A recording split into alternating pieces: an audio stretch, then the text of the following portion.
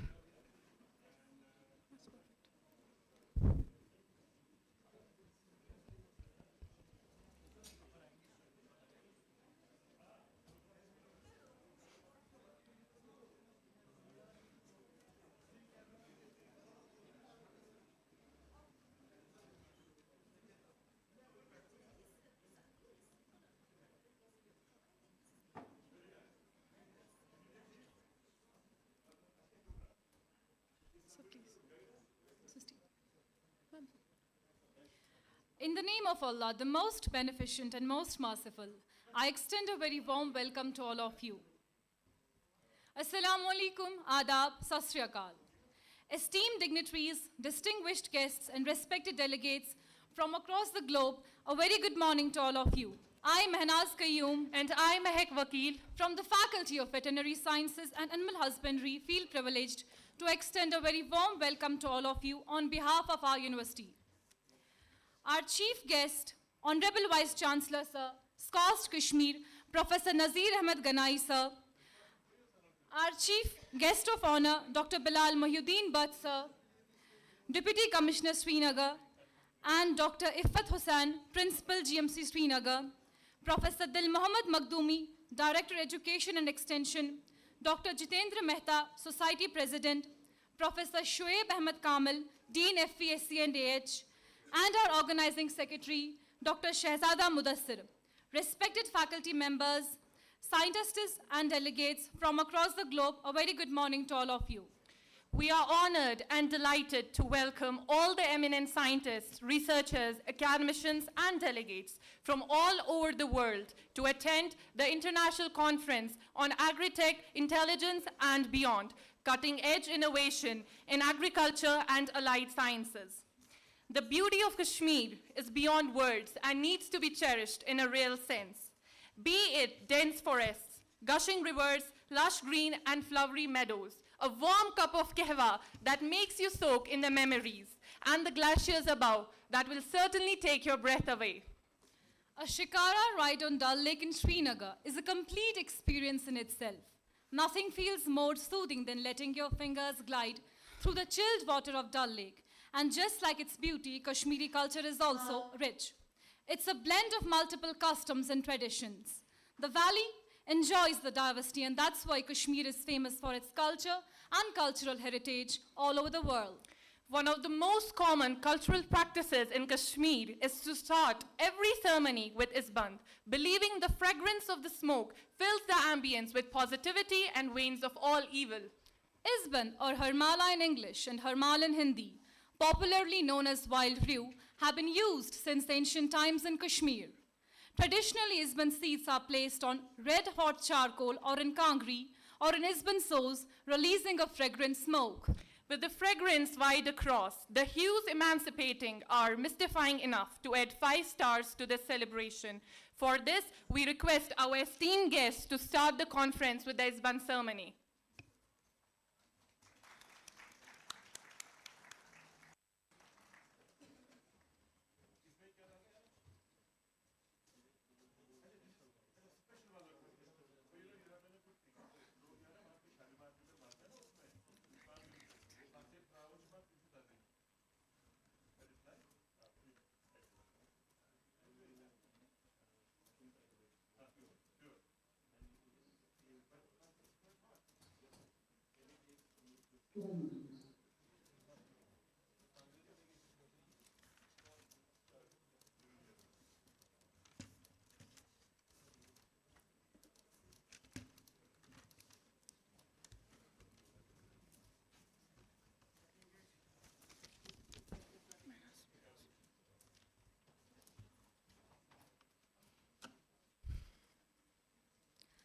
Thank you so much. SKUAST-Kashmir is one of the leading farm universities in India that caters to northwestern Himalayan hill and mountain agriculture. It ranks 4th best state agriculture university at all India level. It is the only state agriculture university with DST star status in 2 faculties. It has credited as Grade A by ICAR and the first state agriculture university in innovation band of 11 to 50. The faculty as well as the students have bagged several prestigious national as well as international fellowships. Our university is incomplete without the University Tarana. For this, I would like to request the IT team to please play the University Tarana.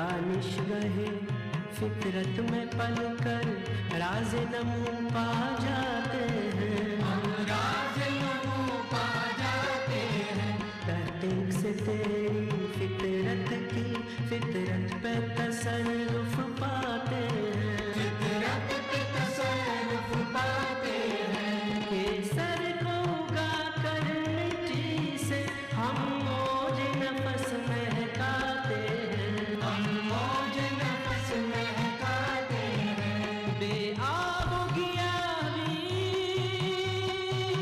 राहों में हम शाह शजर लहराते हैं। मैं अर्ज़े वतन है बड़ी गुलपोश तू गुलबार तू है अर्ज़े वतन, है अर्ज़े वतन।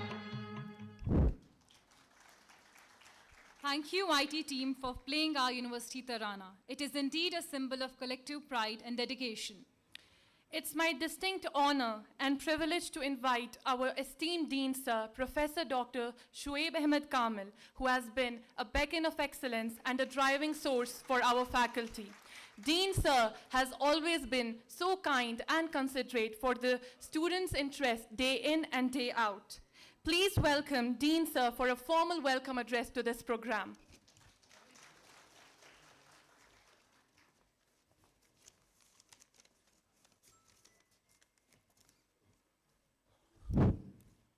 Honorable Vice Chancellor, Professor Nazir Ahmed Ganai Sahab, Chief Guest of today's function, respected guest of honor, Bilal Moeddin Sahab, Dr. Dil Mohammed Makhdoumi, who is Director Extension and Director Education, Jatinder Mehta Sahab, who is President of the Society, Mudassar Sahab, and dignitaries of the dais, and valued international scholars, distinguished delegates, members of media, faculty and students. Welcome to the 3 days international conference on Agritech Intelligence and Beyond, cutting edge innovations in agriculture and allied sciences, what we call CIAS 2024. It's my profound honor to stand before such a distinguished gathering here today. I extend my warmest welcome to everyone who is present here, both in person and virtually. And as we embark on this journey of exploration, collaboration, and innovation, the next 3 days promise to be an extraordinary conference of knowledge and ideas that can undoubtedly help to better the service of agriculture, livestock science, and other allied fields. Allow me to express my deep gratitude to the esteemed chief guest, Professor Nazir Ahmed Ganai, and the guest of honor, Dr. Bilal Moeddin, for their gracious presence. Your support reflects the importance of the theme that we are to address, that is leveraging artificial intelligence, AI, and advanced technologies for sustainable advancement of agriculture and allied sciences.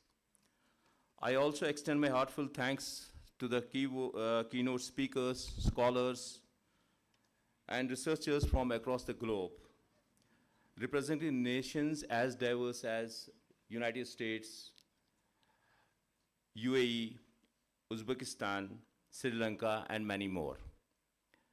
Your participation enriches the scope of this conference and commitment to our collective pursuit of knowledge. I extend my gratitude to our collaborators, especially the Agriculture Forum for the Technical Education of Farming Society, AFTEFS, and the Division of Veterinary Biochemistry for their tireless efforts. Without their efforts, this function would not have been possible. Your contribution have been instrumental in shaping the conference into a premier platform for knowledge exchange. Friends, Agritech Intelligence and Technological Innovations are no longer futuristic concepts. They are present reality of the world's leading agriculture systems. As the global population grows and the challenges of climate change, resource scarcity, and food security intensify, our responsibility as academicians, scientists, and practitioners to a level that has never been so greater. The responsibility to harness the cutting edge technology, to innovate, to educate, and to lead with a vision that addresses these challenges are head on for the scientific fraternity. Let me tell you here, our Vice Chancellor is at the forefront to address these issues. Our host institution, Sher-e-Kashmir University of Agriculture, Science and Technology, Kashmir, has long been a torchbearer in this endeavor by consistently pushing the boundaries of knowledge and research in agriculture and veterinary sciences. Our university has been recognized as one of the top agriculture universities in India, and we take immense pride in our awarded rankings, which reflect our commitment to nurturing the education with innovation. At the core of our efforts stands our faculty, that's Faculty of Veterinary Science and Animal Husbandry, FESC and AH, which is a pillar of excellence within CIAS-Kashmir, being at the forefront of the livestock research, education, and extension activities. Housing 19 specialized divisions, we continue to produce world-class professionals and conduct research that directly impacts the agriculture and livestock sectors. Our groundbreaking achievements range from successful cloning of Pashmina goat, that's Nuri, an achievement that brought global recognition to development of various vaccines like for foot rot, and there are more vaccines in the pipeline, that's Salmonella vaccine and infectious bursal disease vaccine and so on and so forth. And also to the successful introduction of FACB gene for higher lambing rates stands as testament to our dedication to sustainable development. Today our faculties has many state-of-art laboratories ranging from animal genomics and embryo biotechnology to stem cell laboratory and assisted reproductive technology labs which facilitate cutting-edge research in veterinary sciences. In fact, we are the only veterinary faculty in the country with Star College status, a distinction that affirms our academic and research excellence. In context of today's conference, which explores the intersection of artificial intelligence and machine learning, it's worth mentioning that due to the efforts of our Honorable Vice Chancellor, SKUAST-K is first to establish an artificial intelligence and machine learning center among all the state universities, agriculture universities in India. So which is a big achievement. Which provides a fertile ground for future research and innovation. Over next 3 days, I hope we'll be engaging in a series of technical sessions, symposia, and interdisciplinary dialogues that will focus on practical solutions for applying artificial intelligence in agriculture and allied sciences. The presence of leading experts from fields as diverse as medical sciences, agriculture, veterinary sciences, aquaculture, and biotechnology will undoubtedly lead us to a fruitful exchange of ideas of the theme. During your stay, I hope you will experience the warm hospitality and the rich heritage of Kashmir. Our university's scenic campus, nestled in the picturesque Shuhama, provides an ideal setting for intellectual discourse and reflection. If any aspects of our arrangement fall short of your expectations, I offer my sincere apologies. Please do not hesitate to reach to our conference secretariat, who will be delighted to assist you. The event is just not about theoretical discussion. It is a platform to forage collaboration, network, build partnerships, and develop solutions that can make a real difference to all the stakeholders, be it farmers, livestock managers, and communities globally. As we stand on the cusp of agriculture revolution powered by artificial intelligence and advanced technologies, this conference serves as a timely reminder of our shared responsibility for not just advancing science, but ensuring that this science serves the need of the society. Agriculture, as we all know, is the bedrock of human civilization, yet it is also an industry under immense pressure, facing evolving challenges relating to climate change, resource depletion, and food security. The time has come to reimagine the role of technology, particularly artificial intelligence, machine learning, and data analytics. In addressing these challenges, the intersection of technology, agriculture, and livestock sciences no longer is a distant goal. It is the present reality we must all embrace.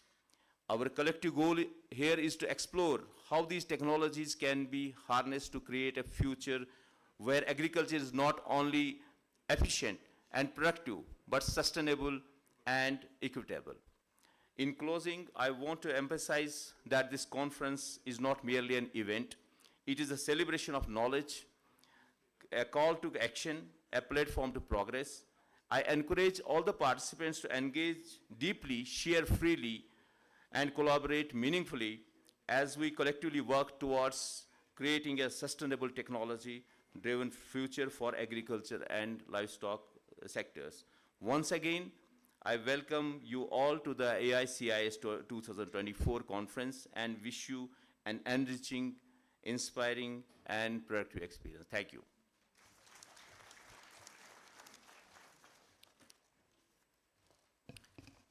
Thank you so much, sir, for your inspiring speech today. Your thoughts and vision for our faculty are truly appreciated. Ladies and gentlemen, felicitation ceremony is going to begin. I request our worthy Dean, sir, to felicitate our chief guest, Honorable Vice Chancellor, sir, with a memento and a beautiful chrysanthemum flower plant. We have replaced artificial bouquet with fresh flower chrysanthemum pots to display environmental harmony, which is one of the theme of CIAS 2024.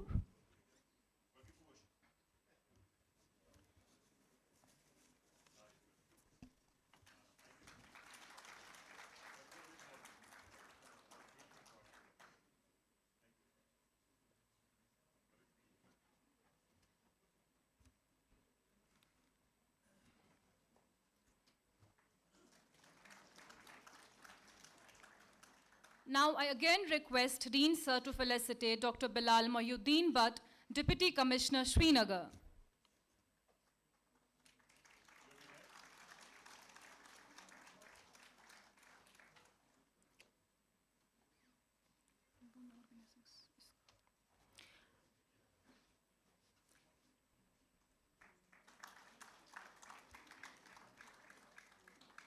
Thank you so much, sir. Our organizing secretary, Dr. Shehzada Mudassir, is requested to felicitate Dr. Dil Mohammad Makhdoumi, sir, Director Extension and Education, SKUAST-K.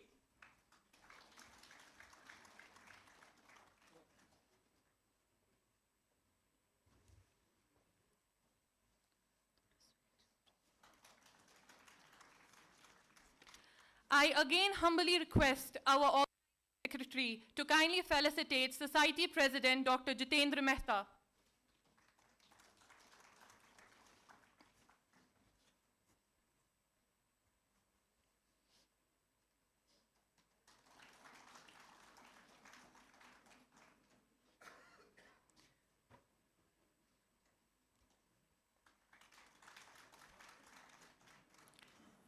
I would once again request Dr. Shehzada Mudassir to felicitate Dean FESC, Dr. Shoaib Ahmed Kamil.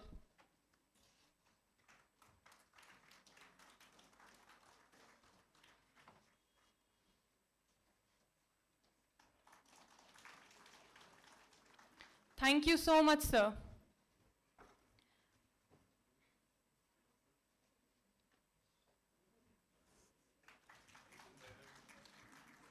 Thank you, sir. I humbly request Dr. Idris Elahi, Associate Professor, Department of Veterinary Parasitology, to kindly felicitate our Organizing Secretary, Dr. Shehzada Mudassir.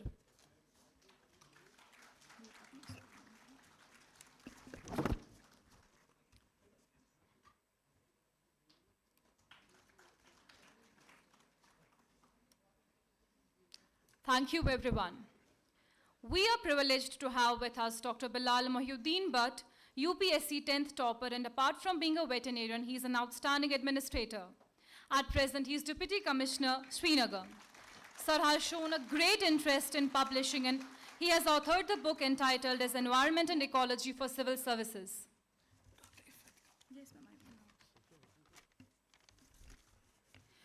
We are happy to announce to have Dr. Iffat Hussain, Principal, GMC Srinagar, the guest of honor for today's function with us.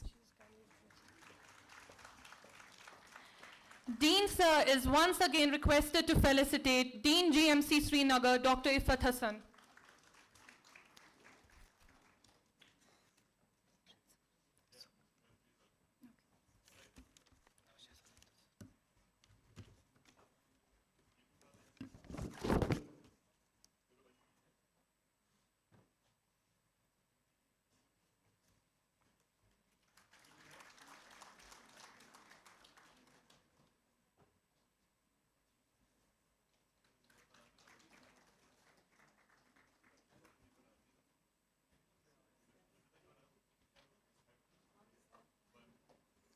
Please welcome Dr. Bilal Mohyuddin Butt, sir.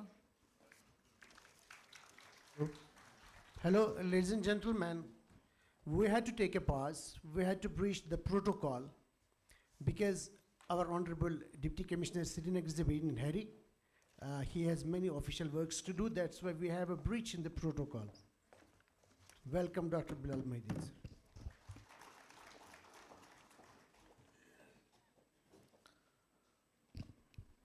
Good morning, all the guests here and dignitaries on the dais, Professor Nazir Ahmad Ganai, Vice Chancellor SKUAST, Dean of Faculty of Veterinary Sciences, Shoaib Kamil Saab, Director Extension Dil Mohammad Makhdoumi Saab, and other guests, including Shehzada Mudassir, who is coordinating this international conference on Agritech.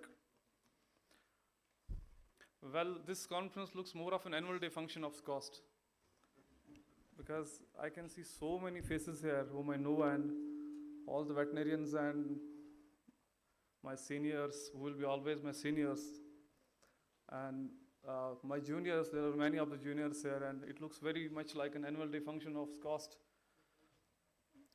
To start with the anecdote, it's a privilege for me to come to Shuhama to grace this occasion of a very important subject of collaboration and idea sharing and research of Agritech.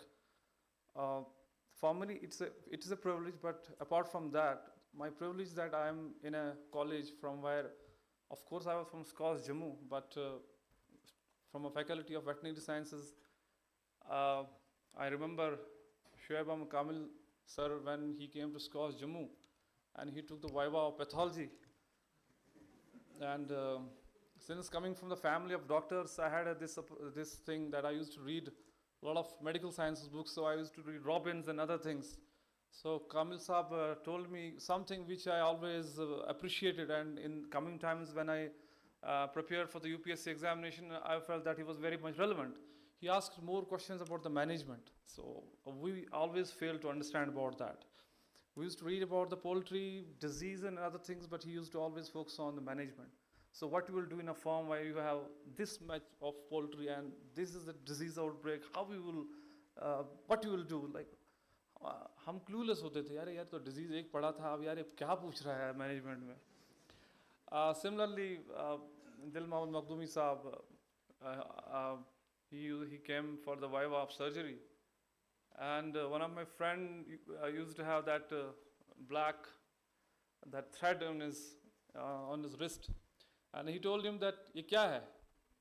So बोला sir ये पीर साहब ने दिया है. बोला जाओ फिर पीर साहब के पास जाओ. So I still remember. So it's like dreams come true when you come to a veterinary college. So all my seniors there, my juniors, thank you so much for inviting me here. And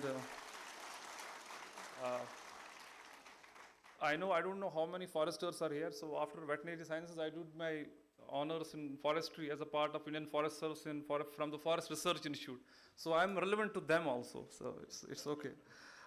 So since it's a very, very important subject as far as from J&K is concerned, agriculture and allied subjects, that's agriculture, horticulture, and other forestry and animal husbandry. So all of these are connected. And I'm very happy to see that this research platform where Agricultural Technology Conference has been built, and there are so many doctors here, ma'am, principal, Government Degree College, Ifat Hassan ma'am is also here. So that is one thing is very sure that the organizers have done a very wonderful job, that the research and the cutting edge level technology doesn't have boundaries. That's very, very important. So as we go higher, we see that people from the chemistry get Nobel Prize in the physiology, and people from physics get Nobel Prize in some other subject. They're from other subjects. So research does not have boundaries. So agriculture is very important, and allied subject, as far as from a government perspective is concerned, we're aspiring to be, and I'm from SKUAST, that is Nazir Ganai Saab. It is the place where from the Holistic Agricultural Development Mission actually started. So I must congratulate him that how a 5,400 crore project is actually spearheaded by the SKUAST. And whenever I came here with Honorable LG Saab, I was feeling very proud that the big scheme and flagship scheme with the government is actually implementing, we all are implementing them, is actually originated from this university.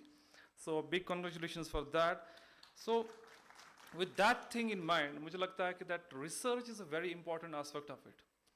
क्योंकि जब तक research properly नहीं होगा, जब तक technology पे investment नहीं होगा, तब तक हमारा जो the dream of increasing the productivity and the disease control is only possible if we do a very good research which has a connection with the roots. Since I am not a person who know much about research, I always dreamed about research when I was in college, because when we started in college, we thought I will become scientists, we'll become researchers, but then life took its different course and I came in administration.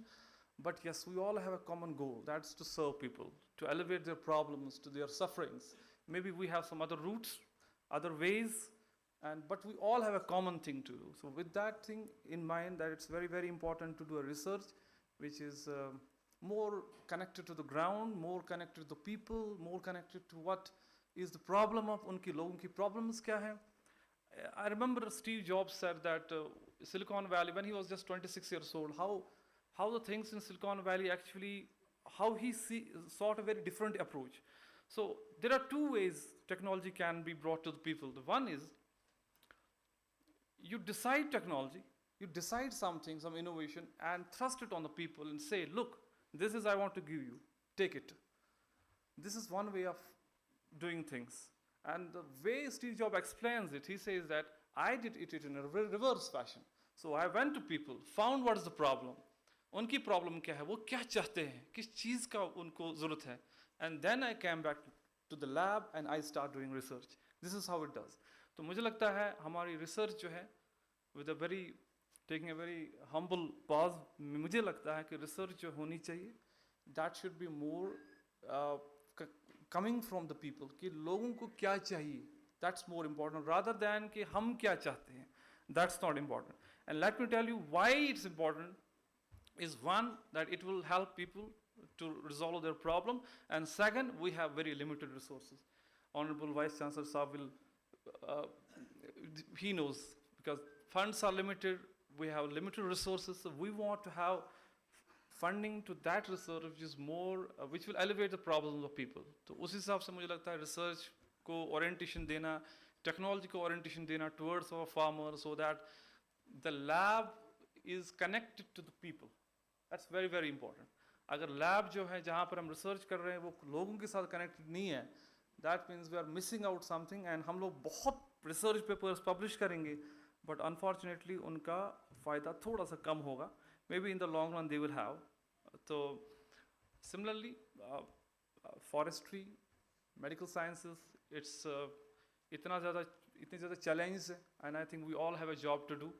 हर किसी की in a different aspect, in a different perspective, be the scientists, be the agriculturalists, be the administrators. तो हम सब लोगों को we have to work very hard so that हम लोगों को कुछ फ़ायदा दें. और जैसे मैंने भी कहा कि that Honorable LG साहब का पूरा focus रहता है कि that agriculture is very very important for the government, and it's a जिस पे मुझे लगता है कि एक ऐसा सब्जेक्ट है जिसमें मुझे लगता है 15 दिन में 10 दिन में हमारा रिव्यू होता है कि HADP में क्या हो गया, कितना बेनिफिट मिला, एंड रिव्यूज़ होते हैं. दैट्स रिव्यूज़ मीन्स कि दैट अगर कोई कंपोनेंट HADP में पिक नहीं कर रहा है, उसका रीजंस क्या है, क्यों नहीं पिक कर रहा है, क्या हमने पॉलिसी गलत बनाई. So I think HADP is a very big mission, we are on it, and farmers income को डबल करना और ट्रिपल करना should be in our mind, be the research और be it the policy implementation or be it the implementation of schemes.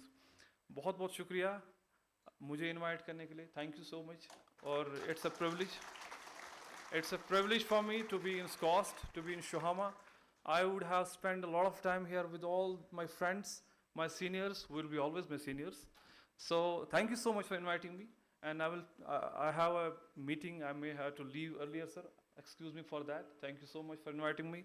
बहुत बहुत शुक्रिया. And I wish you best and wish organizing secretaries, Dr. Mudassir Rashid and his team, to make this humble beginning of bringing all those people on a single platform, and for collaboration and for sharing of ideas, sharing of research for the common good and for the people. Thank you so much. बहुत बहुत शुक्रिया.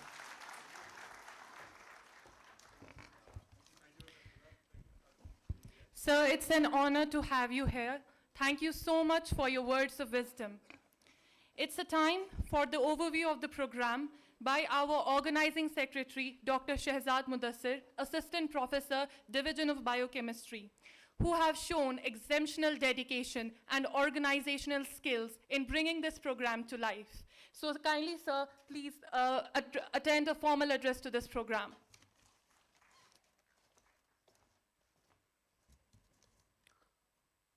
Worthy Vice Chancellor SKUAST-K Professor Nazir Ahmed Ganai, Guest of Honor Dr. Ifat Hassan, Principal Government Medical College, Dean, Director Extension Professor D.M. Makhdoumi sir, Worthy Dean S.A. Kamil sir, President AFTEFS Dr. Jitendra Mehta,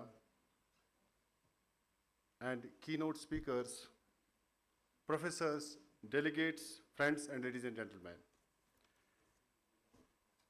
A warm and heartfelt welcome to all of you on the momentous occasion of inauguration of Agritech Intelligence and Beyond, Cutting-Edge Innovations in Agriculture and Allied Science Conference. I am privileged and honored to welcome all of you on this occasion, whose venue is stationed around the majestic mountains of Faculty of Veterinary Sciences, setting a positive tone for this event. Since past independence, India has witnessed several strides, transforming it from growing cash crops to food crops, from food deficient nation to one of the world's largest agricultural producer. In order to be competitive and to ensure the long-term food security, India's future lies in leveraging artificial intelligence and other emerging technologies. Investing in AI and other innovations is mandatory, and it may lead to a good future. If we want to increase the food production, global food production, we have to invest in the AI. The aim of this conference was to sensitize the minds of young innovators, researchers, to take up the trend and be the global leaders. Our worthy Vice Chancellor has made one more mandate, extended one more mandate to this university, that is innovation, apart from teaching, research, and extension. And we see today CIAS-K as an innovation-led university. This conference has attracted some 500 delegates across the world, which are participating on the first day. There will be hybrid mode. Participations will be from online and offline. It will be together. And subsequently, on the subsequent days, we will have the separate technical sessions, separate lead lectures on distinct online and offline modes, setting a good platform for knowledge exchange. We are honored to have our keynote speakers from different countries like United States, Uzbekistan, Sri Lanka, presenting this conference physically. And besides, we have so many we can say lead lectures, which will be taken on online mode from the worldwide dignitaries. So, in order, we have an abstract book compiling of some 350 abstracts, besides a souvenir, which is a collection of lead papers contributed by the experts. I would like to present a short video about the supremacy of Indian agriculture and what are the challenges which we face and what is the reason for organizing this conference. I would like to request the IT team to present the same video, please.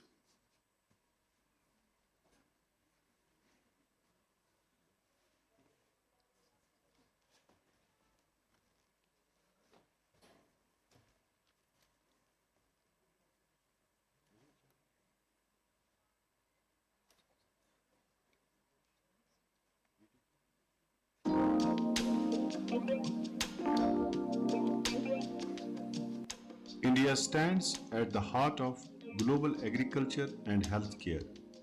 With over 58% of our population directly or indirectly relying on agriculture, this sector forms the very backbone of our economy, contributing an impressive 17.8% to the national GDP. We have the largest net crop area in the world, surpassing even the United States and China. And when it comes to fruits and vegetables, India shines as the second largest producer on the planet. But that's not all.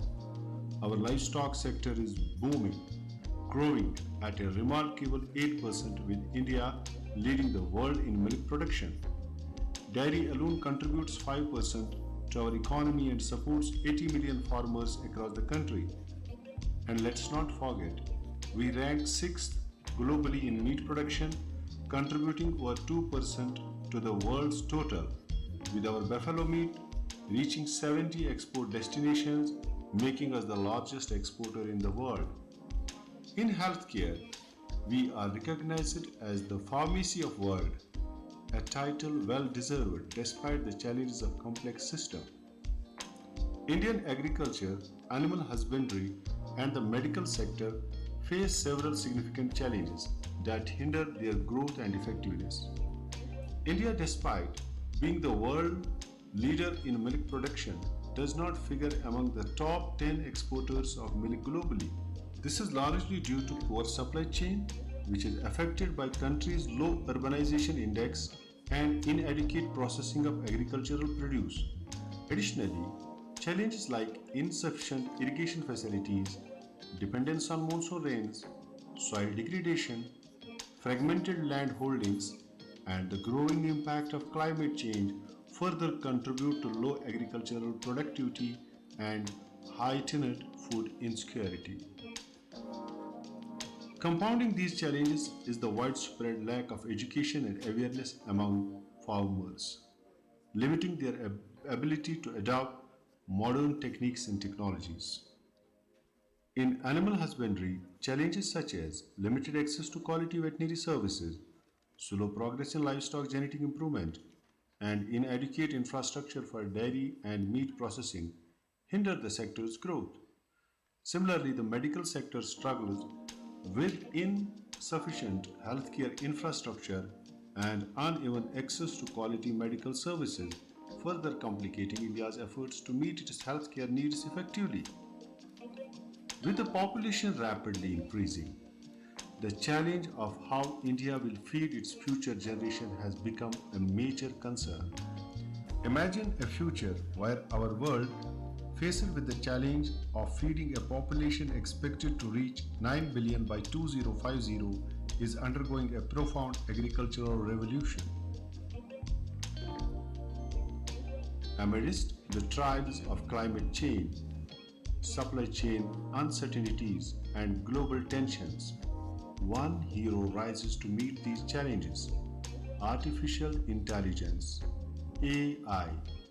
Like a wise sage, AI decodes the vast and complex language of agricultural data, weaving stories from the colors of crops, soil temperatures, and even the whispers of wind. Fast forward to today, 2024, AI is no longer just a player, but a maestro, orchestrating a symphony of precision in crop management, ensuring the security of our global food legacy. We are standing on the brink of future where technology led by AI is shaping the harvest of tomorrow. We are also witnessing a satellite revolution in agriculture. Satellites are becoming commonplace, offering affordable access to high quality data that includes spatial and spectral resolutions. Even small growers can now leverage this information. Recent satellite launches are tailored for everything from water to topography management to carbon mapping, and when paired with AI, they unlock immense potential. AI models are decoding this satellite data, turning it into actionable intelligence that benefits farmers and agribusinesses alike. The power of combination is helping farmers adapt to rising temperatures and erratic rainfall, using prior knowledge and nature's wisdom to guide sustainable practices. Speaking of sustainability, as we strive to feed a growing population, we must recognize the potential strain in our environment. Adaptive strategies like integrating farming practices that promote soil regeneration and reduce carbon footprints are essential. By using high-resolution satellite images to map biodiversity hotspots, governments can make informed decisions, working towards a future where agriculture coexists with the environmental preservation. AI also plays a crucial role in enhancing precision farming, providing farmers with tailored insights on disease risks and optimal input usage. In fact, custom-built AI models can integrate a variety of data such as weather patterns and disease risks, offering farmers precise guidance that helps them manage resources efficiently. As we look ahead, especially towards regions like Asia, where over half the world's population resides, we face an urgent food security crisis. With limited farmland and the impacts of climate change, AI and data insights are posed to make a monumental difference. Projects like Microsoft's Azure Data Manager for Agriculture are already empowering farmers to make informed decisions, helping to boost productivity and yield. The iconic slogan of Prime Minister Lal Bahadur Shastri, Jai Jawan, Jai Kisan, led the Green Revolution under the visionary guidance of Dr. M.S. Swaminathan. Today, with India home to a substantial young population, it is time for a new rallying cry, Jai Jawan, Tech Kisan. This updated slogan reflects the need of our empowering our farmers with cutting-edge technology, innovation, and modern techniques, while celebrating the strength of our youth to drive a new revolution in agriculture and beyond. In conclusion, AICIAS is organized to awaken the minds of researchers and innovators to embrace the latest technological advancements. Let's build our future on a strong, thick stem, like a sturdy plant that can support growth, so that we can rise as global leaders and the world's largest economy. If our foundation is weak and fragile, we risk falling behind. तुम्हारी तहजीब अपने खंजर से आप ही खुदकशी करेगी, जो शाखे नाजुक पे आशियाना बुनेगा नापायदार होगा.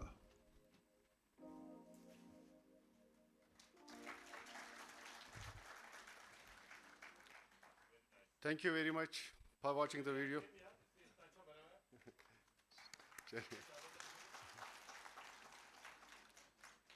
I hope the keynote addresses, technical sessions that will take place during this conference will lead to some meaningful discussions and valuable outcomes in the days ahead.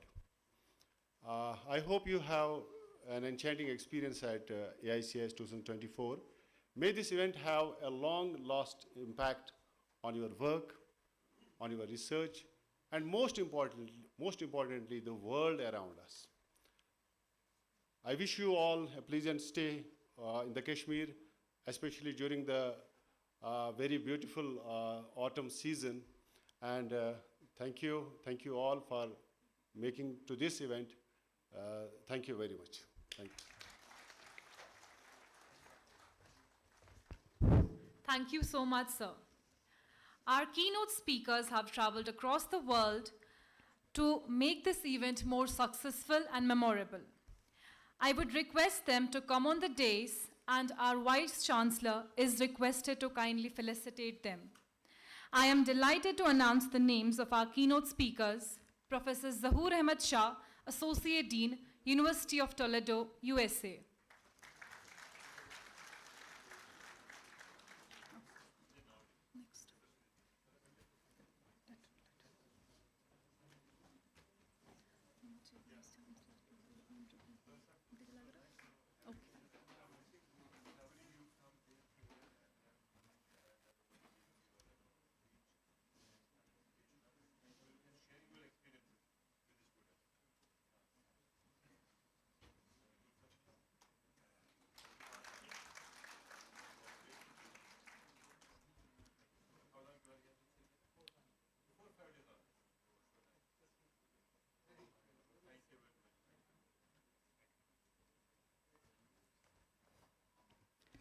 The next keynote speaker is Dr. D.P. Jabarova, Professor and Head, IGPEB, Uzbekistan Academy of Sciences.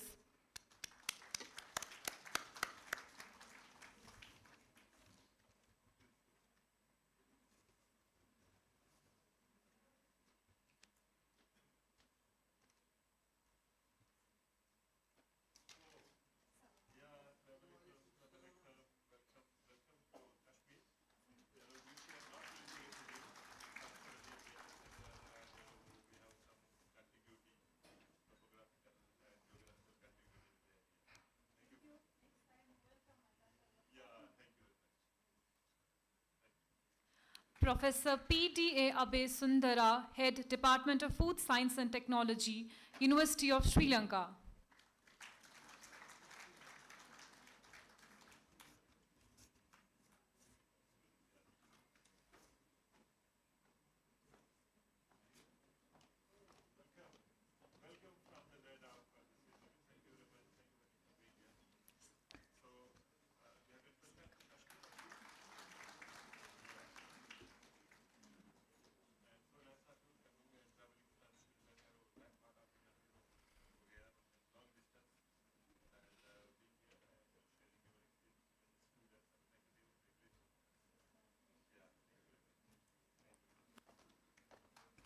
Professor Suhail Parvez, Dean, Interdisciplinary Sciences, Jamia Hamdard University, New Delhi.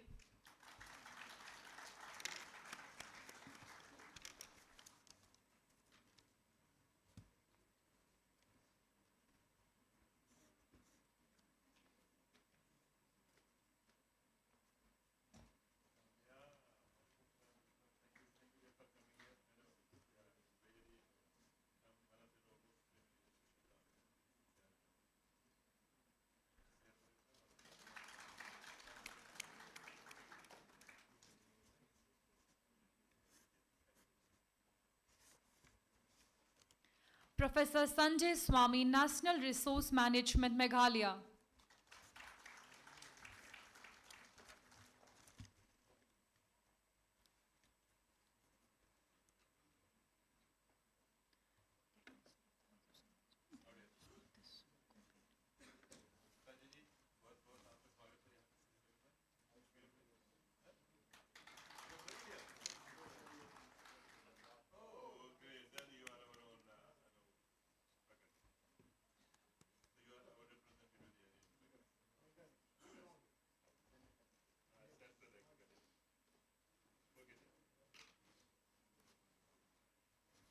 Thank you so much. Now I request the dignitaries on the dais to kindly release a book of abstracts and a souvenir.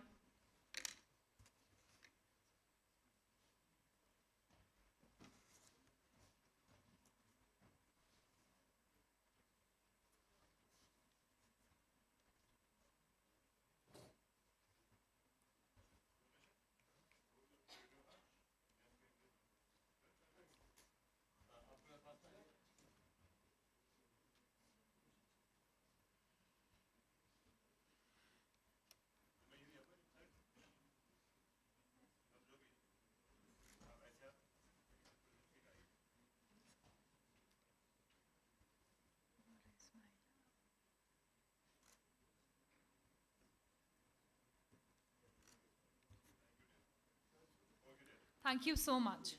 Ladies and gentlemen, esteemed guests, we are excited to launch our new book collection entitled as Zoology of Reproduction, Genetics and Biotechnology, authored by Dr. Shehzada Mudassir.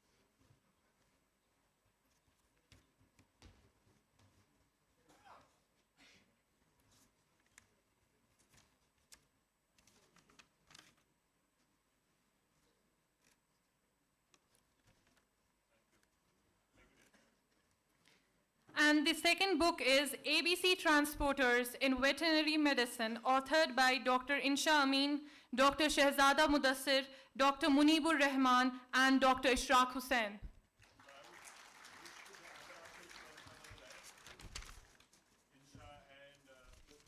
Dr. Insha Amin, Dr. Shehzada Mudassir, Dr. Munibur Rahman, and Dr. Ishraq Hussain. Please come on the dais.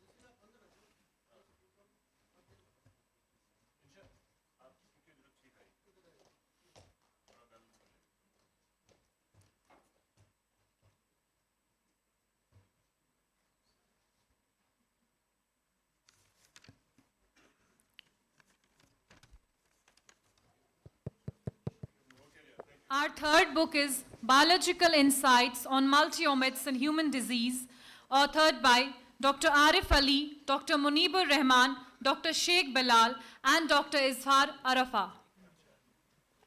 Please come on the dais.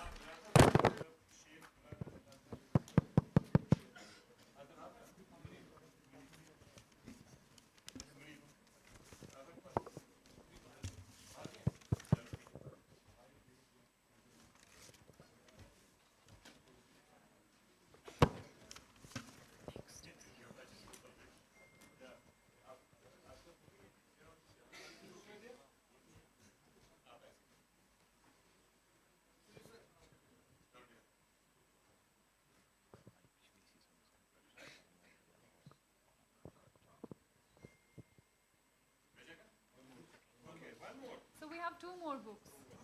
Yes, sir. And one magazine also. Yes, sir.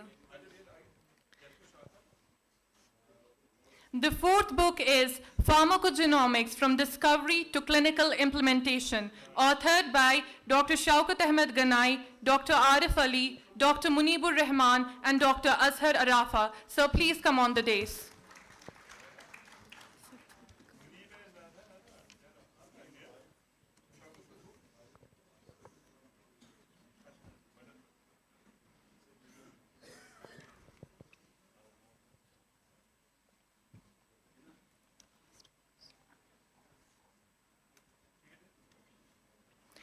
And the fifth book is Bovine Mastitis Biomarkers, authored by Dr. Rahil Razak Bhatt, Assistant Professor from the Division of Biochemistry. And Dr. Manzoor Rahman Mir. We are pleased to announce that all the 5 books are from the Division of Veterinary Biochemistry.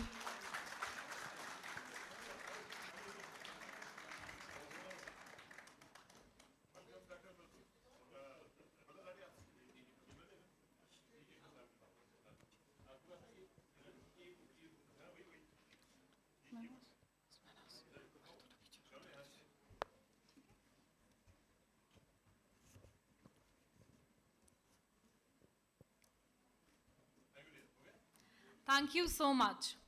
We are happy to announce the release of SKUAST-Kashmir's first ever art magazine named MiniVet. This pioneering initiative of Art and Craft Club is also SKUAST's first fully digital magazine and an attempt to blend the sciences with art. MiniVet is named after the vibrant bird MiniVet, just like the students of this faculty. The editorial board is led by Dr. Hina Hamdani. Assistant Professor, Division of LPM.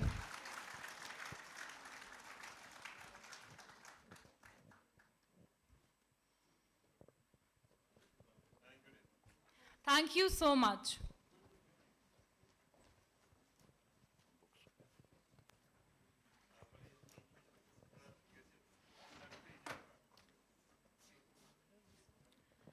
Please welcome our Society President, Dr. Jitendra Mehta, for presidential address, without whose efforts and support this conference would not have been possible.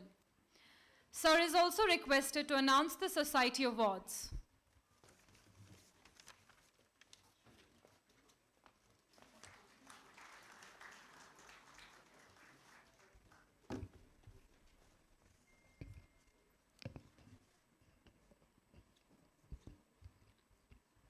Thank you for providing me an opportunity to express my word in front of wonderful audience.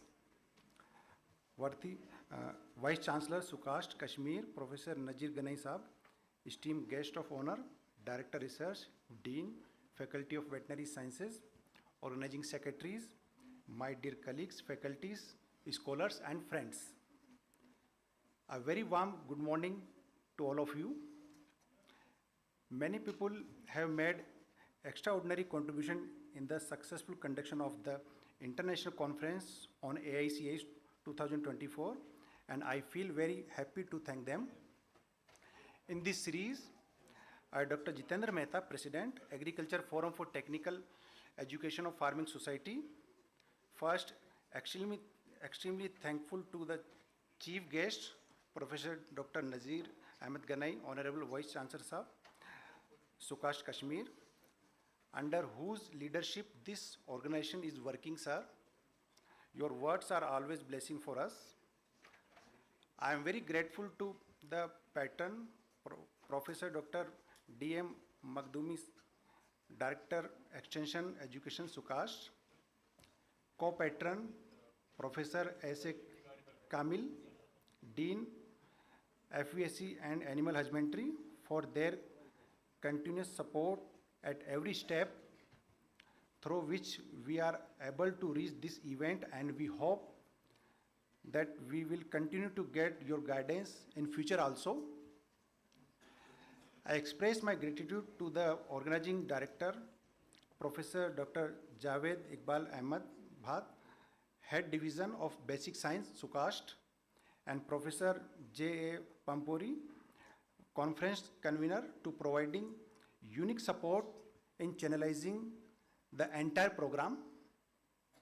I warmly thank a strong pillar of the whole conference and also organizing secretary, Dr. Shahzada Mudassir Rashid, Assistant Professor, Division of Veterinary Biochemistry, CIAS-Kashmir, and also conference coordinator, Dr. Krishnansky Nama, Vice President of AFTEFS Society, who support me outwriting in event aspect in this conference.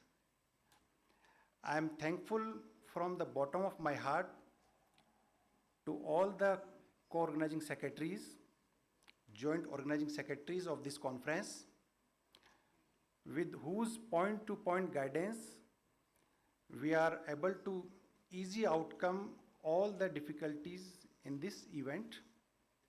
I'm grateful to all the members of National and International Advisory Committee and advisory secretaries and organizing committee who fully supported us in making this program successful. I'm grateful to all the highly knowledgeable speakers of this conference who enlightened the participants with their high-end research and insights. And I will explain about AFTEFS Society and Agriculture Forum for Technical Education Farming Society is a autonomous research and education organization and registered under the Rajasthan Society Registration Act and also registered under MSME, Niti Aayog and Government of India. And AFTEFS serve as a spherical between a network of rural communities in India and other stakeholders such as the government, development organization and corporate entities. By putting all of them on a single platform, AFTEFS achieves this task. And AFTEFS is a common platform of professors, associate professors, assistant professors, PhD scholars, students, experts, researchers working in various scientific institutes across the India and abroad, which is committed to multifaceted effect of versatile development in the agriculture sector of India. On the behalf of AFTEFS, I thank our host organization, CIAS-Kashmir, for providing us the opportunity to organize this conference. I hope that we must have lived up to the expectation and we will continue to get the opportunity to be involved with you in future also. Thank you all. And now I want to announce few selected society awards. So now I would like to call up on stage outstanding performance from various fields who are to receive our society awards. To begin with, our first award is Entrepreneur of the Year Award, which is being delivered to Dr. Parvez Ahmed Rashi, Founder Director, Cashwet Innovation Private Limited. It is the SKUAST startup. And I would like to introduce you all with their contribution. Cashwet Innovation Private Limited is a university startup running its operation under the aegis of the Division of Animal Nutrition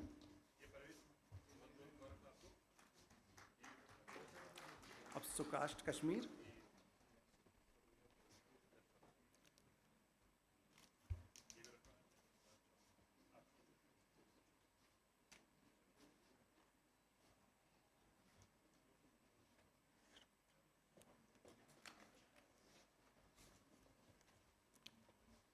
Thank you. Ji ji sir. Yeah, okay. And next award is the Lifetime Achievement Award. Goes to Professor Meera Srivastav, ex-principal Government College Bikaner, Rajasthan. Please come on stage, ma'am.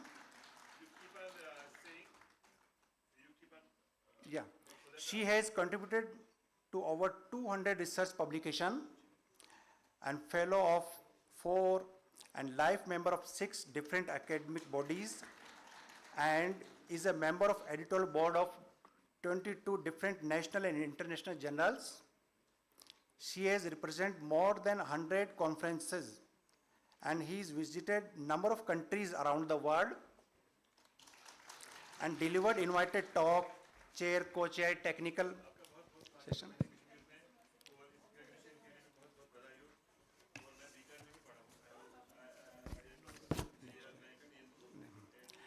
And moving on, next award is the Best Entrepreneur Award. It goes to Mr. Sukhjit Singh Bangu, owner of A1 Seed Private Limited. Sir, come on stage.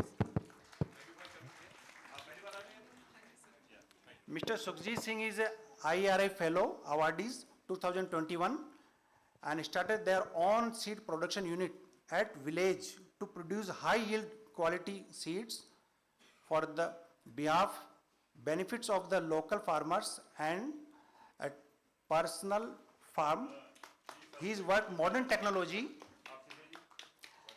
latest technologies to produce better quality seeds.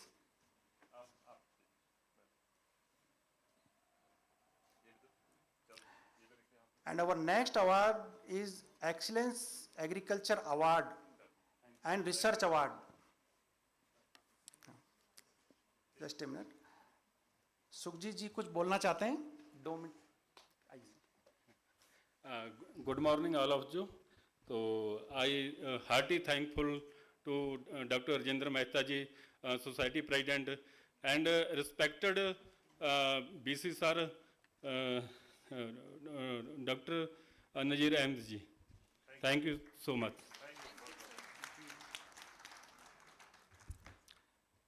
Our next award is Excellence Agriculture Advisory and Research Award goes to Miss Pragati Reddy, founder of and CEO Farmers Park, Hyderabad.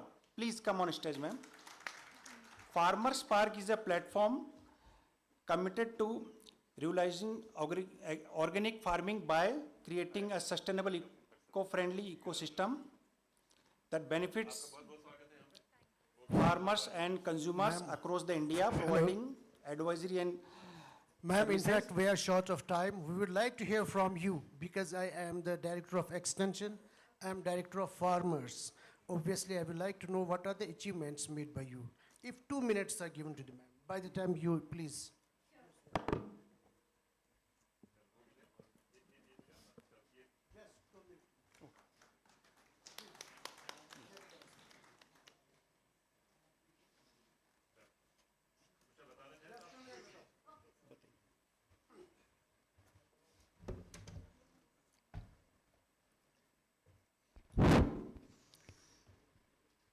Good day everyone. Namaskaram andarki.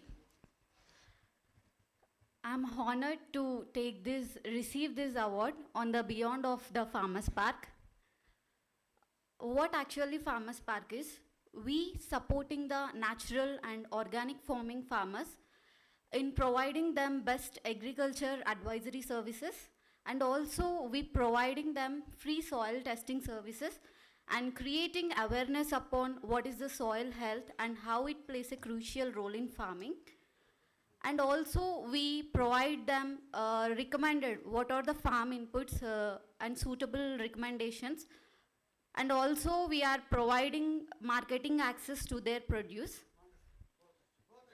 Thank you, sir. Thank you for everyone and organizers. Thank you.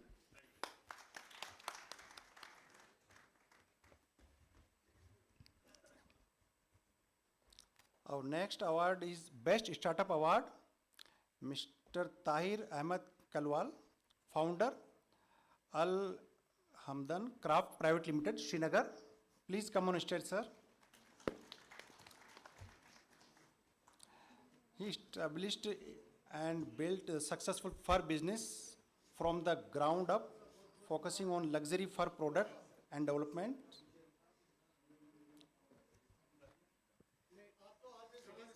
It is again ये sir का vision था जिन्होंने आज से 2 साल पहले मैंने एक इवेंट यहाँ पर मतलब होता है हमारा किसान मेला उसमें मैंने पार्टिसिपेट लिया था and I display my few products there और सर ने जब उन प्रोडक्ट्स को देखा इनको लगा कि नहीं इनको मतलब प्रमोट करना चाहिए इन्होंने मुझे सीधे उसी टाइम यूनिवर्सिटी में एक ओहदा दिया as an adjunct faculty, as a professor of practice. It was again his vision.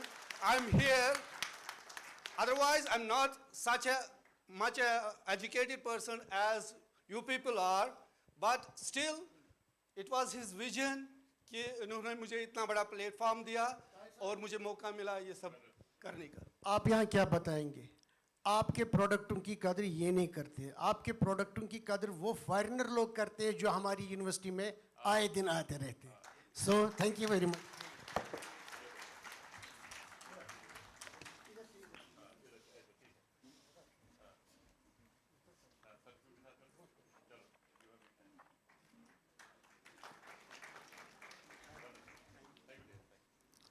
And today's last award is Poultry Industry Excellence Award goes to Mr. Ravindra Manikrao Metkar. Please come on stage. Mr. Ravindra is a sincere and hard-working poultry farmer who started a small poultry business in 1984 with just 100 broiler chickens on a family rooftop.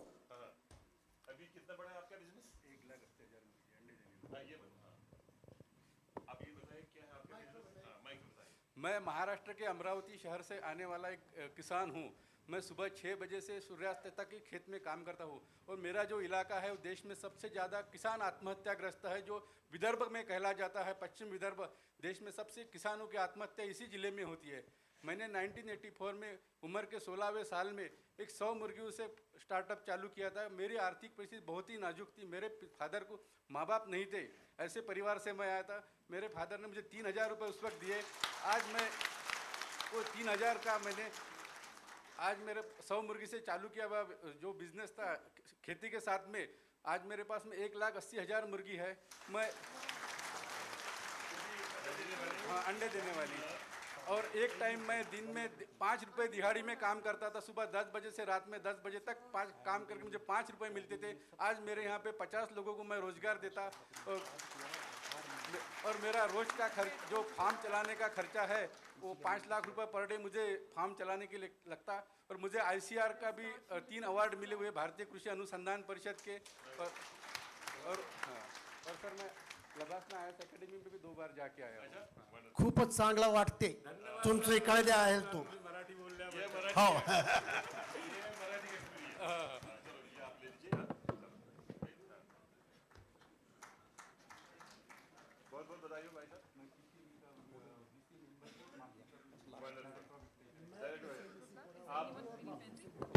वहाँ की किसी university में आपको उन्होंने कुछ professor बना दिया, professor of practice.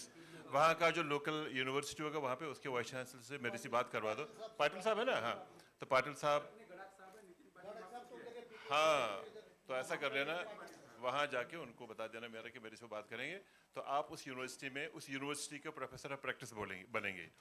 आप वहाँ पे उनको बोलेंगे बच्चों को, जो वहाँ पे बच्चे LPM पढ़ते हैं, पोल्ट्री साइंस पढ़ते हैं या एंटरप्रेन्योरशिप वहाँ पे पढ़ते हैं, तो आप एक उनके लिए एक जो है ना एक इंस्पायरिंग स्टोरी है और आप उनको बहुत अच्छा बता सकते हैं कि बच्चे जो उस यूनिवर्सिटी में आएंगे वो कैसे फ्यूचर स्टार्टअप या एंटरप्राइजेस स्टार्ट कर सकते हैं। ठीक है ना? चलो डॉक्टर खोकर हो क्या? चलो Thank you. ये लास्ट अवार्ड है। Thank you wonderful audience.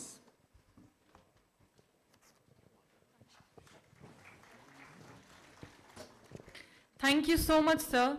I would request the dignitaries on the dais to please take their seat. The annual educational tour to Ladakh was made extra special this year because this time the lovely memories of the students were preserved as a documentary presenting the Ladakh Travelogue, an in-house production of SKUAST-Kashmir and brought to you by the Arts and Craft Club, headed by Dr. Hina Hamdani ma'am, Assistant Professor, Division of LPM. I request the dignitaries to kindly release the same.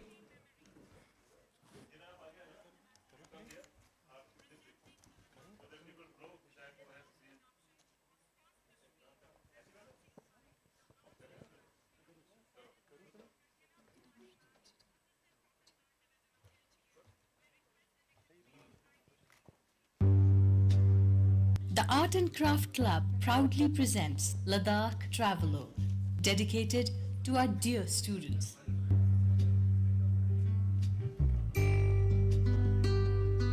On a beautiful August morning, the adventure began. and the group was off to scale the highest mountains there are, starting with the mighty Zojila. With the beautiful Minamarg and Dras en route, the cheerful party arrived at Kargil, a quiet town on the banks of the river Soon. Soon enough, Leh was calling. And the group was off on tranquil and picturesque roads. The delighted students enjoyed every step of the way.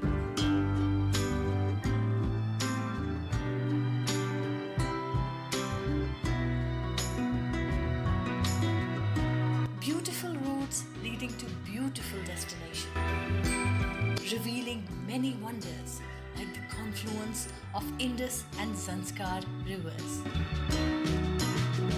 Destination Leh, a magic city located in the bosom of the Himalayas, bearing great historical significance and epitomizing inordinate beauty.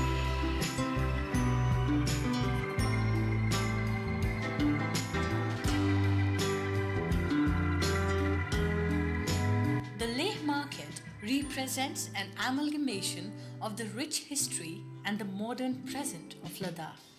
It offers a unique blend of cultures,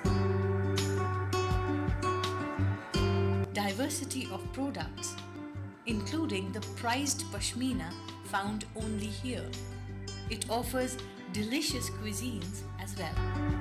What added to the marvel was the unique Ladakhi cattle, the resilient donkey, the semi-wild mongrels,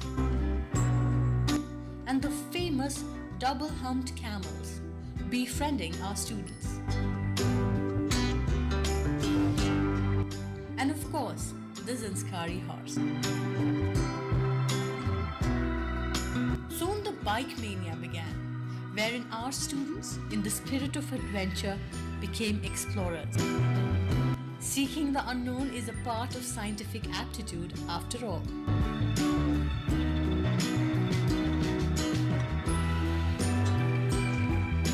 The roads appeared unending. The mountains too enormous to scale.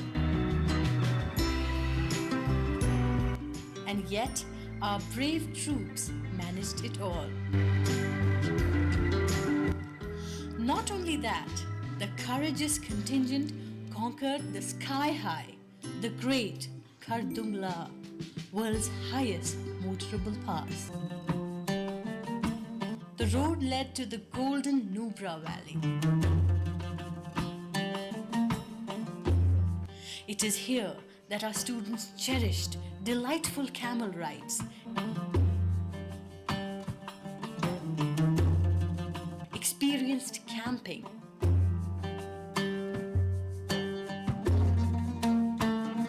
and just to keep the crazy alive, danced all night. The group faced and braved all crises on the way back from Nubra. They were rewarded in the paraglider's paradise and experienced the many colors of Changla.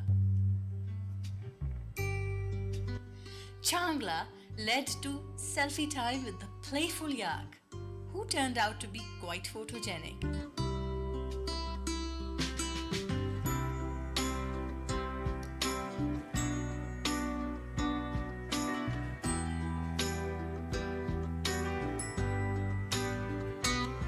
And so did the carefree marmot. And finally, the much-awaited Pangong.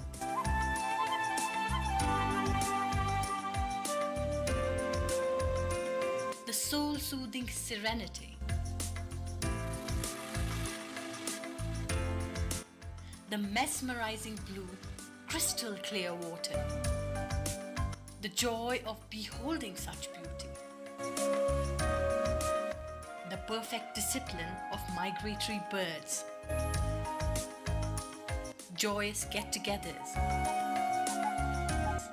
Heavenly starry nights and the glorious mornings.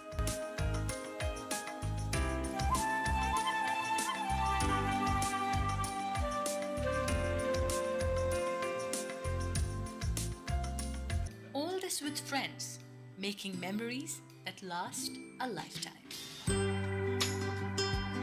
The students also visited various institutes on the way. KVK Leh,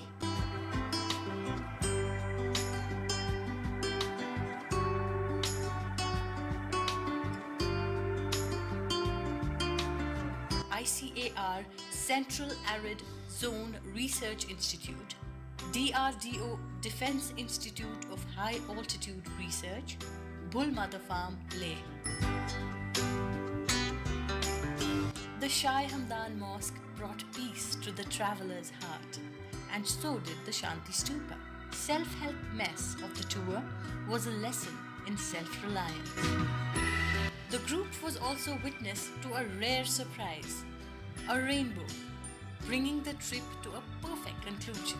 The ultimate goal is happy and blessed students, celebrating friendships, celebrating life, celebrating Ladakh. Then they were back home, back into the loving arms of Moj Kashmir. Dr. Yasir Afzal Beg, Dr. Majid Shafiqa Ousa, Dr. Hina Hamdani, and our driving crew wish our students a happy and successful journey.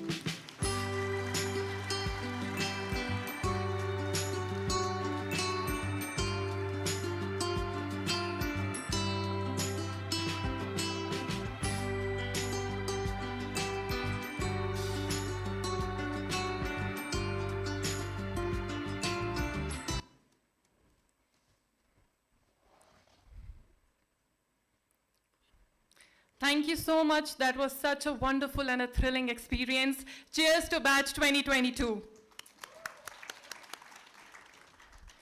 Now I would like to request Dr. Ifat Hassan, Principal GMC Srinagar, to come on the stage and share her insights, inspire and enlighten us with her words. Please, ladies and gentlemen, give a big round of applause for her.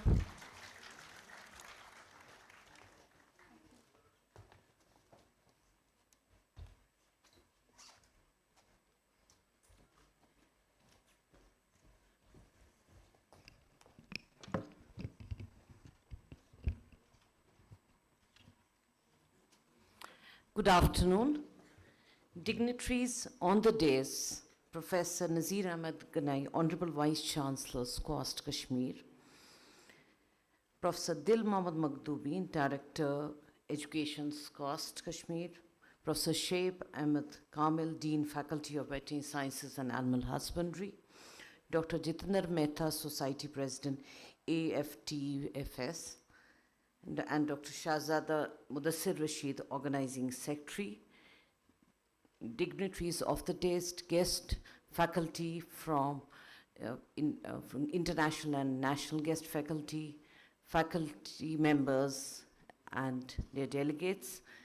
It's a pleasure for me to be here on in the inaugural function of this international conference on Agritech Intelligence and Beyond, Cutting Innovations in Agriculture Allied Science, held at the Faculty of Veterinary Sciences and Animal Husbandry, SKUAST-Kashmir. At the outset, I would like to thank the organizing committee for inviting me to come here for this inaugural function. Being part of allied sciences, so collaboration, I feel, is the way forward and should always be the way forward. It's important that we collaborate among different institutions, and with that, very good quality research can come up. My association with SKUAST started a decade back. I'm basically a dermatologist by profession, and I had a keen interest in occupational dermatosis. So, say way back in 2012 or 2013, we thought that why don't we look for occupational dermatosis in saffron workers of our Kashmir Valley. So we collaborated with SKUAST and we did our work at the Saffron Research Unit at Pampore, and more than 1,100 saffron workers we screened. And we found very interesting observations that the type of disorders that they can have, and especially once they come in contact. We're looking for contact sensitizers because of various parts of the saffron plant, if that would have any impact on the skin of those workers. So, and the observations in that study was quite revealing. And in fact, at a personal level, I won the Harvard Babic Award for the award, as it was an award paper which I got at the American Contact Dermatitis Society conference at Denver, USA. And it was published in Dermatitis, which is the official journal of the American Contact Dermatitis Society. Another collaboration that we had was on tulip workers. We've studied tulip workers because these are the two types of plants where your bulbs. So during the type of plantation of these bulbs, the workers can come in contact with the plant.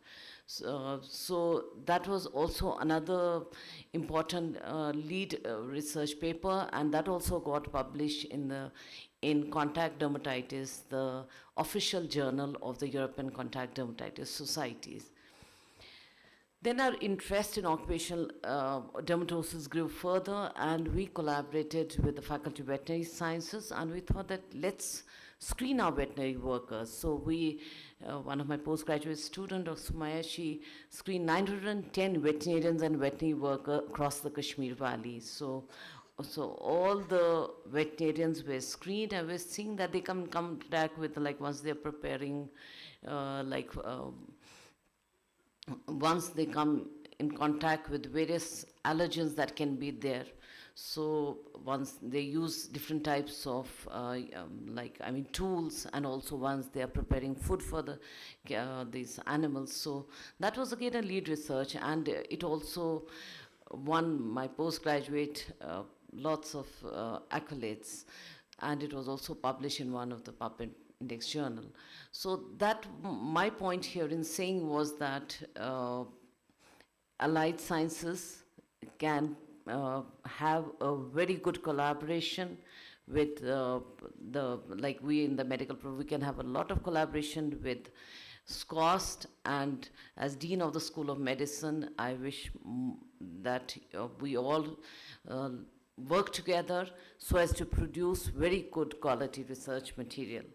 Regarding the theme of this conference, Agritech Intelligence and Beyond, Cutting Edge Innovation, Agri-Allied Sciences, this theme is again very apt. And as we embark on this vital journey together, we should explore the key objectives that will guide our discussions on a global scale, like addressing global food security, advancing biotechnology and genetic engineering, promoting animal health and welfare, harnessing artificial intelligence, ensuring environmental health, and so on, and at the same time disseminating knowledge and innovation. In this conference, there's a host of international faculty, I can say, and the sharing of experiences of the international guest speaker and also our national guest speakers can be very fruitful to all the delegates in this conference. And with these words, I wish you all happy conferences, and I'm sure the scientific deliberations in these conferences will prove to be an academic feast. Thank you.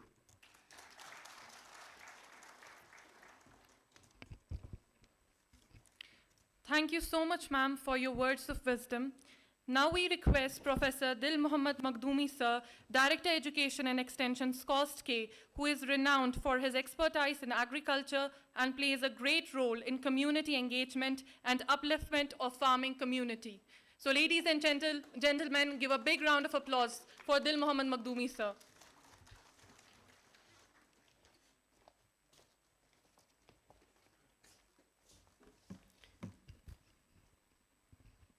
Honorable Vice Chancellor, Professor Dr. Nazir Ahmad Ghanai, the stalwart Vice Chancellor of the time in Sher-e-Kashmir University of Agriculture, Science and Technology History, Professor Ifat Ma'am, Principal, GMC Srinagar, Dean Faculty, of Veterinary Science, my friend, Professor Shoaib, Dr. Jitendra Mehta, the President of the Society, our colleagues from abroad, Professor Zur Ahmed Shah from Toledo University, USA, and we have a friend who shares her name with me, Dilfuza from Uzbekistan, and the most beautiful and Ati Sundar, we have Abhi Sundara from Sri Lanka. Then distinguished colleagues, delegates, students, ladies and gentlemen, a very good afternoon and assalamu alaikum to all. As for the relevance of the topic goes, the other day we were addressing the students of Burnhall School, myself and Honorable Vice Chancellor. One of the students posed a question to me: why AI and technology in agriculture? Are you going to snatch the profession of a farmer now? Let the farmers continue with the profession. The way we replied to the guy was, post-independence, the first problem that the nation faced was hunger. Nobody could get food for 2 times. And we had to toil very hard for making 2 ends meet. But now is the time. We have a tremendous stores, we have a wonderful production. I have honor to sensitize you that as on date we have 20 to 25% post-harvest losses in our food grains. Should we be in a position to reduce this loss from 5 to 8%, we will be feeding one Australia along with us at this productivity level. Should we chuck to the store pests, that the pests take food from our stores? Should we chuck it and reduce it to 5%? We can feed one Europe at this cost. Now the question is, we have to move away from sustenance to sustainable agriculture. Agriculture now on cannot move without technology. And we are proud. In whole of the North India, we are the first university having ever used the drone technology in agriculture. And once the drones concept came into the being in India, some universities were given the drones. And once there was the review of the drone committee, ours was the only university who had made 25 flights. And on that merit, we were given 4 more drones. This time in the university we have more than 5 drones who spray. Now you say, why drones? Once we talk of these drones, they address all the issues which this conference is supposed to deliberate upon. Once we use these drones, the land that can be put to the spray by a drone, which ordinarily 2 men could do for 9 days, that job is done by the drone in 9 hours. The land that requires 259 liters of pesticide is being done away by just 9 liters of the pesticide. See how we have been in a position to save the environment. Rest of the pesticide was being inhaled by the sprayer, it used to go to our water bodies, it used to go to our environment, it used to pollute our airs, it used to pollute our animals, our orchards. And we have been in a position to contain our environment of the dangerous pesticides. Sometimes back, I have sensitized you about the situation of cancers in Punjab and Haryana, and obviously the treatment conditions for such patients is not up to the mark. So a train used to run from Bathinda in Punjab up to the Bikaner in Rajasthan. Previously, that train was being called as a tuberculosis train. It used to carry a lot of the patients of tuberculosis. And unfortunately, that train has now been named as a cancer train. 80% of the passengers that travel by that train using 28 railway stations, leaving at 9 in the morning and reaching at 9 in the evening and 10 in the morning, reaching to its destination with the cancer patients. And those cancer patients are none other than the farmers who have a overexposure of the pesticides, fertilizers, and such dreaded diseases. Government has taken the cognizance of this issue, and government has allowed free rail travel to such cancer patients and 75% concession to the accompanying persons. And should such a fate continue, we don't know where we're going to land. And once this drone technology has come to being, we have been in a position to improve the health of human beings, to improve the health of our animals. One day, I asked one of my pharmacologists of this university, Professor Shakur. Dr. Shakur, pharmacology has not been having any role in extension, but I find a very, very pertinent and sensitive issue that a pharmacologist can do in agriculture. And I requested him twice, I suppose, if Dr. Shakur is here. Yes, I requested him twice to give a lecture to my farmers how to safeguard themselves from the pesticides, how to prevent the death of their animals, how to diagnose that the animal is having overdose of pesticide. And I suppose those two lectures were liked by the farmers during the feedback procedure. This is how we have to act and deal.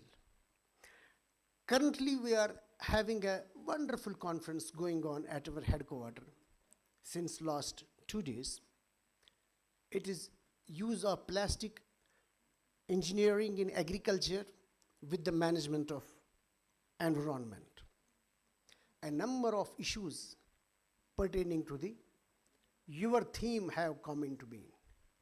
And wonderful agri technologies have been created in the country. Once we talk of the aquaculture, aeroponics, we talk of the hydroponics. One of the institutions, agricultural institutions in the Bhubaneswar, have come up with the plastic rafts for hydroponics. This is the time there is shrinkage of the land, there is shrinkage of the resources, and people have starting living in the topless towers, 25, 30-storied, multi-storied houses. Obviously, we have to shift our agriculture. There has to be a drift and shift in the agriculture. We are now talking of the smart farming. We are now talking of the precision agriculture, climate smart agriculture, terrace farming, vertical farming, and these are the various forms of the agriculture that we are to deal with. I liked the documentary produced by Dr. Hina, but she has laid more stress on the animals, a very distinctive animals of the Ladakh. she has missed a very, very vital component in the film. That was visit to our Hamari station at Ladakh, Highland Precision Agriculture, that up to recently we were holding. She could see a number of agri technologies in that. One of the glimpses I remember that we have fitted those pipes underground, say 5 to 6 feet deep, and that is being run by an inverter which runs on the solar light. We warm up the soil, and in minus 14 degree, in protected cultivation, we have been in a position to produce the vegetables. The Ladakh, which was never having any fresh vegetable after November and onward. As on date, with the efforts of the university, with the efforts of the Krishi Vigyan Kendra system, 58 different types of the vegetables are being cultivated in Ladakh. And I suppose if such will be the fate, days are not far, once the Ladakh will be a vegetable bowl for whole of the North India. And this is the era of technology we have to have. Yesterday, one of the scientists supposed that he has used a smart irrigation system, a very portable irrigation system. And that is the demand. Once we have the water sources receding, we have a number of technologies in our institution going on. Sir, alternate to the drone, the sprayer which we have recently, sir, developed by Dr. Shaukat Rasool. Uska naam, sir, main bhul gaya. Rover. Exactly, sir. See, rover. Firstly, once we used to have a drone. Drone used to spray from the top on the dorsal surface of the leaf. And ventral aspect did not. But now our scientists have come up with a rover that sprays from down to up. So both ventral surface of the leaf, dorsal surface of the leaf, and even the fruits will be bathed by the spray. These are the things. Then using IoT, different animal shelters have been devised. Animal-friendly technology shelters have been devised. And those techniques are already there. During COVID, we did see the tunnels were made outside the gates of our hospital. Was it GMC? Was it Medical Institute? Was it any other hospital, bone and joint? And those tunnels are now nowhere. Those tunnels were spraying the antiseptics or disinfectants to the people who go. And such a type of sustainable system I have seen in China far before the COVID.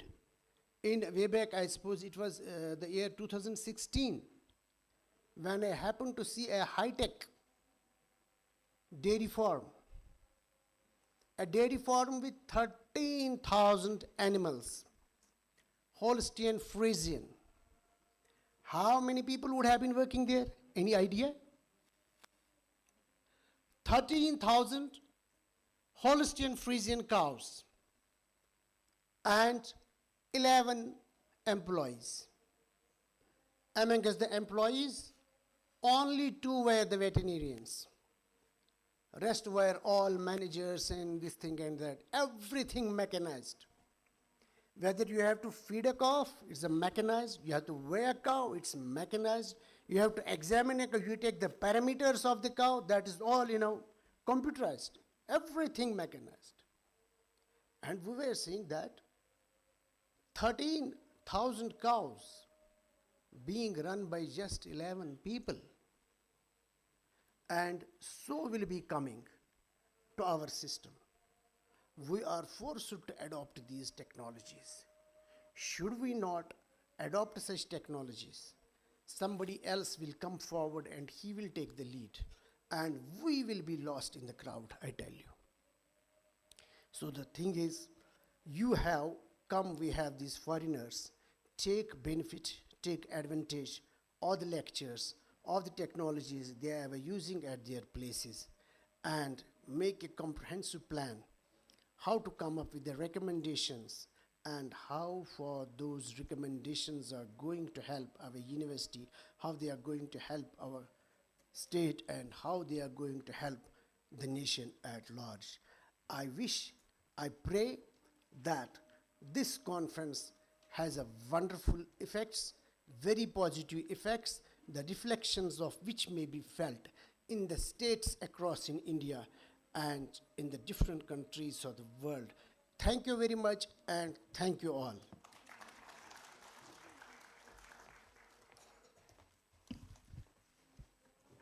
Thank you so much, sir. Now please welcome our honorable guest for today's occasion, Honorable Vice Chancellor, SKUAST-Kashmir, Professor Dr. Nazir Ahmed Ganai, sir, who has taken SKUAST's bow to zenith of success. From making it best state agriculture university in India to introduction of international students in university and exposure of students and faculty at the global level, our Honorable Vice Chancellor has done it all. He has introduced SKUAST-Kashmir as a brand, both at national and international level. Please put your hands together for our Honorable Vice Chancellor, sir. He's here. Thank you, dear. Thank you, dear. Very smart and intelligent anchors for this event. My colleague on the dais, Dr. Dil Mohammad Makhdoumi, I believe that all of you know him as a very renowned veterinary surgeon, but he is a very great orator as well, and who has that magnetic attraction.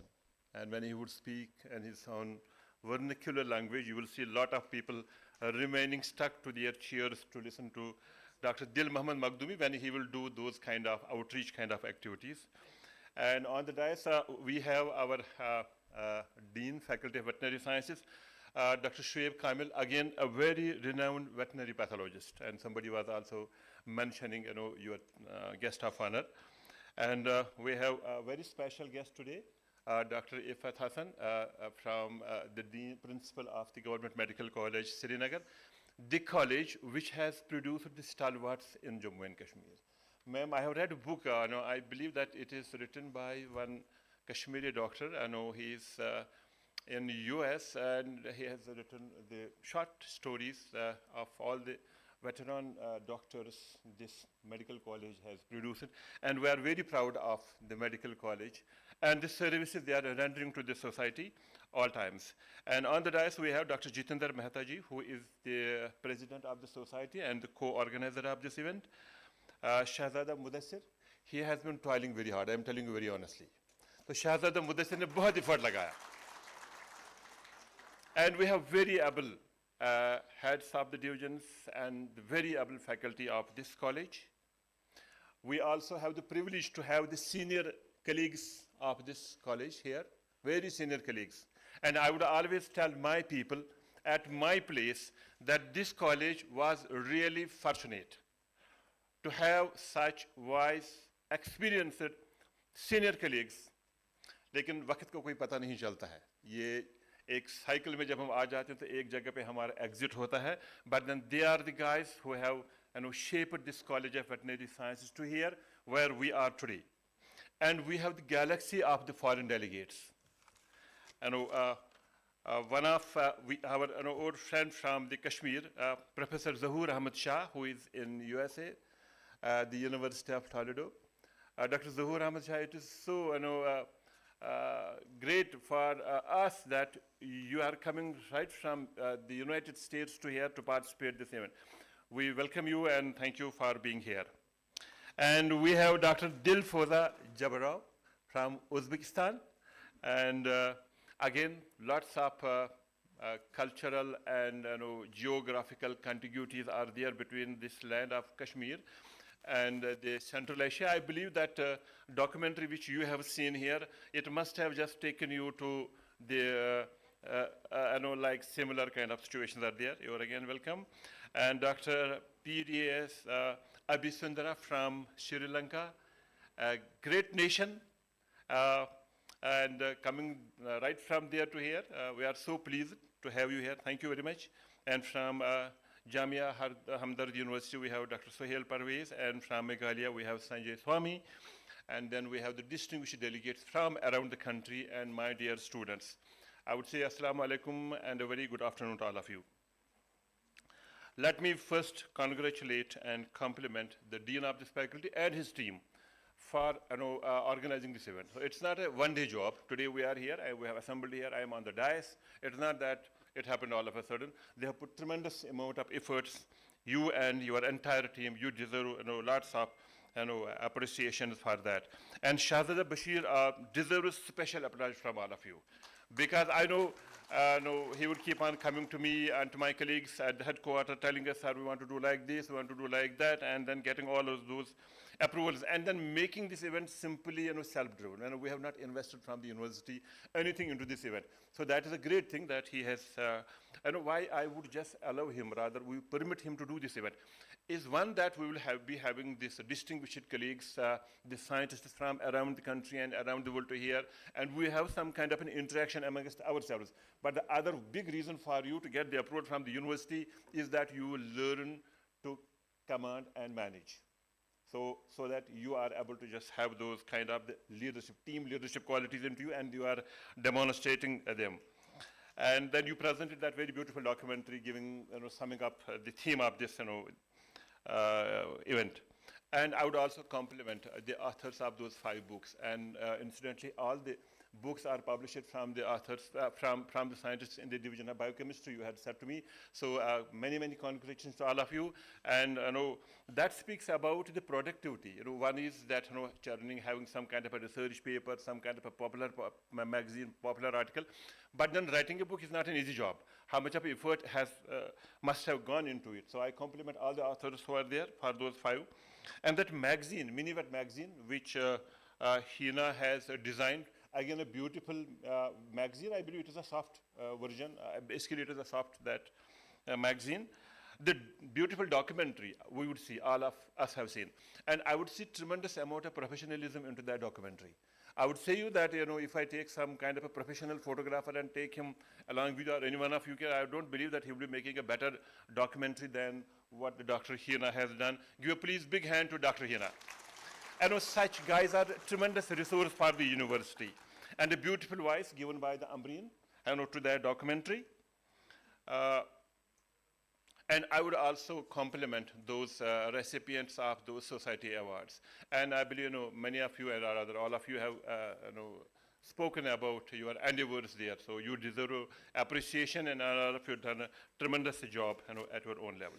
So my dear friends, we had a very special guest in this morning. He is Dr. Bilal Mohideen. But you know why I was so happy when Shahzada Bashir told that we should have Dr. Bilal Mohideen as our special guest?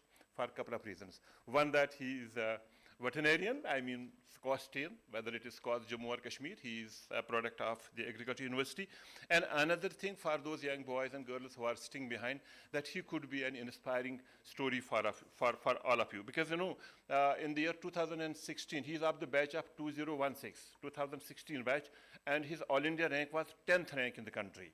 So it's not an easy job. And before that, he had also qualified the forest services.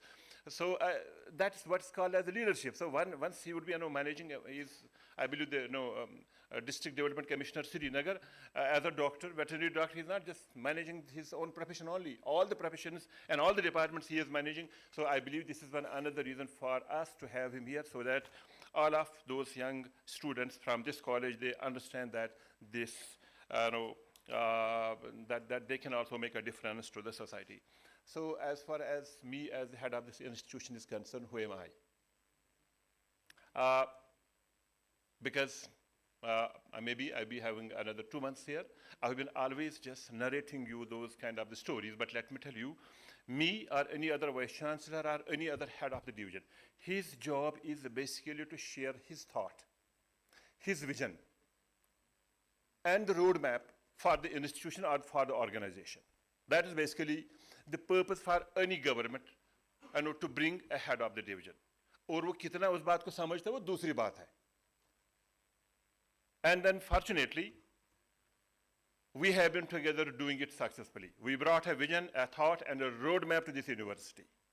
And when you talk of these cutting-edge technologies, parallelly there is going on another 3 days meeting in the university. It is a 20th annual workshop of the plastic engineering. Basically, they talk about that precision and smart agriculture in India. And that is there, that AICRP on the plastic engineering is there for the last 20 years. और कल वो हमारे campus में थे और सभी लोग घूम रहे थे वहाँ पे and they were seeing the initiatives of this university and believe me the deputy director general engineering said कि जो हम सभी country में जितने भी सारे लोग कर रहे हैं उससे ज़्यादा तो आप university में यहाँ पे कर रहे हो because the aim and the purpose of that whole AICRP is about the precision and the smart agriculture. Plus, say for example you go for a kind of protected cultivation. उसमें plastic use होता है चाहे आप polythene करो कुछ भी use करो. You go for a drip irrigation, again it uses plastics.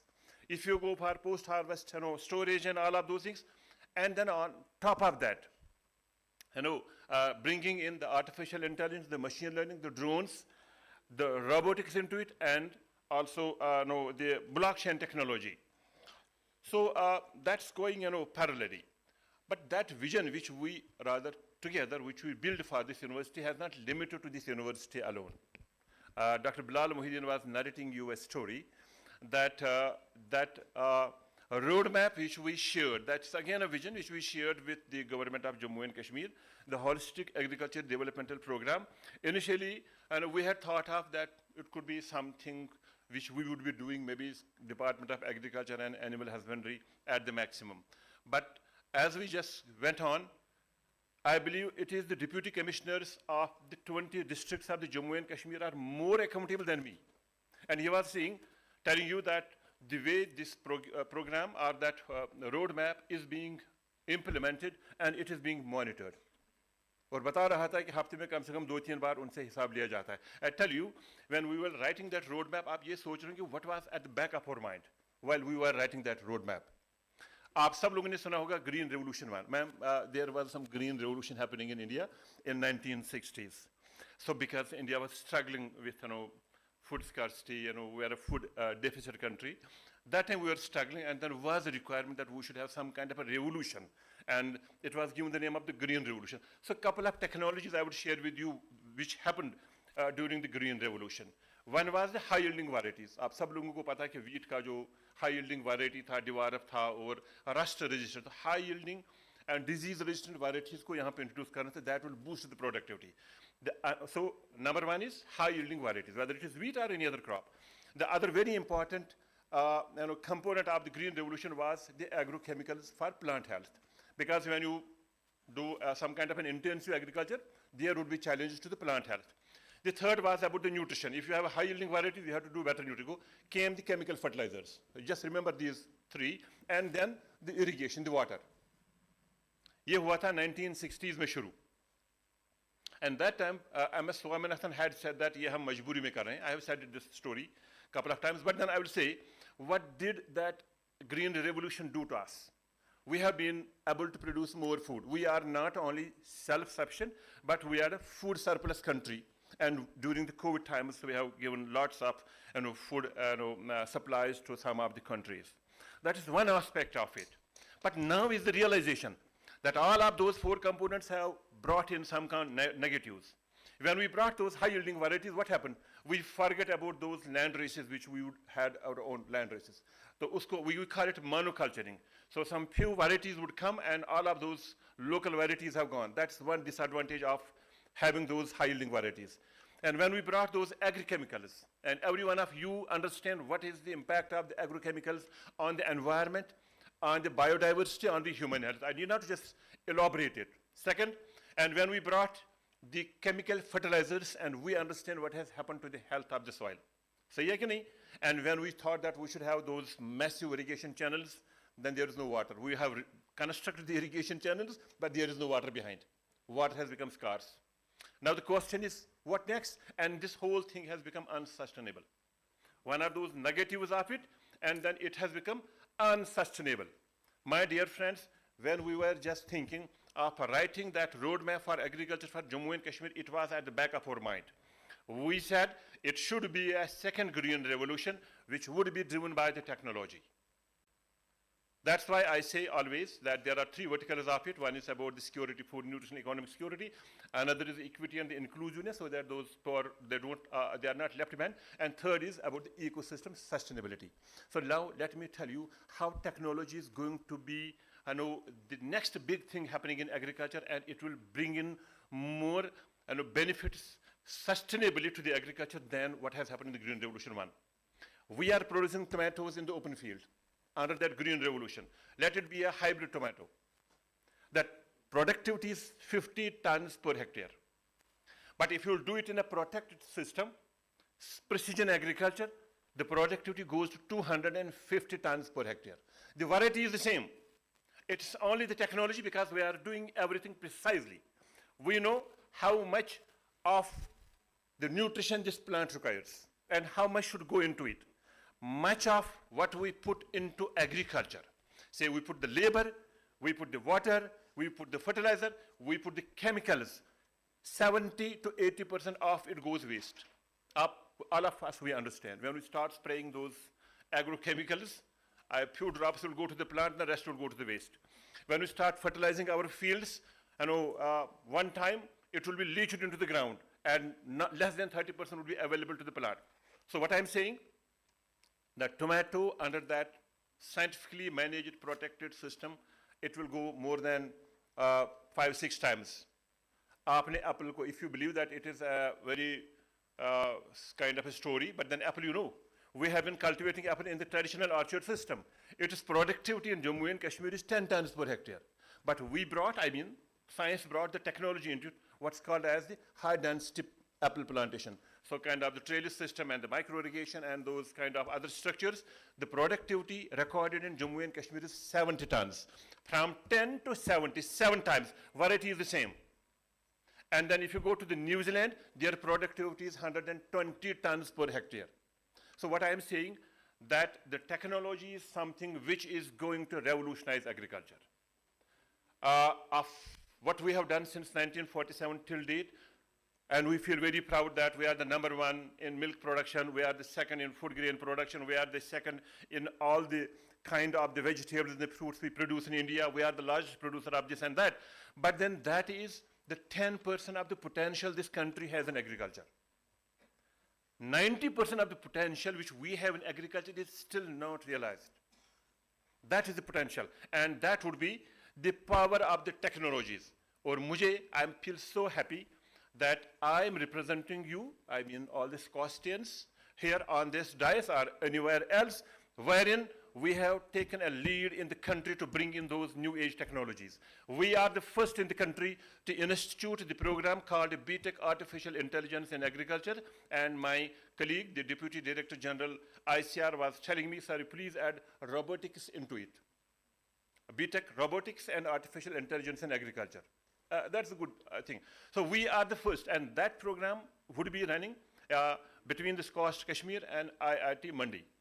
And I did not limit myself, this university, to IIT Mandi only. We are going to have the understandings with the IIT Bombay. IIT Bombay is the best in the country, all of you understand, and we are going to have one center of excellence of the IIT Bombay here in this university. It's called the Rudra Center, and I believe 6th of November I will be signing an MOU at Bombay with the director there. Similarly with IIT Ropar, they are also going to establish one center of excellence here with IIT Tirupati. So what does it mean? That's what I was talking about, the thought, the roadmap, the future. I was just going through one post, let me just share with you. That thought, that roadmap, is basically when it will happen only when you will see the future. Now the question is, you have to perceive the future. So somebody has shared a post on the social media, I may just read it for you, that how does this perception would make the difference. This is for my faculty and the students behind. That ek interview ho raha tha, there was one interview was happening. That interviewer was asking a question. He was asking a question, how long will you have to work to buy BMW? Please listen to this question. How long will you have to work to buy a BMW? And there was a doctor. He would say, sir, I think I can buy one in 6 to 8 months, of my practice, because he does. He said it may take him 6 to 8 months. Then there was an MBA graduate. He said that it may take him 11 to 12 months of the hard work to buy one MBA. Then engineer said maybe 2 to 3 years it may take him of his hard work. And then the same question was posed to Ratan Tata. Question kya tha? What was the question? How long will you have to work to buy MBA? And आपके हिसाब से रतन टाटा को कितना time लगना चाहिए? How much time it should have taken to Ratan Tata to buy an MBA? Sorry, BMW, कुछ मिलता जुलता है. You know, what was his answer? He replied, I think it will take me about 5 years. Then that interviewer was very, very surprised. He will ask Mr. Ratan Tata, sir, why so long, Mr. Tata? It will take you others say 6, 7, 8 months. You know what he said? He said, well, it's not easy. BMW is a company. He said BMW is a company. This is the perception. If you just see close, you will only see these few things here. But अगर आपका perception यहाँ से बाहर है, आपको सारी दुनिया यहाँ बैठे-बैठे दिख रही होगी. हमको BMW गाड़ी दिख रही थी, हमने बोला 8 महीने, 6 महीने, 1 साल लग जाएगा. He said that it will take me 5 years. But then he was aiming at purchasing and having the BMW company. That is the perception, my dear friends. आपको अगर आगे बढ़ना है, students को आगे बढ़ना है, then you have to see the future for yourselves. What's the future? Then accordingly we'll start navigating onto that road to reach the destination. Similar is the challenge for us.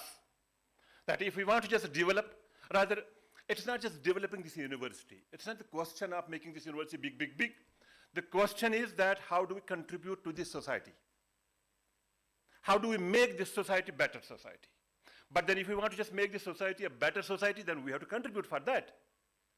And everybody has a contribution. Doctors have the contribution. Engineers have the contribution. And we in the agriculture have the contribution. We have to see what would be that contribution. So for that, हमें जो छोटे-छोटे वो hurdles हैं, वो हमको दिखेंगे नहीं. We'll see far, far behind. Let me share you one small anecdote. In the year 2022, I had just taken the charge of the university, and I was called by the Director General of the ICR to ICR. It was April 2022. I just was there for a couple of months before only. And there was a Vice Chancellor's conference. So that was my first Vice Chancellor's conference I was attending. And I was asked that you will share the educational model this university has developed with all the Vice Chancellors. So मैं गया थोड़ा सा prepare होके. So on that program, I will see the structure of the program. ये एक दिन का program था. There were only 3 speakers. One was that president of something of IAU. He would say about some association activities. The second speech was mine.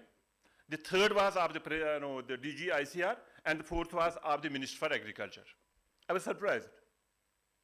एक बड़ा सा event हो रहा है. 74 vice chancellors are there, और I not see the structure. मुझे पता नहीं था तब तक. I was really puzzled. So that means those were the expectations of the Director General ICR for this university. And somehow, I would just manage myself and go to the dais and speak for maybe 20 minutes. I would just share the roadmap.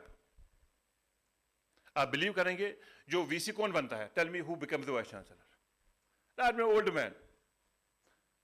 वो बाकी छोड़ो immunity या intelligence. But then majority of them are old men. होते हैं कि नहीं होते? Normally. So I was just putting my thought into that meeting. So उनका कोई group है, उस group में आपस में चल रहा था कुछ messaging, और वो message पहुंच गई DG के पास. वो भी था डायस पे. खैर मुझे नहीं पता. इतने में DG साहब अपना speech मेरे बाद देने आए. And he said that thank you Mr. Nazir for sharing your thought and vision with us. So nicely, it is progressive one. But then I was just seeing the conversation amongst the Vice Chancellors, and I see a lot of old-fashioned minds here in the hall. And everybody was surprised. and then said those fashion minds, old fashioned minds will have to change, and I as Deputy Director General will ensure that it happens. So कहने का मतलब ये है कि when that person thought it, वो ऐसे all of a sudden he did not drop onto that event. He was well prepared to say what he is going to say. So the question is that if we have to just make a difference to the society, to the agriculture, to the different aspects of the agriculture, pre-harvest, post-harvest, its chain, and then building the society, हमने अपने लिए target ये रखा कि that this state should be the model bioeconomy state of the country. That means there is no way going with the traditional and the old approach. I said that there was an old kind of an approach, what we call as traditional agricultural practices. And that will somehow make it only subsistence kind of an agriculture. Then came the green revolution. Again, there are some challenges with it. So human mind में इतना तो एक power है कि it will constantly keep on thinking that how can we better our future. And therefore there is no way other than embracing the technologies. So that is my last thought for you, the embracing of the newer technologies. And fortunately, not only it is artificial intelligence, the machine learning, which we have taken a lead in the country, that we must embrace this technology. We are also equally good in the other high-end technology, the genetic engineering or the molecular biology or the kind of related technologies. Again, our university is doing good. Similarly, if we talk about the health, managing the health of the animals. One is that the traditional approach we have, but then I believe there are many guys here in the division of surgery and division of medicine and division of biotechnology who are now talking of the regenerative medicine in animal sciences. Rather, it is a subject of the human medicine, of the regenerative medicine. And now the vaccines, the diagnostics. So let me just stop here and say, first, that I would again repeat that congratulations to all of you. And the other thing I would just say here that please try to inspire your students, your younger faculty, that if we want to just be in this competitive world, there is no space for those people who don't innovate. मैं ज़्यादा detail में नहीं जाऊँगा. अब आप देख रहे हैं कि दुनिया में एक नई सूरत सी बन रही है. The kind of war is happening in the world. A small country who is not visible as a dot on the map of the world has the potential to do anything. What is that? It is a war between the knowledge and ignorance. They can trigger a button from their own place and see a person somewhere, anywhere on the face of the world and then see him off of this world. So my dear friends, there is no way in this 21st century than to keep on thinking and thinking and thinking and innovating and innovating and innovating. और जो भी है अब आप रोज सुन रहे होंगे the kind of the techno, especially the robotics which is happening here, or there are challenges that it may somehow not also do something very bad just as did the other kind of the technologies, but then we have to be really prepared for that. So again, many congratulations to the organizers, and again I would also thank on behalf of the organizers to the distinguished delegates, the international delegates who are here, and the distinguished delegates from around the country who have assembled here today. And you will be here for 3 days, I believe. Lots of kind of interactions would be there, some new things would emerge, and I hope that all of my faculty in this university, in this college, would come up with those newer things which we learn from each other. And that is basically the purpose of having this event today. And let me also compliment the president of this society. He has also taken lots of efforts. You are from Rajasthan? Yes. Yeah, he's from Rajasthan, and there is one ma'am from Rajasthan. She is a principal, has been a principal there. And to you that I am a graduate from the Rajasthan Agriculture University. And my colleague is there, Dr. Jalaluddin Parra, me, and maybe some Dr. Majid is there. We have been the colleagues there. So we have seen how Rajasthan is growing. And Rajasthan is, again, I'm telling you very honestly, जैसे हम लद्दाख के बारे में बोल रहे थे, Rajasthan, with these coming technologies which are happening, say it is protected cultivation, precision agriculture, and all of those things, Rajasthan would be a state, please keep it, आप ये लिख के रखो. Rajasthan ये पंजाब हरियाणा लोग भूल जाएंगे. Rajasthan would be a state which will feed not just India, it will feed Asia. That is the potential with the Rajasthan, ma'am, ye aapke liye compliment, not just a compliment, but that is the potential Rajasthan has. And Rajasthani people are very good. Thank you very much and God bless you all. Sir, with a request. We have had the two guys who are the all force behind this, organizing secretary and our president of the society. We may request our audience for a big Give a big hand to them. for these two. Very nice. Aap thoda aage aa jao. They put lots of efforts. आज हम यहाँ पे खड़े हैं, सभी आपस की बातें सुन रहे हैं, but then these are the two guys who have put tremendous efforts. Give again a big hand to both of them, please. Thank you very much. God bless you all. Thank you so much, Honorable Vice Chancellor, sir, for your words of wisdom and your tremendous support and dedication for our university.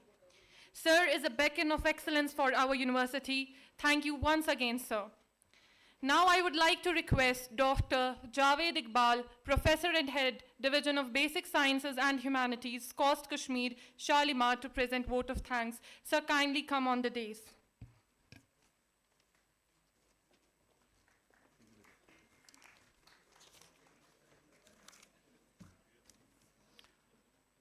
Bismillahirrahmanirrahim. Praise be to Allah, the Lord of the universe. And Prophet Muhammad sallallahu alaihi wasallam has said, "La yashkurullaha man la yashkuran nas." Whoever does not thank people does not thank Allah. It has been such an honor to be a part of this wonderful event. On behalf of our organization, I would like to extend my heartfelt gratitude to our esteemed chief guest, Professor Nazir Ahmad Ganai, Honorable Vice Chancellor, Sher-e-Kashmir University of Agriculture, Science and Technology, Kashmir, for his gracious presence. Honorable Sir, you have been instrumental in patronizing research events, and this has been one among those. We are indebted to our guest of honor, Dr. Bilal Mahiuddin Butt, Deputy Commissioner, Srinagar, who has left this inaugural function, for acceding to our request and for being with us today. Dr. Saab has been an inspiration to our young futuristic scholars to know how to excel in their career with Plan A and Plan B. A big applause to his honor for his achievements after completing BSc degree at our sister university, that is SKUAST-K, and then becoming CIAS in 2012, AFTEFS, and then standard at and stood at 10th while qualifying IAS, that is Indian Administrative Service, in 2016. Our sincere thanks to Professor Dil Muhammad Makhdoumi, Director Extension and Education, for his benign presence. You have always been generous with your assignments. Thank you, sir. Professor Ifat Hussain, Principal GMC Srinagar, has been kind enough to accept our request to be part of this august gathering. Thank you, ma'am.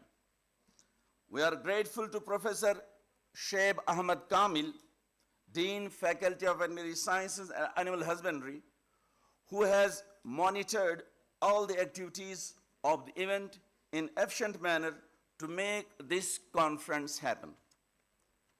On behalf of university, we extend our love and affection to Dr. Jitendra Mehta, President of Society, for agreeing upon to hold a second international conference at this beautiful venue.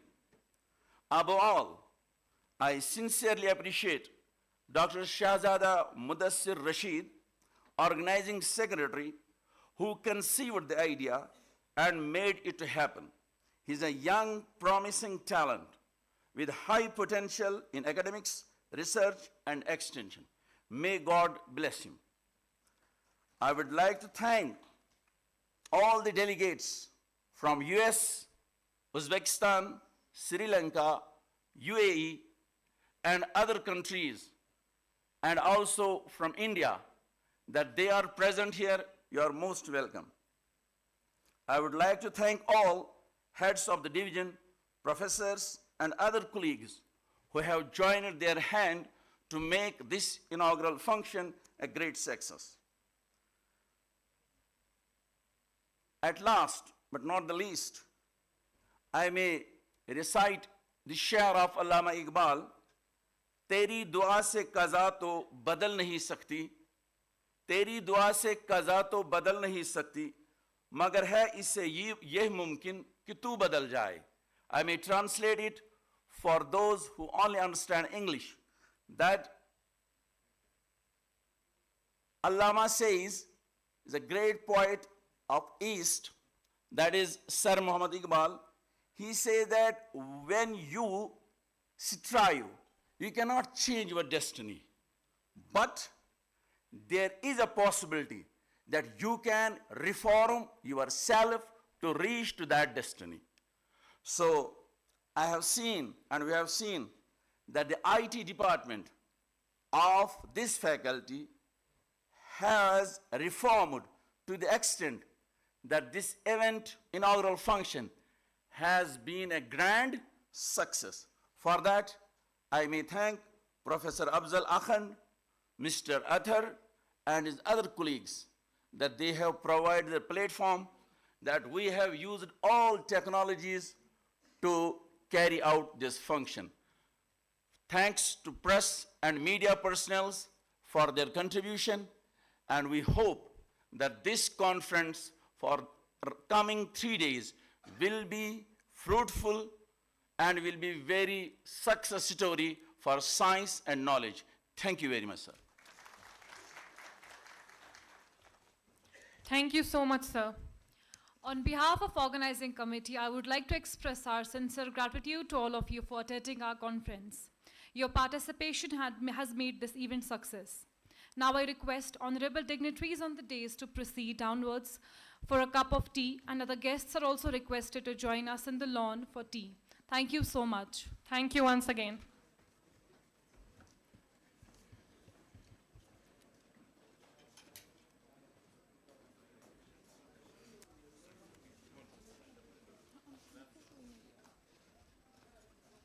Thank you, ma'am. Thank you so much, ma'am.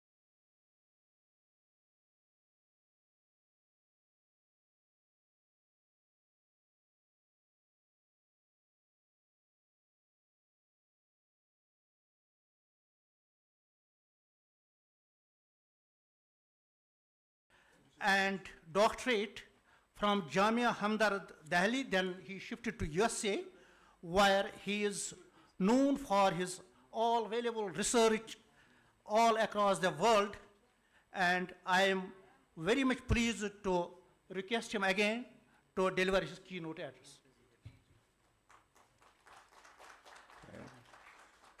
Time, time, how much time? Time is not mentioned over here. It's 40 minutes. 40 minutes. 30 to 40 minutes. Okay.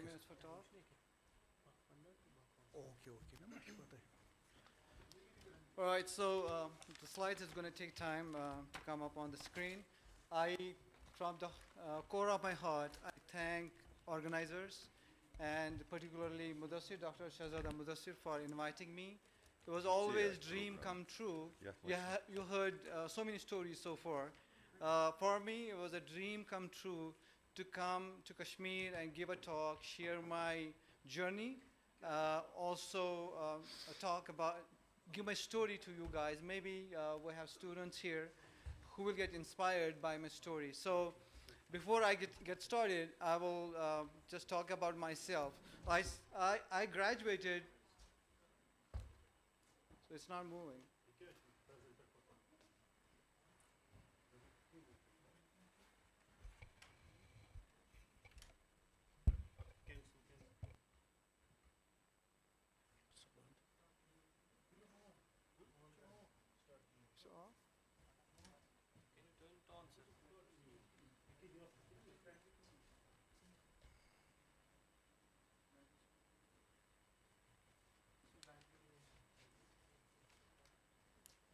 So sorry for the glitch.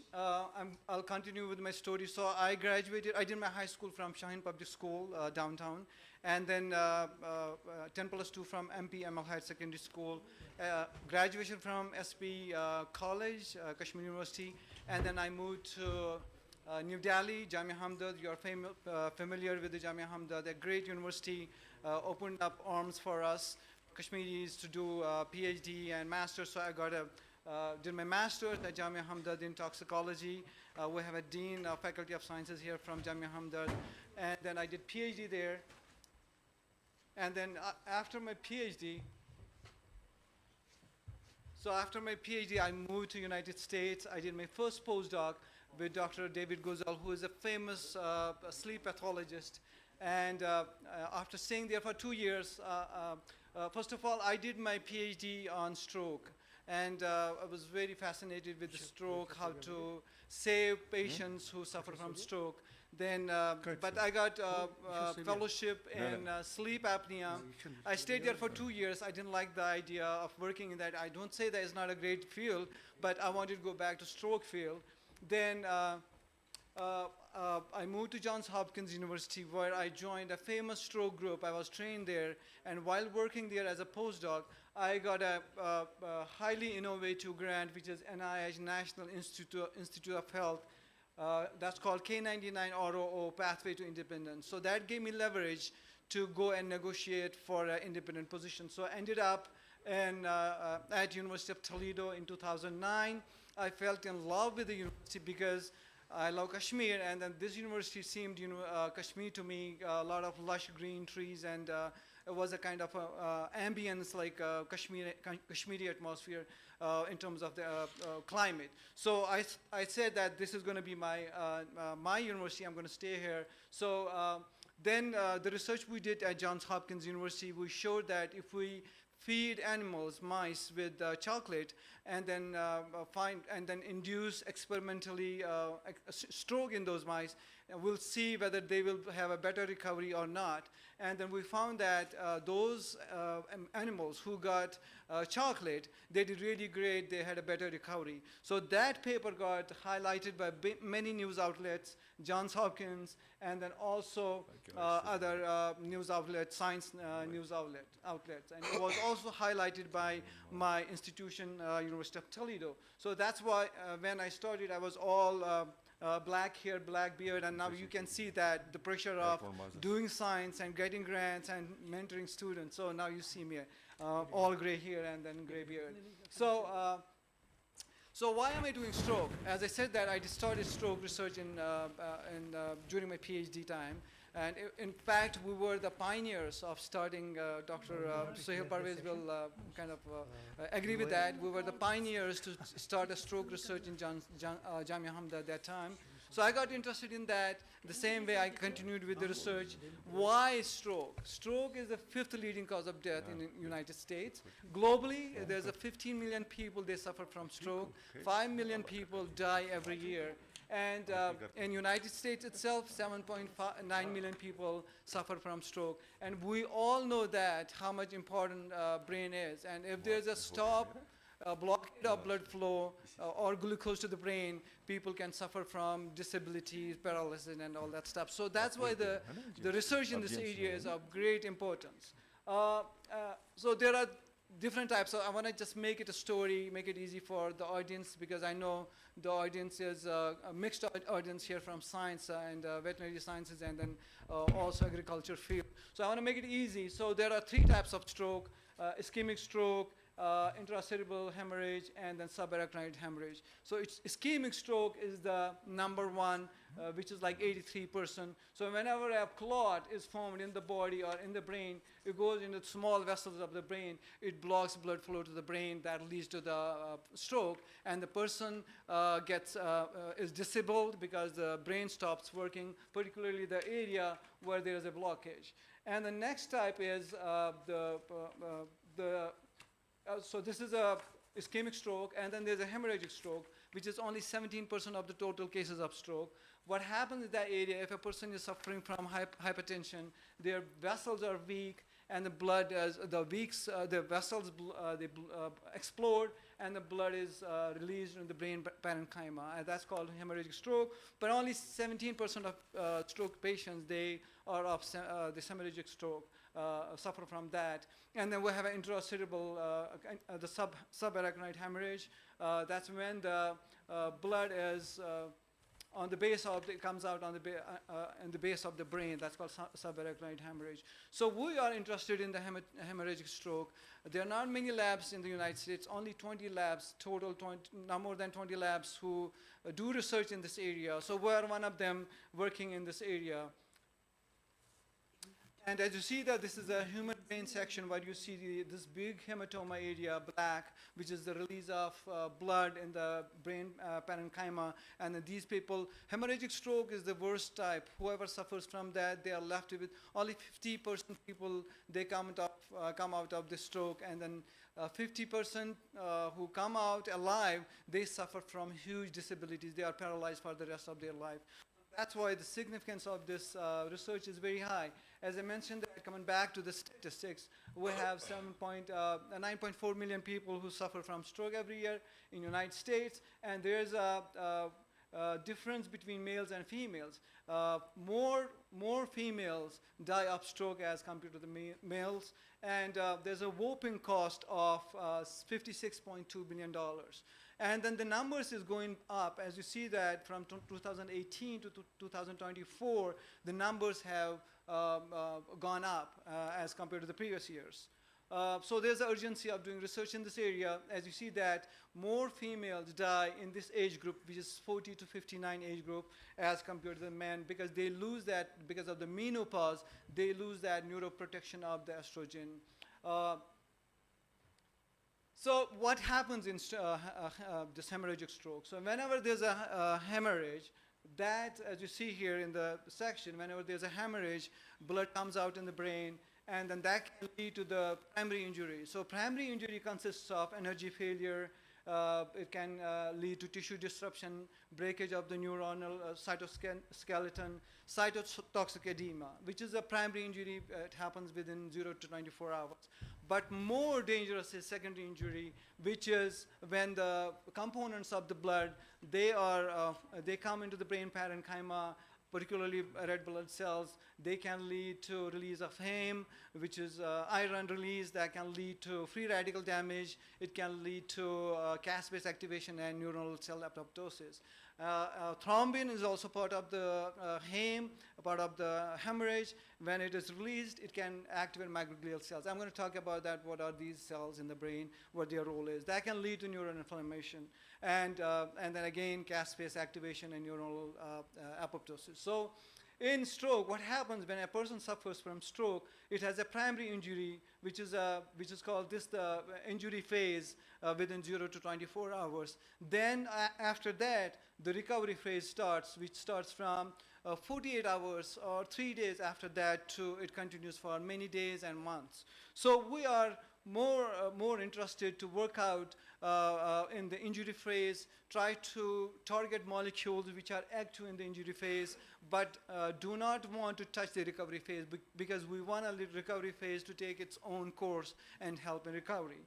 So with that, what happens in this hemorrhagic stroke, you have thrombin, heme, iron that's released by RBCs. With that, we have these microglial cells. So microglial cells are the cells, like you have macrophages in the system. Microglial cells are the same. They do the same function in the brain. They scan for foreign bodies, and they will go and start secreting inflammatory markers and try to normalize them. That's how they do it. But whenever there is too much of stress, as in case of hemorrhagic stroke, they will get activated, and usually they are amoeboid shape when they are at resting state. But when they get activated, they become star-like shaped, and then with that, they release a lot of neurotoxic mediators, which is TNF-alpha, these are inflammatory markers, nitric oxide and others. With that, we have the neurons start dying, and when neurons start dying, they also start secreting DAMPs, which is death-associated molecular patterns like ATP, nucleic acid, and then high mobility group OX1. And then that leads to the perpetual neuroinflammation in the brain. And as I was talking about secondary injury, which is very deleterious as compared to the primary injury. So there are so many clinical trials going on. When the patient is presented in the hospital, the first thing the clinicians do is they try to stabilize the patient, give antihypertensive drugs. And it has shown in many clinical studies that doing that initially can lead to a better recovery. And then other important stuff is to surgically evacuate the clot that happens in the brain, and that also helps in long-term recovery. And then others are to intubate or hyperventilate. These are the other options they have in the clinic. So, and then there are still clinical trials going on, like iron chelator that chelates iron so that it doesn't pose threat to the brain, and then haptoglobin that complexes with the heme, and then so Sorry, that sir, heme. for interruption, I have to make one announcement. Sure. All the participants who are sitting on the back rows are requested to come forward and occupy the front row so that their coverage is complete for this onward transmission for the participants who are attending this conference in an online mode. Please, जो पीछे बैठे हैं उनको request की जाती है कि वो आगे आकर फ्रंट रोज में बैठें, please.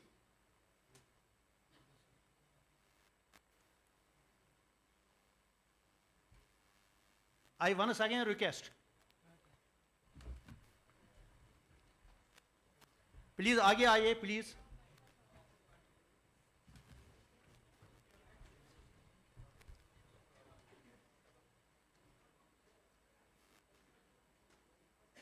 Okay. You can continue. All right. And there's PPAR gamma agonists. They are also in clinical trials. And then minocycline is also in clinical trials. But nothing really concrete has come out from these clinical trials. There's still need to develop drug targets. So that led us to do this study, start this research in this area. All right, so we got interested in, there's a cytoskeletal protein that's called coughlin. Coughlin is regulated by limb kinases, and when limb kinases get activated, they phosphorylate coughlin, and once coughlin is phosphorylated, it can bind with beta-actin, and then it can stabilize actin filaments. And that's one regulatory mechanism of coughlin. And the other one is when it is activated, it's activated by dephosphorylation. And then you can see that when it's dephosphorylated, it binds to the pointed end of the F-actin, and that leads to the activation, dephosphorylation, and then also polymerization of these actin molecules. And coughlin is very important in cell and neurite formation, neuronal development. And if there is any kind of interference with this mechanism, it can lead to neurodegenerative diseases.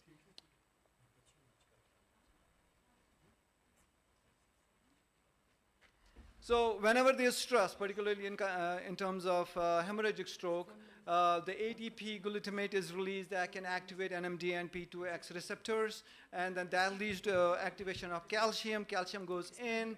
With that, calcium can activate colmogylin kinase, and colmogylin kinase, with that, in addition to that, syn phosphatases also get activated, and that can phosphorylate coughlin, and coughlin can go into the mitochondria. It can lead to caspase like cell death, apoptosis.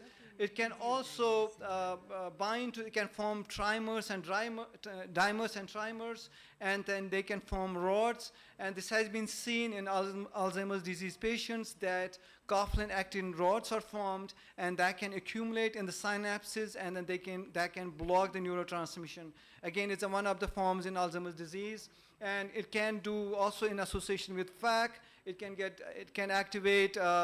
also activate or phosphorylate phosphocoughlin because of limb kinase activation. So when we started this study, we came across this study. This was done by a group in Australia. They found that this is the human brain sections. They found that in human brain sections, this is they stained the microglia of the brain, and they found that this is the microglia here, star-shaped. They found that the coughlin was upregulated there, and then they found that coughlin was in the microglia and the outside, which is outside of the neurons and the microglia. So it turned out that this coughlin can be upregulated in the microglia. It can come out in the neuroperipheral area. It can activate neurons also. And when these microglial cells are activated, they start releasing inflammatory markers. So that's what we got interested in. And one of my PhD students, early master students, she devised a assay where she cultures the neurons and then put the neurons in OGD, oxygen glucose deprivation. This is the same kind of situation we try to simulate what happens in the brain, human brain. We put these cells in the flask, take the media out, and then put these cell cultures in the box. We take the oxygen out. That leads to oxygen glucose deprivation. And we leave the cells for 1 hour, and then we take them out and then put in the cells in the normal incubator so that it simulates the conditions of stroke, what happens in the humans. They get the stroke. Sometimes you get these clots get resolved on its own. They have a reperfusion. So we try to do the same thing. After 24 hours, we take the cells out. We can monitor their growth, whether the neurons died or they are alive, and how many neurons died. We can look at that. So since we're interested in coughlin, what happens to coughlin, we found that with the oxygen glucose deprivation in these neurons, the coughlin protein is upregulated, and then also in the cytosolic fraction, and in the nuclear fraction, we saw that the coughlin is reduced. And then with that, we did another study. At that time, we didn't have any inhibitor for the coughlin. We thought that we should use sRNA. sRNAs are small interfering RNA that they can transiently inhibit the gene production. So we used that in the same cultures, and then we looked at the neuronal survival, supplemented sRNA to the neurons, and then subjected these neurons to the OGD, and then we looked at how these neurons are going to react. So we found that with the OGD 1 hour and 24-hour reperfusion, more than 80% neurons died.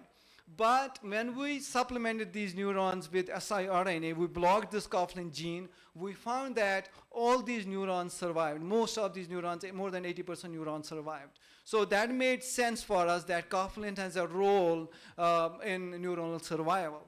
That gave us enough courage to move forward and do more studies. We try to stabilize the conditions, see which concentration is important, 25 nanomoles or 50 nanomoles. We did that. We found that with the siRNA treatment, we can block the gene and we can prevent these cells. And then we also looked in the mitochondria because we know that coughlin also moves to the mitochondria. We found that with the sRNA, coughlin was prevented from going into the mitochondria, and we were also able to see that caspase-3 was also reduced with the sRNA treatment. So what we infer with that, we found out that coughlin, once it's overactivated, it is dephosphorylated, it becomes active, it moves from nucleus, go to the mitochondria, and also the phosphocoughlin in the cytoplasm moves from cytoplasm to the mitochondria, activates cytochrome C, and then leads to the caspase-3 formation, activation, and then apoptosis of the cells. So with that, we got enough data to substantiate our idea that yes, the coughlin is playing a role in ischemic conditions. Then I had another master's student. He was from Bangladesh. He was on a Fulbright fellowship, a very bright student. He said that he's going to culture microglial cells and do the different parameters. So he cultured microglial cells, mouse microglial cells, and he treated cells. He said that because we have a heme, because of the hematoma, we have a heme in the brain, why don't we treat these microglial cells with the heme and then see the signaling mechanism? So he treated the cells with the sRNA and also with the heme to see whether sRNA can block the signaling, and then he took the media out from the microglial cells and then exposed the neurons to the media, because media contains all the bad stuff, the inflammatory markers. And then he looked at different parameters. As you see that, first he tried to stabilize the condition, see which concentration is inducing the coughlin activation. He found that 100 nanomoles were able to induce coughlin, and then he was able to see that with that there was an increase in INOS, inducible nitric oxide synthesis, which can lead to inflammation. And then he also looked at TNF-alpha. He saw that TNF-alpha is also increased. So when he took the media out from microglial cells, exposed the neurons to the media, he found that, as you see here, these are the microglial cell cultures. He took the media out and exposed the neurons. More than 80% of the neurons died. And when he treated the same microglial cells with the sRNA, and then exposed these, took the media out from the microglial cells, exposed the neurons to the media, he found that the media, the microglial cells who were treated with sRNA, they showed recovery. The neurons were protected from the heme insult. That gave us another idea that coughlin is working in OGD conditions, oxygen glucose deprivation conditions, and it is also working in when we expose these microglial cells to hemin. And then this is how, what you see, I already explained that. He found that with the sRNA treatment, neurons survived as compared to the non-treated neurons. Next, my PhD student, he was from Iraq. He was again on Iraqi fellowship. He did a PhD with me, and with all the data, we applied for American Heart Association grant. We got the funds to do the study, so we thought that we should do in animals now. We should move to the animals. So we did that in animals. What we did is, I want to make it easy for you guys to understand. So this is the we work on animals, the mice. We have mice models of hemorrhage. So you can put the mice on, this is a stereotaxic stand. You anesthetize the mice, you give brain injections of siRNA, or you can give the injection of collagenase. Collagenase can go into the brain. It can break basal membrane of the vessels that will release the blood into the brain parenchyma. It can form the same conditions whatever happens in the humans. So we optimize this model in the lab. As you can see here in the picture, you have to inject the collagenase 2 mm lateral and then 3 mm ventral into the brain parenchyma. So you can, with this model, you can also inject siRNA. So the beauty of this model is you can do 2-3 injections of siRNA in the brain. You can block the gene that helped us to do this study. And if you do the collagenase in the brain, mouse brain, you can see that a lot of hematoma is similar what happens in the human brain. So we can do a study with that. We can assess these animals. on rotorod, which is a kind of, they have to stay on this rotorod. As you see here, the animals, the mice or the rotorod, they have to stay there. It moves, and every second the speed increases, RPM increases. So if the mice is doing good with the gene therapy, they will stay there for a long time. That means their recovery is better. If they are not doing really good, they will fall down, and we will note the timings. And if they are doing great, they stay there for a long time, and again, we'll note the reading. And then we can also look at their grip strength, because you know there's these patients, they have grip strength problems. We can assess that in animals. We can also look their general appearance, how the animals are feeling. We can look at that, we can score it, and then we can give the numbers to that. So when we did first of all, we did the sRNA injection to see that whether our sRNA is working or not. We did that. With that, we took the tissue out from there. We did the Western blot with that. The Western blot showed us that our gene therapy is working. We can reduce the activity of coughlin. And then after that, we did the same experiment as I mentioned, and then we took the tissue out from these brain sections, mostly from perihematoma area, which is adjacent to the hematoma area. We did the Western blotting. We found that with the hemorrhage, in the only hemorrhage, these animals were not treated, we saw increase in coughlin. But when we treated animals with ICH, we found that, again, we found an increase in coughlin and phosphocoughlin. But when we did the sRNA treatment, we were able to reduce that coughlin activation. And as you see here, what we did is we did injection to induce hematoma.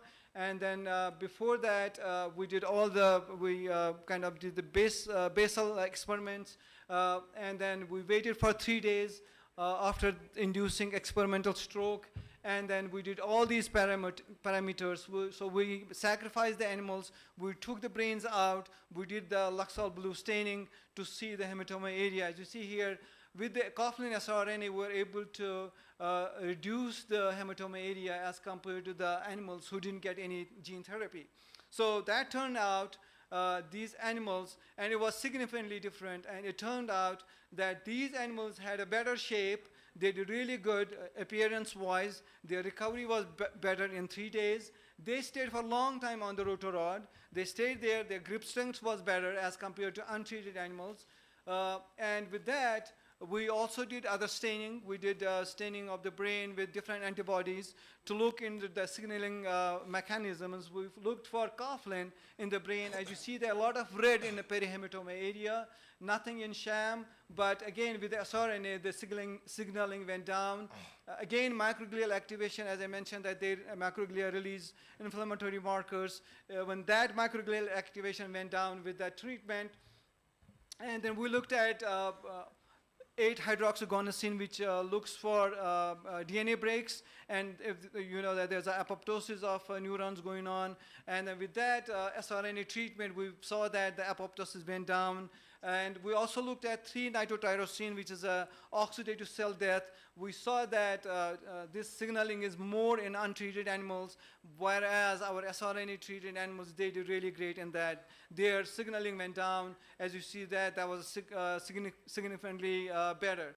And then we also looked at tunnel assay. It can tell you how many apoptotic cells are there in the brain. We found that sRNA-treated animals have less apoptotic cells in the perihematoma area, and that was significantly different. And we looked at other markers like caspase-3 in the brain tissues. We didn't find significant differences in there. Then we moved on. As you see here now, we show that in our model, we were able to see that we could block free radical damage, we could block neuroinflammation, microglial activation, and then we could also block caspase activation and apoptosis.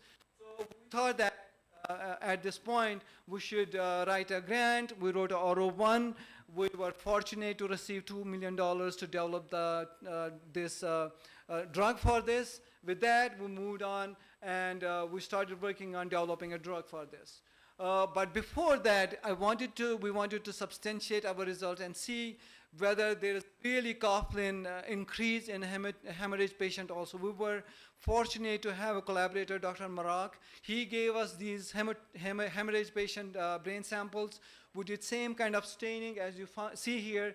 we found in these hemorrhagic patient brains, the hemorrhage patient brain was 63-year-old, PMI was post-mortem interval was 24 hours when the brains were dissected, and then they were frozen or they were those fixed. So we got those brains, we did the same signaling, we looked at microglial activation, we found that a lot of microglial activation in those brains, hemorrhage brains. We took other samples also. We thought that these are control samples, although they were controlled because they were not hemorrhagic patients, but they had they died of myocardial infarction and the rupture of abdominal aneurysm. Not related to the brain, but it turned out even they had coughlin activation in their brains in both myocardial infarction and then also abdominal aortic aneurysm patients. That led to us another project where we're looking at coughlin role and then also microglial activation in aged patients, because you know that with age, our blood-brain barrier becomes leaky, and then with the age, we have this chronic inflammation going on in our body, and then those inflammatory markers can cross the blood-brain barrier, they go in the brain, that can lead to the activation of these microglial cells. And then it has been already shown that aged people, in aged people, these microglial cells are activated. They have all this heightened microglial activation and the neuroinflammation in the brain. And we know that neuroinflammation is the basis for everything. All the neurodegenerative diseases, the first thing is that neuroinflammation, microglial activation. So we can see the difference. We counted the number of these microglial cells active. We counted all those cells that were coughlin positive. We see a significant difference with that.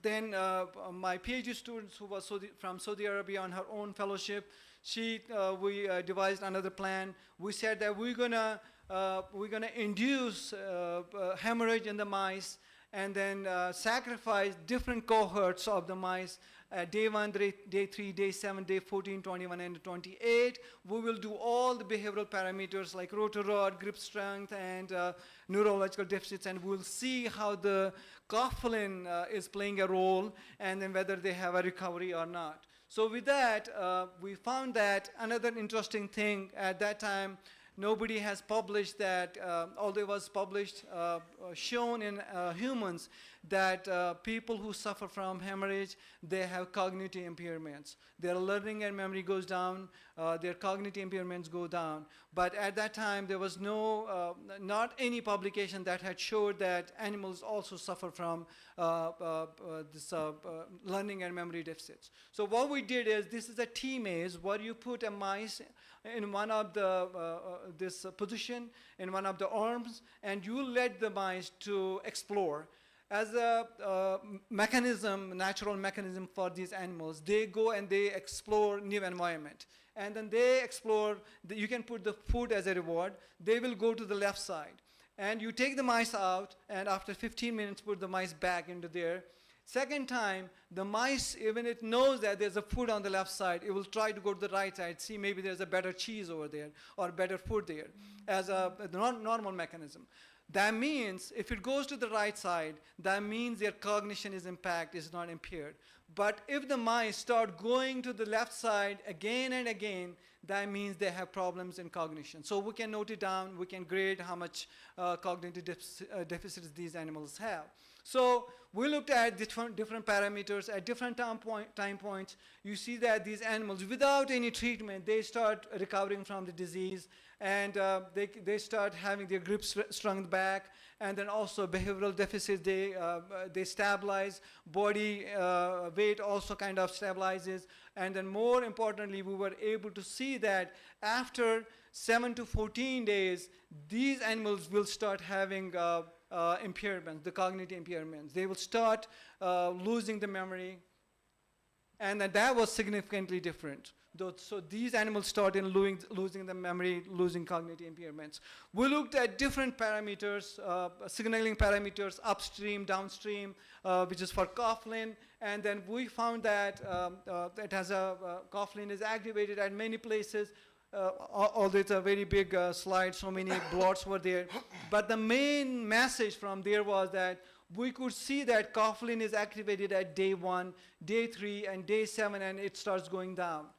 more importantly, what we found that this is the red is the ipsilateral side, which is where we induced a stroke. So if we induce stroke on the right side, we call it ipsilateral. And the left side where we didn't do anything, that's called the contralateral. What we observed that the coughlin is activated in the injury area and also on the other side of the brain. So as you see there, the phosphocoughlin, both coughlin is increased in the ipsilateral area where the stroke is, hematoma is, and also other side of the area. And also we found that synaptophysin, which is important for making memories, is also reduced in them. And then in the contralateral area where the brain is not, there's no injury, tries to increase the synaptophysin for the compensatory mechanism. But even though it's not able to keep up, even though these animals suffer from dementia, cognitive impairments. And then also importantly, we found that GFAP, which is glial fibrillary protein, that tells us that there's too much neuroinflammation going on. And we found that this neuroinflammation was in the injury side, and it was also on the left side where there was no injury. And it turned out that the signaling moves from the injury area, and it can spread out to the other areas. And then we looked at the signaling of this. We took the brains out. We did the staining. We found that they increased it at day 1 and day 3. And we counted these numbers. We found that, again, coughlin fluorescence is increased at day 1, day 3. And then also microglial activation is increased from 1 and goes, and it keeps upregulated until 28 days. Do I have more time, or I have to stop? I can stop? All right, so I'll try to move fast. I'll give you the final story. So we developed a drug. That's more important. So we developed a drug. We looked in the protein. We looked in the grooves where we can synthesize a molecule that can become a drug agent for this coughlin. So we synthesized a molecule. We patented this molecule, and it was patented in 2023. We are doing a lot of studies in this area. We're moving forward, and we see that with this molecule, we can save the neurons. And then we did the animal study also. We found that this US patent was approved in 2023. We found that with our drug, we can see a lot of improvement in these animals. Their cognition also improved. That led to another project that we can use this compound in Alzheimer's disease patients. And we looked at this synaptophysin. These are the proteins that are important for memory. Another important thing is that one of my collaborators at Stanford University, we cannot do MRI studies because it's a $2 million equipment. He did on the same animal, he did MRI on different time points, day 1, 7, 30, and 60. He found that with the 10 milligram of this drug, when he gave to the animals, he found that these animals, they had a less brain injury as compared to the animals who were not treated. More importantly, in humans also, they have a hematoma, and then after some 2-3 weeks, they get a rebleed.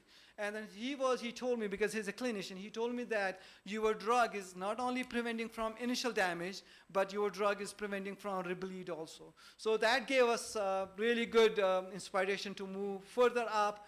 We could see that we can give this drug to the animals. It can go to the brain within 30 minutes, both oral and both IP. And that's very important. We had to do that in order to make it to the clinical trials. We were able to also generate a microglial specific coughlin knockout mice. It's not easy. Many field labs in the US have generated these animals. So we were one among them where we can target a particular gene in the microglial cells and knock it down and see how they perform. We are also trying to do studies in the TBI, traumatic brain injury. This is what happens in traumatic brain injury. We were able to give this drug to them, and then they started doing better. One of my students it's a really fascinating research. One of my student is interested in repetitive TBI, traumatic brain injury, because in US you have kids, they play soccer, they play American football, they hit each other. And then sometimes it is asymptomatic. They don't see any symptoms. But when they go to school, they start having these learning disabilities. They're not able to keep up with the lectures and other stuff. That's what we see in these animals. When these animals were hit on the one side and then next after 48 hours, we hit them again on the right side, and then other study we did weekly, 1 shot here, 1 shot here weekly, 4 shots total. We found that these animals start having cognitive and learning disabilities, which kind of happens in the kids also. And as you see that this is the open field where these animals move openly, and then we can record that. As you see in sham, where there was no injury, these animals are, because they explore the walls, they move normally, but if they are impaired, they will start going to the one side. That showed that these animals have depressive conditions, and these animals also have anxiety disorder. So we're also trying to move into this area to see if our drug is working there also. I'm trying to finish. And then we're also trying to move into Alzheimer's disease, where we can give this drug to triple transgenic mice animals who have dementia, and then we were able to see that coughlin is increased in them, but with the drug treatment we were able to see that their memory also improved. We moved on. We were also highlighted by the university, our story, and then we're trying to develop this drug. There are so many drugs, they failed in clinical trials. Why our drug is totally different? We're trying to target only the injury. We're trying to give this drug 30 minutes after the stroke and only for 3 days, and leave these animals for the recovery. And that's what we're trying to kind of interpolate in the humans. And we are at the stage right now where we are at this stage where we're planning to do toxicological studies, and then all the studies that are important before moving to clinical trials.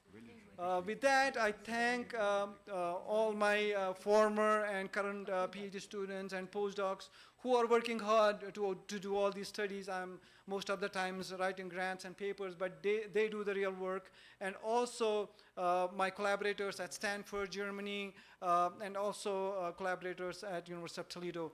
I'll stop here. I'll be more than happy to answer your questions. Thank you, sir. It was definitely an interesting topic, though distantly related to agriculture, but interesting to one and all sitting over here, because we are all human beings, and most of the people do suffer from the disease, and we are inquisitive about its occurrence and its treatment. Now, the topic is open for the discussion, but the time is limited because we have to break for the lunch also, and then we have too many keynote speakers left. So please be quick. If any query, any question from anybody.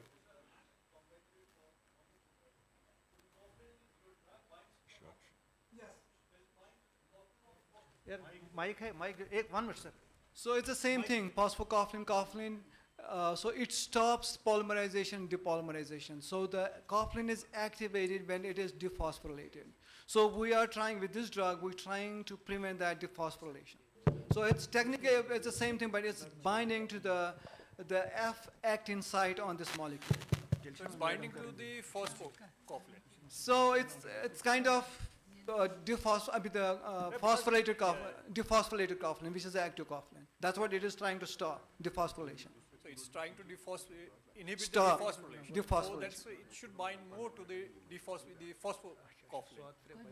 Which, as I said earlier, so it's the same thing, phosphorylated form, dephosphorylated form, because of idea we found so it. The phosphorylation doesn't inhibit the binding of the drug. Right. So the idea is to bind to the groove, which is for F-actin. So if we can have our molecule go to bind to the groove, so that F-actin doesn't bind to that, it doesn't lead to dephosphorylation or activation of this molecule. Okay. Did that answer your question? What about the inflammation? So because you have seen that there is a activation of the TNF-alpha also. Yeah, so we were able to see that. I was not able to show that slide also. We found that with our this drug, we were able to see that all these mRNA levels of TNF-alpha, all these inflammatory markers, they were down, and also the anti-inflammatory markers. Which is like which have neurotrophic factors like TGF-beta, that goes up, which helps in recovery. So with this drug, bad ones go down, the good ones go up. That's why we don't want to touch the recovery phase. We want to leave it to the injury phase only. Thank you. That was a nice question. No question? Sir, please, you wait, sir, just.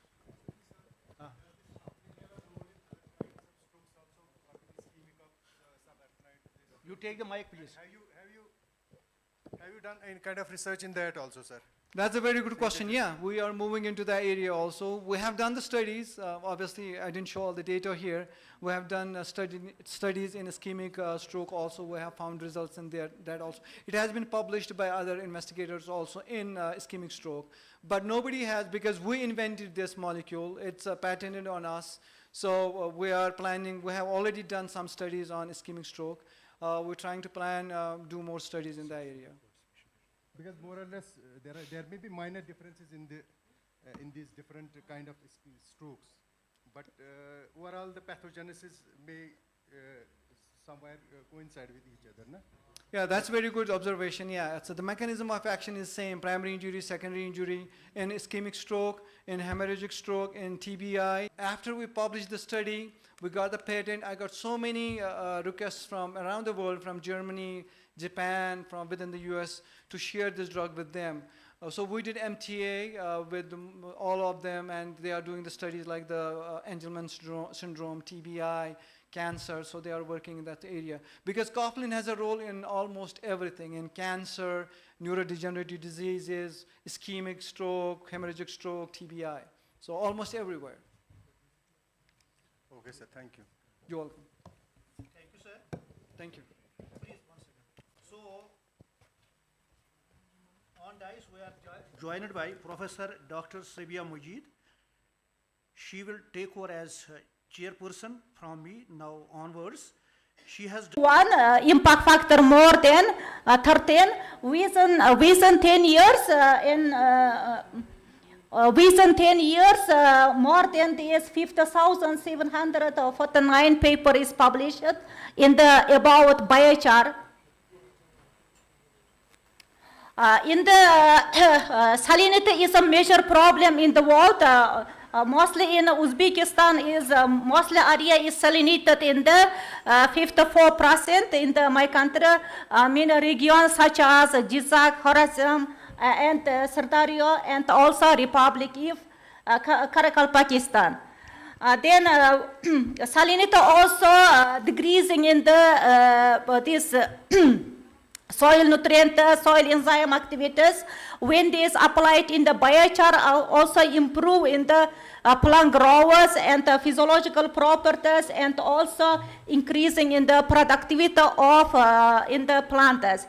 Then salinity also decreases in the plant growers yield, and also photosynthetic pigments such as chlorophyll A, chlorophyll B, carotenoid, and also related water content. The objectives of this study to study the effect of biochar on the growers in alfalfa, amaranth, and maize, to analyze the effect of biochar and root morphological traits in the plant, to investigate the effect of biochar on physiological traits in the plants, to study the effect of biochar levels on soil nutrients and soil enzyme activities. In the Uzbekistan first time also we use it in the biochar in the salinated area such as this dried in the Aral Sea around. This biochar also production in the National University of Uzbekistan. Then this is process of municipal salt. The biochar was carried out this in the 500 grados because this 400 and 500 grados also benefit for production in the biochar. Biochar is rich in the nutrients such as nitrogen and organic carbon and phosphorus and micronutrients such as in the zinc, iron, and also molybdenum. Then in the here also this table also showed that in the Aral Sea around also salinated sand, this is also nutrients is very less. We also applied in the biochar in this salinated area, and this after we cultivate in the amaranth and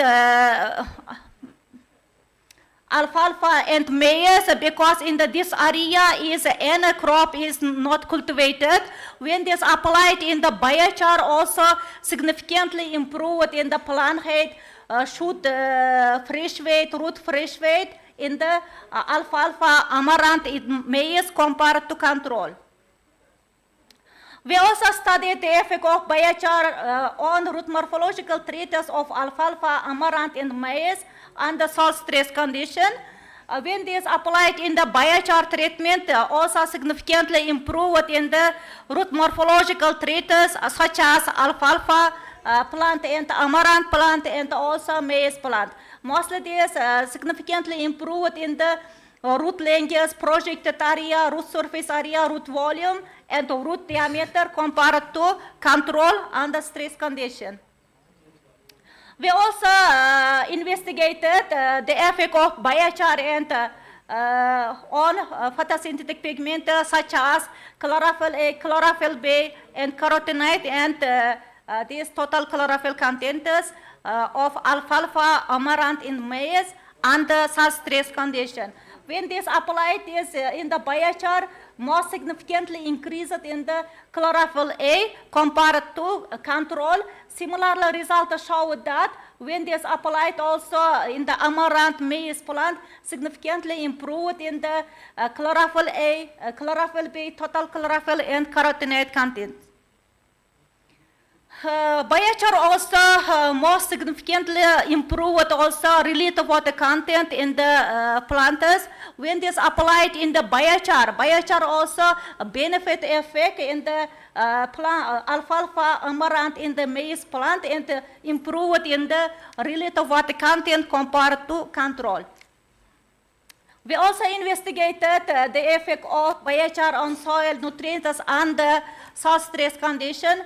When this applied on biochar treatment, significantly improved in the nutrients such as nitrogen, phosphorus, potassium in humus content compared to control under salt stress condition.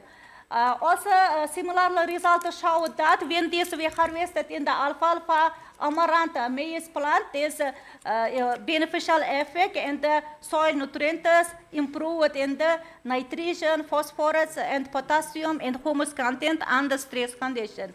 We also investigated the effect of biochar on soil enzyme activities under water stress condition. When this applied this biochar treatment, significantly improved in the soil enzyme activities such as in the catalase enzyme activities, invertase and urease enzyme activities. Also similar results showed that when we harvested amaranth is maize plant, also improved in the biochar treatment in the soil enzymes such as catalase enzyme activities, invertase and urease enzyme activities under salt stress condition. We also investigated in the interrelationship between study variables in the terms of Pearson correlation test was investigated. In the biochar treatment, also positive effect and variables such as in the plant growers and also photosynthetic pigments. This in the blue color also indicate that positive correlation and with variables, and this is red color indicate there's negative correlation. If you see here also this biochar treatment mostly significantly improved in the positive correlation with plant growth parameters such as in the plant height and also root length and also this photosynthetic activities and soil enzyme activities. Also, there's a positive correlation between in the this nitrogen, phosphorus, and with in the photosynthetic pigments such as chlorophyll A, chlorophyll B, and total chlorophyll contents. And nowadays in the world is very important is organic farming and natural farming. When this applied, this is plant growth promotion rhizobacteria beneficial effect in the agriculture because it's compared to chemical fertilizer. plant growth promoting bacteria also beneficial bacteria also production this in the indole-acetic acid and also nitrogen fixation and also improve in the plant growth and also yield. Then in the first time in the theme rhizosphere given by Hilter and theme plant growth promotion rhizobacteria given by Klopper. And rhizosphere in the narrow zone in the soil specifically influenced by root system. In mostly these three bacteria such as beneficial and deleterious and neutral groups. Beneficial free-living soil bacteria referred to a plant growth promotion rhizobacteria. Mostly in the soil bacillus and pseudomonas also predominant is plant growth promotion rhizobacteria. And what is effect is in the plant growth promotion rhizobacteria improve in the plant growers and also yield because this is mechanisms available and direct mechanism also indirect mechanism. What is in the direct mechanism? Direct mechanism providing plant with compounds synthesized by bacterium facilitating uptake and nutrients from environment. And indirect mechanism is reducing in the prevention of deleterious effect as phytopathogens fungi, mostly this in the Fusarium species such as Fusarium oxysporum, Fusarium solani, and Fusarium culmorum. In the Uzbekistan is in the mycanthra in the soil, mostly this in the caused by phytopathogen fungi such as Fusarium oxysporum, Fusarium solanum, and Fusarium culmorum. When this applied disease, plant growth promotion rhizobacteria, also this against to decreasing in the pathogenic fungi and also helping to plant growth also yield. When this biological fixation supply nearly 200 million ton nitrogen in the world, in the legume rhizobium symbiotic fixation occupation 65 and 70%. Because this, we are also telling in the soybean is a very important legume crop in the high rich in the nitrogen and the effect of various factors on the rhizobium symbiosis in soybean. In the water defense, salinity and temperature, also survival of bacteria strains, competition between microorganisms, soil condition and nutrient defense. In the, my experiment also used in the Bradyrhizobium japonicum. This bacterium is a specific bacterium in the soybean plant. Also used in the Pseudomonas putida, and also beneficial effect in the plant growers and also increase in the yield. Why we're telling in the soybean food for the in future? Because soybean is very important in the rich protein crop. And also higher content of protein 35 and 40%. Also this including this micronutrients such as in the phosphorus, nitrogen, potassium. This in the soybean plant also used in the food industry, textile industry, chemical industry, in the engineering industry and others. In the soybean also used in the food industry such as confectionery industry, the bakery industry, industrial production of pasta and others. And I also use it in the combination of biochar. What is effect in the biochar in the plant growth? We use it in the soybean plant, and the biochar level is used in the 1%, 2%, and 3%. And the Bradyrhizobium japonicum alone, and combination of biochar, combination of this plant growth formation bacteria such as in the Pseudomonas putida and Bradyrhizobium japonicum alone. Then this soybean plant also grows in the permanence, and after we harvested the permanence, we also analyze in the plant growth parameters and also soil enzyme activities and soil nutrients.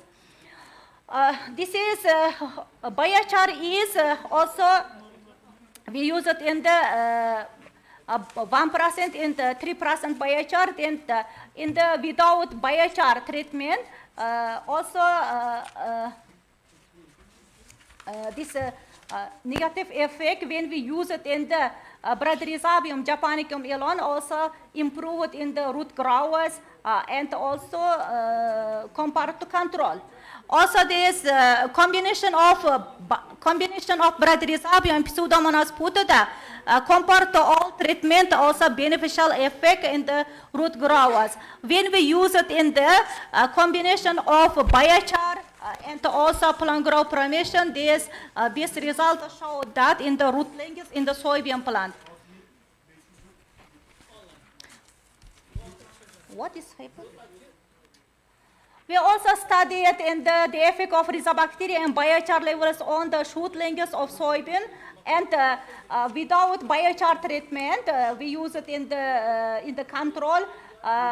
Bradyrhizobium japonicum alone, and also improve it in the shoot linkage of soybean. Combination of Bradyrhizobium and Pseudomonas putida compared to all treatment, beneficial effect in the shoot linkage. And similar results show that in the 1% and 3% biochar, which is combination of Bradyrhizobium and Pseudomonas, and significantly increased in the shoot linkage compared to all treatment. Also, similar results show that in the root dry weight, also combination of Bradyrhizobium japonicum and also Pseudomonas putida, which is 1% and 3% biochar, a beneficial effect in the root dry weight in the soybean plant. Also, we studied in the rhizobacteria and the biochar levels on the shoot dry weight of soybean, and biochar treatment compared to this 1%, 3% also beneficial effect improved in the shoot dry weight. When we use it in the combination of Bradyrhizobium and Pseudomonas putida with in the biochar level such as 1% and 3% also significantly enhanced in the shoot dry weight compared to all treatment. Also, this combination of biochar and rhizobacteria also beneficial effect on the nodule number in the soybean plant.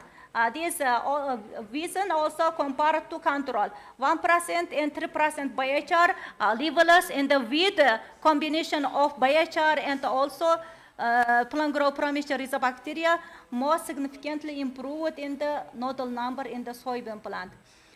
We also investigate the effect of rhizobacteria in the biochar levels on plant nutrients.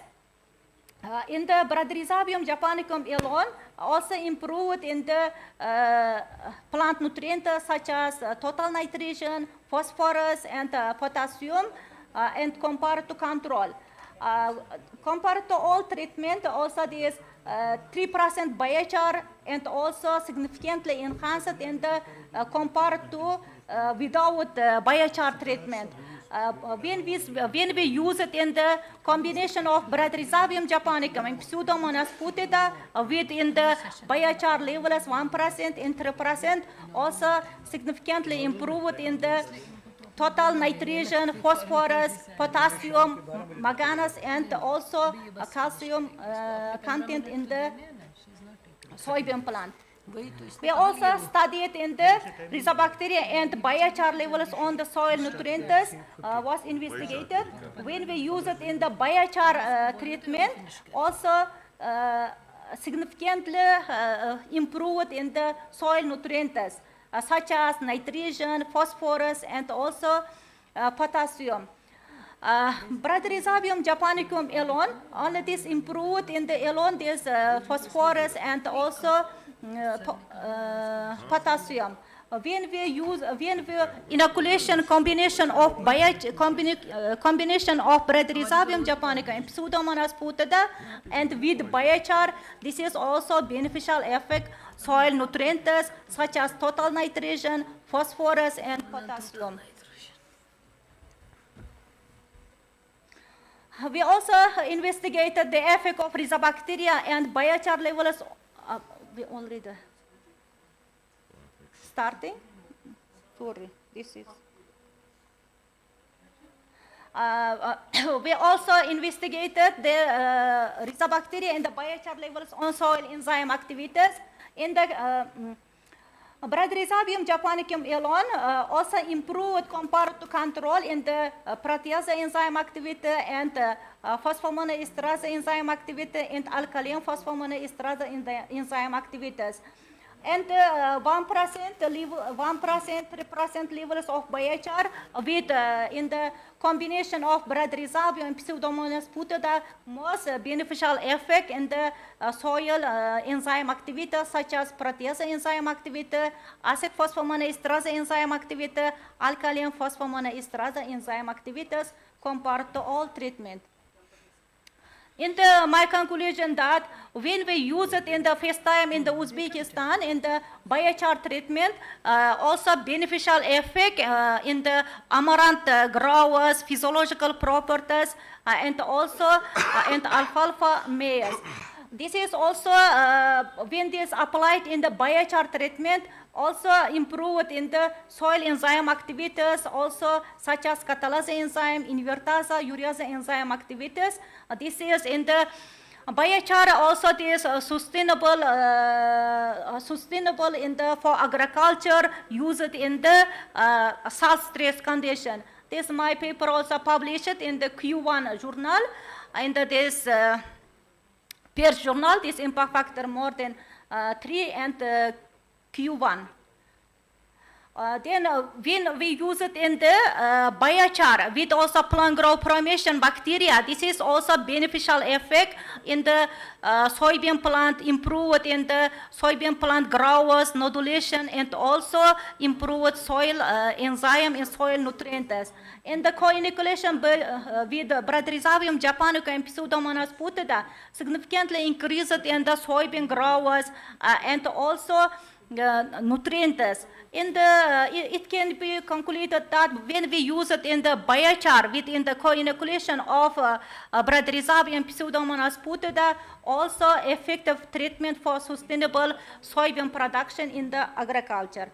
Thank you. Then this my paper also 2020 this published this Q1 journal in the I am also very happy coming to in India in 2021 I conducted my postdoctoral fellowship in the division of microbiology and IRI India Agriculture Research Institute. In this time is my country this already starting in the who is 12 paper is published in the Q1 journal, and also this Q1 indexed scopus in view of science impact factor more than 1. In the my number in the first time I defended my Doctor of Science in the without writing in the dissertation only 12 paper. I hope if you interested, we also planning to sign this university. You welcome in my country in the Institute of Genetics and Plant Experimental Biology. We also collaborate in the research paper in the course supervisor, master degree, PhD student. Thank you very much. Thank you very much, Dr. Jabarova, for a very interesting and enlightening lecture, and especially for the collaboration that you have extended. I'm sure people here, all the scientists, will be very happy not only to visit Uzbekistan and collaborate with you. Thank you so much. The topic is now open for discussion. Any question? Yeah.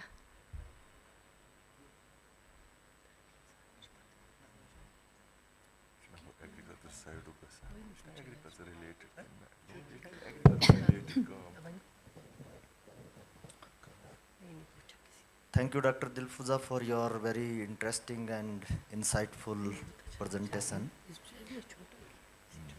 I have a small query that the production of biochar or characteristic of biochar depends upon the substrate. So what was the substrate which you have used for preparation of biochar?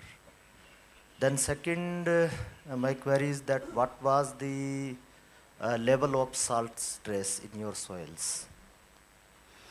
Thank you for your question. We use it in the solid waste biochar. In the only this plant, such as in the wheat and also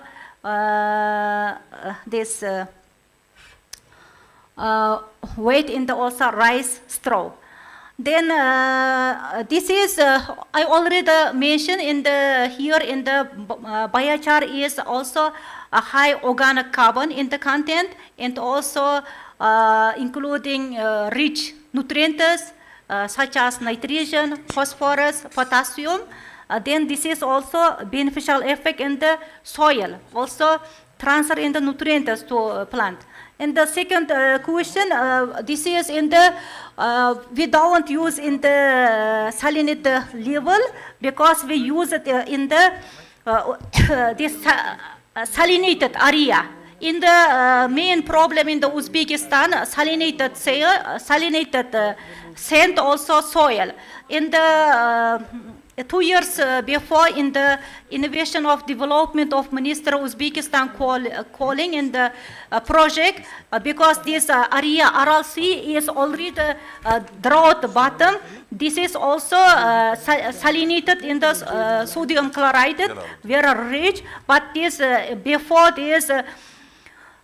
Never this any crop is cultivated. First time we starting biochar applied. This is also beneficial effect in the this area because this area is mostly this salt stress area, also high temperature. Oh, no, it's okay. Yeah. That is the salinity affected area. Yes. But my query is that what is the level of salinity? Yes, salinity is 3% level. Electrical conductivity, ECE. Yeah, conductivity, actually this in the soil science department already this analyzing this high level, this is 3% in the, soil, salinity soil. Any other question? No. Now I request, now I request Professor Sabia to hand over the certificate of participation to Dr. Dil Fouza. Please, you kindly receive it. Thank you, ma'am, for an exciting lecture.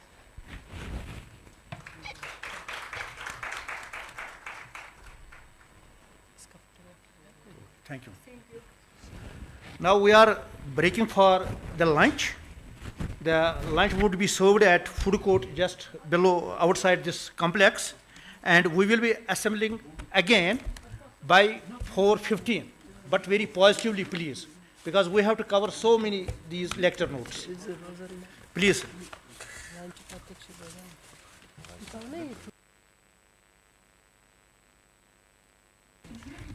Must have it even.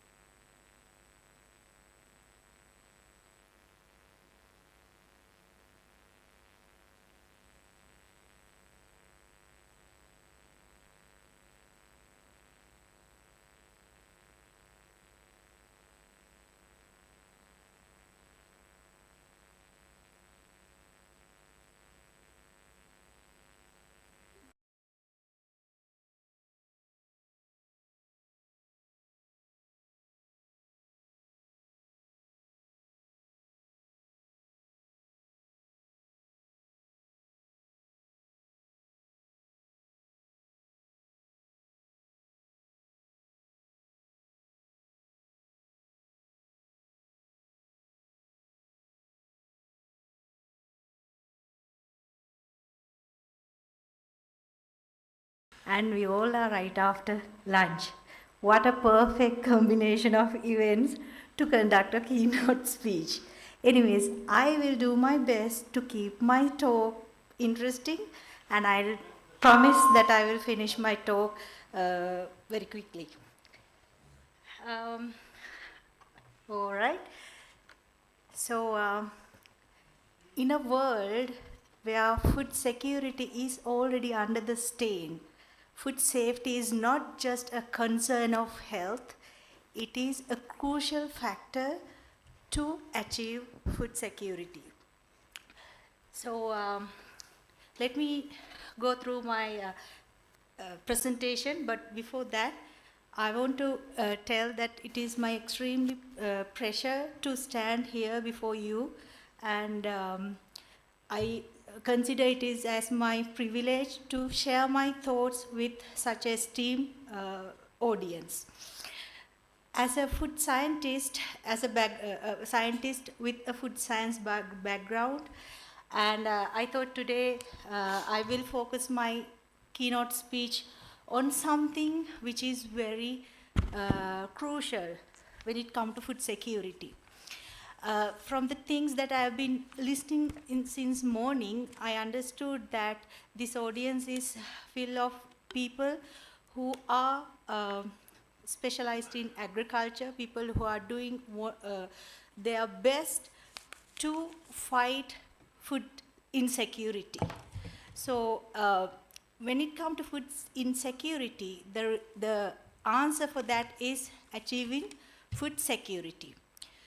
So suppose that, let me first take you through what is food security and food safety, because these are the two main things that I will be discussing.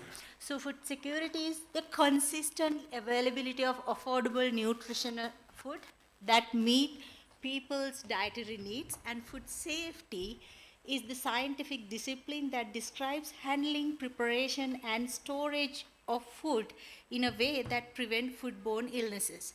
So there might be people who are conducting research on producing new hybrids that can produce more harvest in short time. There can be people who are working on improving the efficiency of fertilizers and making fertilizers more affordable for the farmers. Suppose that we do all these things with one aim, achieving food security. So have you ever thought what happens if all the food that we produce gets not safe for consumption? Will that work? No. That means while we focus on increasing food production, we also need to pay a lot of attention on securing the safety of that food, right? So therefore, I must say that food safety and security is interlinked. Whenever food security is compromised, food safety will definitely get compromised. Whenever food safety is compromised, food security will be compromised. So therefore, these two things are always interlinked, and as scientists, we should work hand to hand to achieve food security as well as food safety. So as a scientist with a background in food science and technology, I will be focusing my speech on how we can use these cutting-edge technologies to assure food safety, because it is very important in achieving food security. All right. So I know that I have heard that India is having one of the fastly growing economic at the moment. So that means I'm sure that India has paid a lot of attention towards food security and food safety. And I thought that this talk, there will be something that you all can take from my speech, because assuring food safety will be one of the main things that India will have to pay attention if they want to further improve their economic growth. It is not only for India, for any country. If they want to improve their economy, food safety will come in very first items in the list. So growing food security and food safety concerns include urbanization, globalization, because now globalization in the sense people are now, they don't just rely on the food that they grow or they harvest. They want more varieties. They prefer eating different fruits. So we tend to eat, if you think about the food that you just ate today, you don't know where that food is coming from. Some components of that food may be coming from USA or from Mexico, right? So now the food system has become more complex. So when this food system get more complex, what happens is the food safety can get compromised if we do not pay enough attention. So while conducting my lecture, actually my main objective is not to discuss about some specific cutting edge technologies. My main purpose is to show you some areas where you can use, where and how you can use these cutting edge technologies to secure food safety so that you will be good with food security. So I am going to move a little bit fast through my slides. So you all know what happens when food safety is challenged. People can get ill, mortality rate can go up, there can be economic losses, food can get waste, food security is challenged, and it can hinder the development of the country. And what happens when a food is unsafe? We call a food is unsafe if a food is get contact with any type of food safety hazard. And if a food get contaminated with any type of food safety hazard, there is a risk of us getting ill. So food safety hazards, in the sense, it can be either physical, chemical, or microbiological hazards. If our food get contaminated with any of these things, food can be identified as unsafe for human consumption. So the current gaps in traditional food safety approach is that the traditional method that we have can be very slow, less specific, and inefficient. So therefore, we need to have more developed, advanced technologies, but they should not take more time or they should not take more money, right? So to simplify my speech, to simplify the understanding of using cutting-edge technologies in improving food safety, I have divided those technologies into 4 categories. So the first category is food safety hazard detection, the technologies that can be used to food safety hazard detection. Then the technologies that can be used to improve good manufacturing practices, and food technologies that can be used to improve food traceability and employee training. So these are some key areas where you can use these cutting-edge technologies to improve food safety. So let's see how these cutting-edge technologies can be used to improve food safety hazard detection. So food safety hazard detection, one of the main food safety hazard is biological hazard, which are mainly microorganisms.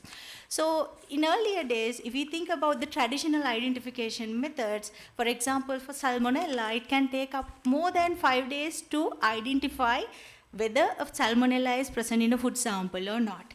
So normally, if we think about, let's say, a fresh product like a ready-to-eat salad product, so we cannot keep them in the cold storage until we receive the results of microbiological analysis that we did to release them into the market, right? So we need faster methods. Not only those methods needs to be fast, they also needs to be specific and accurate, right?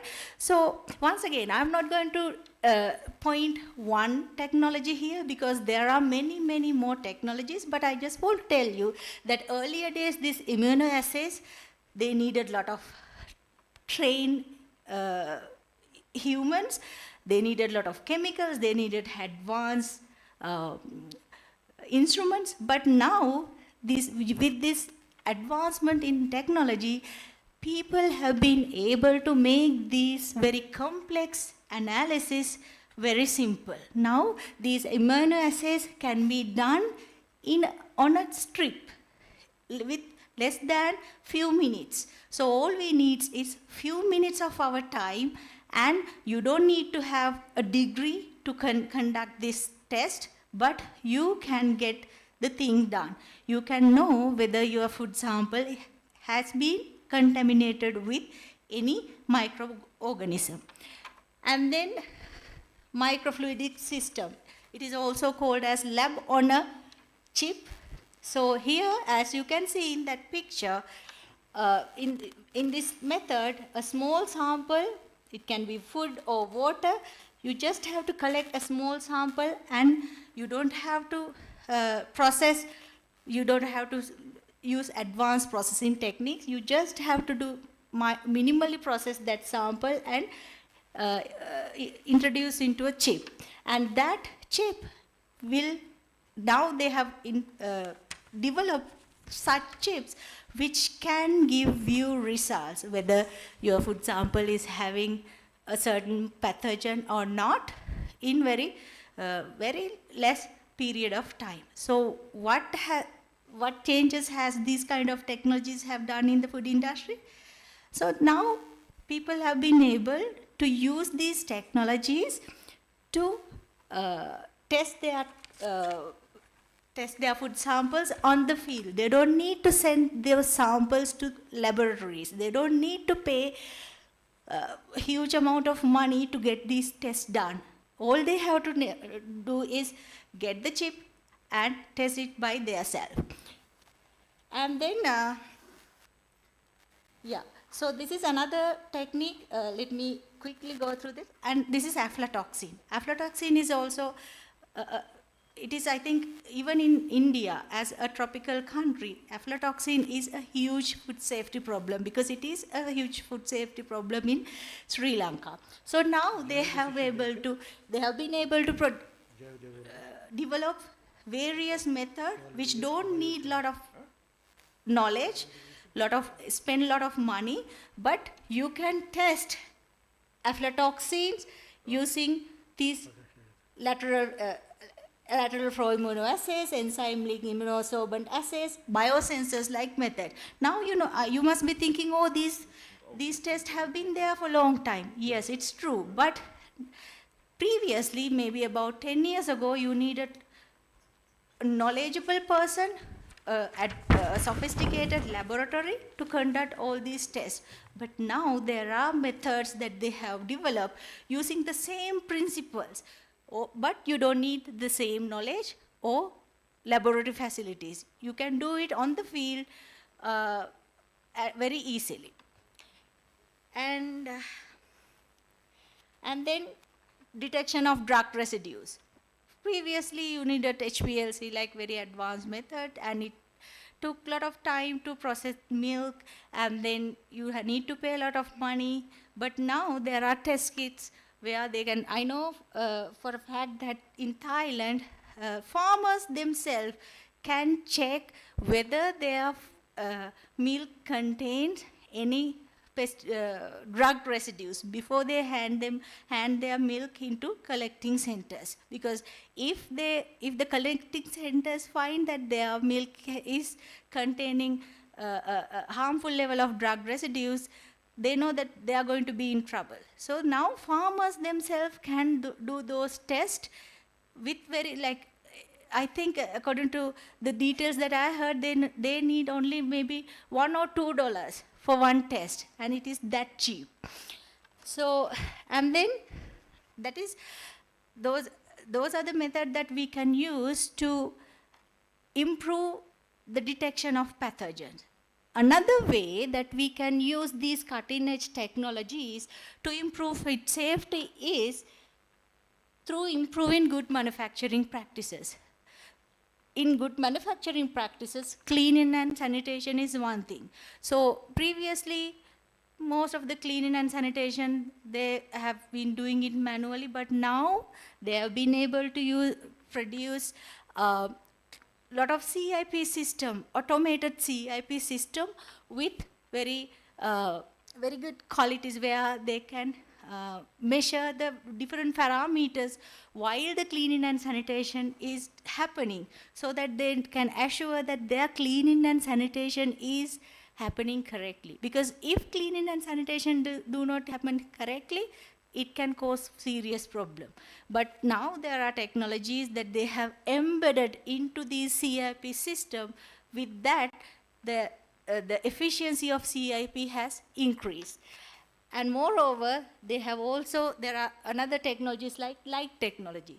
There are these light technologies, so here you can see in the picture that how the food industry now have incorporated light technology to prevent mold growth in strawberries, right? So right after washing, they are sending these strawberries through a conveyor belt with where there is a UV bulb is attached. So with that UV bulb, what it does is it prevents sporulation of those fungus, and that prevents, that more or less, it delays fungal growth in strawberries. So there are various technologies that now have developed, and they are not that expensive, and they do not need a lot of skilled labor to operate.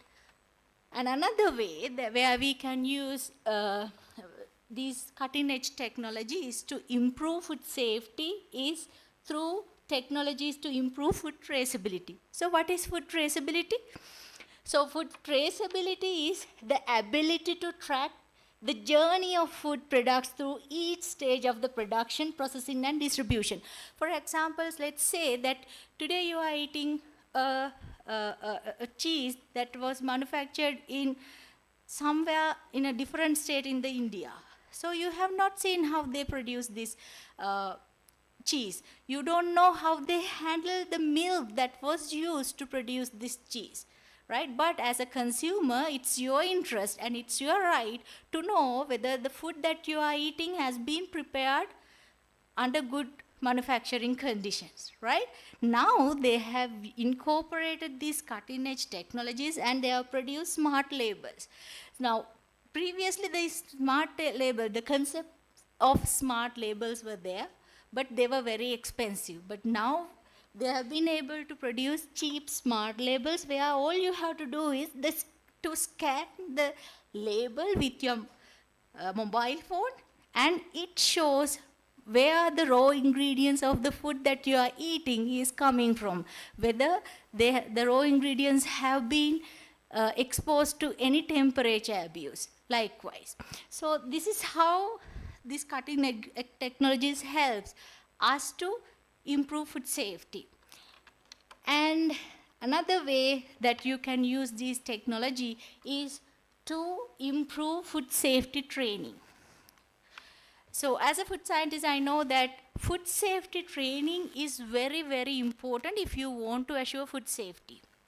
Because no matter how careful the farmer gets while growing their plants on the field, if the person who is storing the product, if that person is not aware of the good manufacturing practices that he or she must follow, the food safety can get compromised. For example, in Sri Lanka, we grow corn. And farmers grow corn, and they are very careful with, applying pesticides, and they know when to harvest their corn. But the problem is, after they harvest corn, they do not have enough facilities to store them. So another person, a third party, will come and purchase all the corn and store. But in Sri Lanka, the biggest problem is the person who is storing those corn do not know what are the conditions that they must provide while the corns are being stored. They don't know what is the importance of reducing moisture content before storing. So because of that, we are facing a huge problem with aflatoxin in our corn. And the next most serious case is we are using that corn to produce, those food products that are specially made for small children. Okay, so that that problem has been created because of the illiteracy of one person. So therefore, we can use these technologies, cutting-edge technologies, to improve the food safety knowledge in employees and any person who are involved in food industry. For example, importance of food safety training in food industry. We can use food safety training to prevent foodborne illnesses.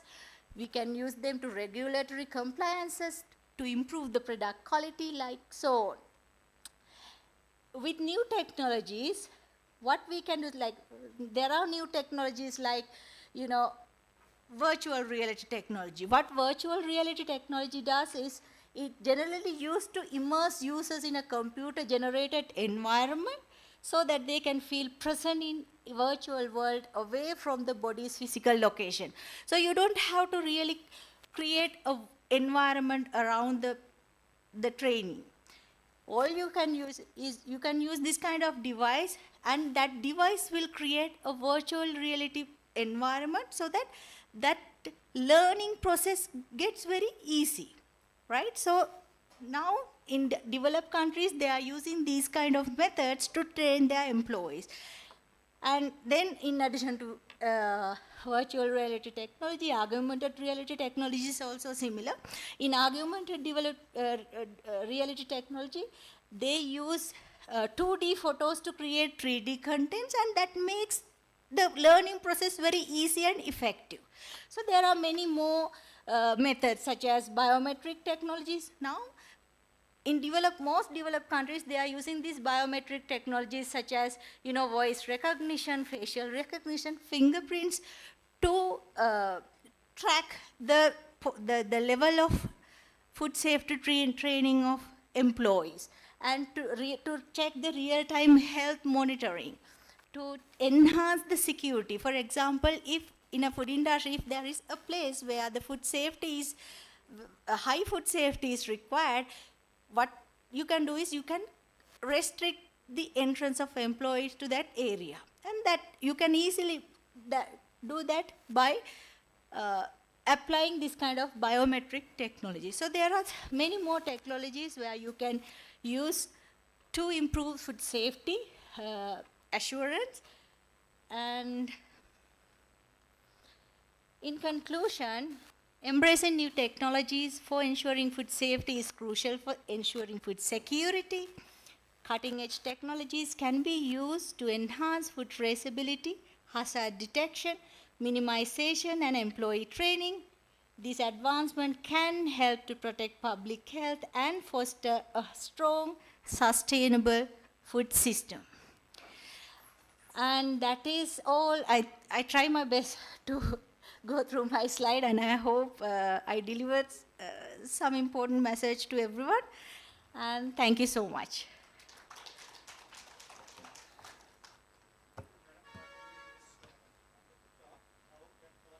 For discussion, any question from the audience, please? Ask mic, mic.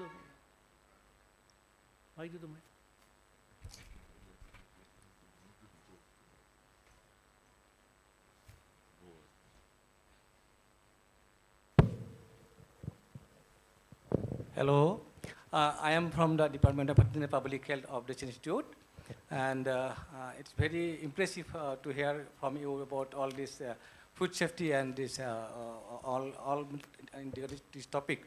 So as far as my knowledge, I know that Sri Lanka is very much famous about this seafood, especially this seafood and seafood product, as I know that is from different media.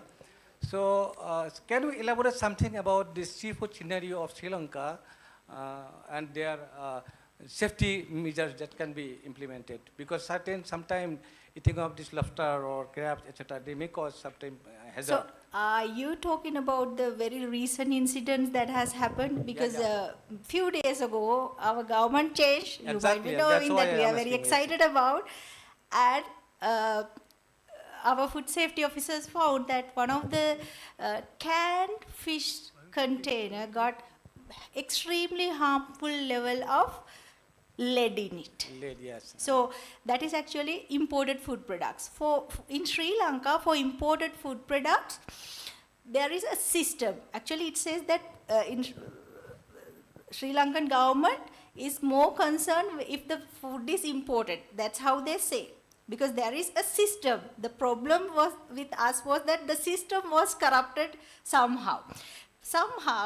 Recently they found that they tested, maybe they did all the testing that they must be doing for all the imported food products.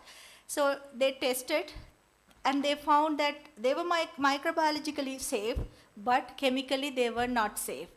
And they send all the food, they did not purchase. Normally in Sri Lanka what they do is when we receive imported food product, a container or something, shipment, let's say, we do not pay money or we do not take them into our country until we check them and we confirm that they are suitable for human consumption. So I hope and I pray that now our system is working. And that's why we were able to code that thing. My next question. Yeah. Just today morning itself, I have seen in news that Sri Lanka is flooded in some way. Yes. But they are distributing these foods to these people in relief camp. But I have seen that something is gapping in this maintaining hygiene.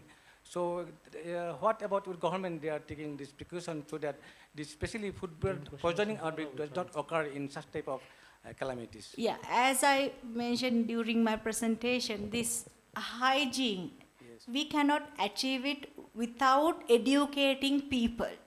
And I think you all know that Sri Lanka has a very high literacy rate in Asia. But there are still people, and even we are very concerned. And now I think we have certain programs where we do small workshops for small food producers just about good manufacturing practices. So through that, what we try to do is educate them about hygienic handling of food products. But I have to accept that there are people who are not aware of good hygiene practices. Thank you very much. Thank you. Hello. But Good only afternoon, one question, ma'am. please. Okay, sir. Good afternoon, ma'am. Myself, Dr. Najmana, and I'm working as an assistant professor in the Division of Veterinary Public Health.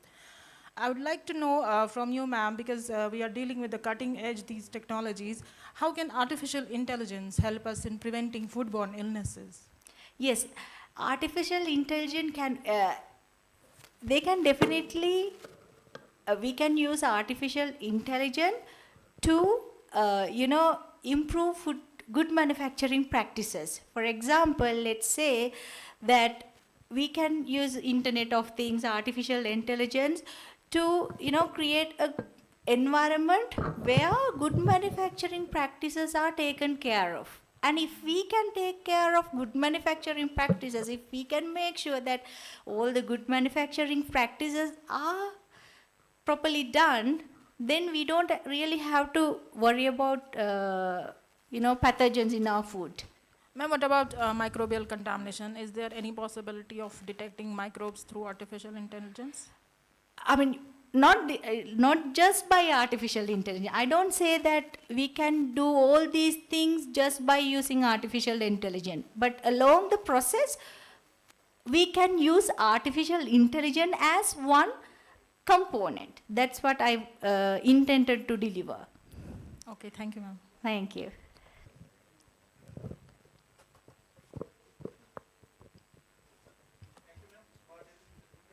And I request you to take your this certificate of participation. Thank you, ma'am. It was so nice. Thank you once again.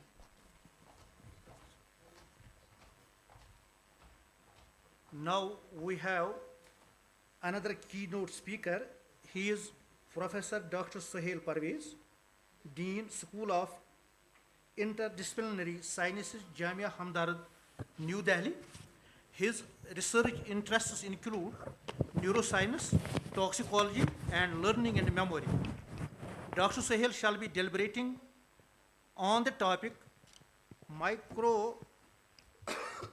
mitochondrial health and redox imbalance in post-subarachnoid hemorrhage, therapeutic strategies with drug repurposing. I think it has some relevance with the earlier topic delivered by Professor Shah. Am I correct, sir? It is complementing that.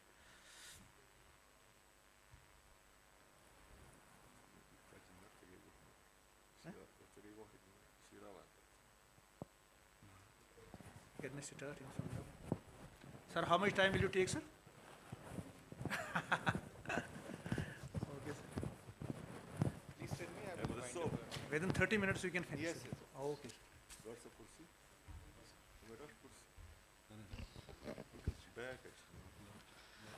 Assalamu alaikum and very good evening. I know it's very tough on you because you have been sitting since morning and the time is lingering on and the topic is becoming more and more irrelevant. So what I should say, I should first thank the wonderful organizer, Dr. Mudassir, and alumni of Jamia Hamdard. I don't see Dr. Munibur Rahman around.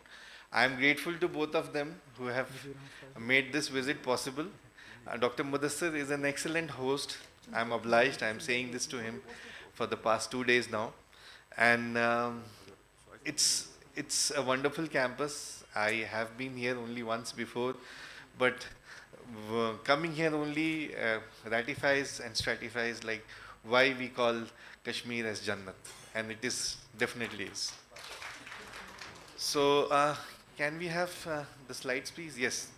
So I am from Jamia Hamdard. It's a fortunate thing that I am talking at SKUAST, where so many members are from Jamia Hamdard. But unfortunately, the real identity of Jamia Hamdard is not known by many.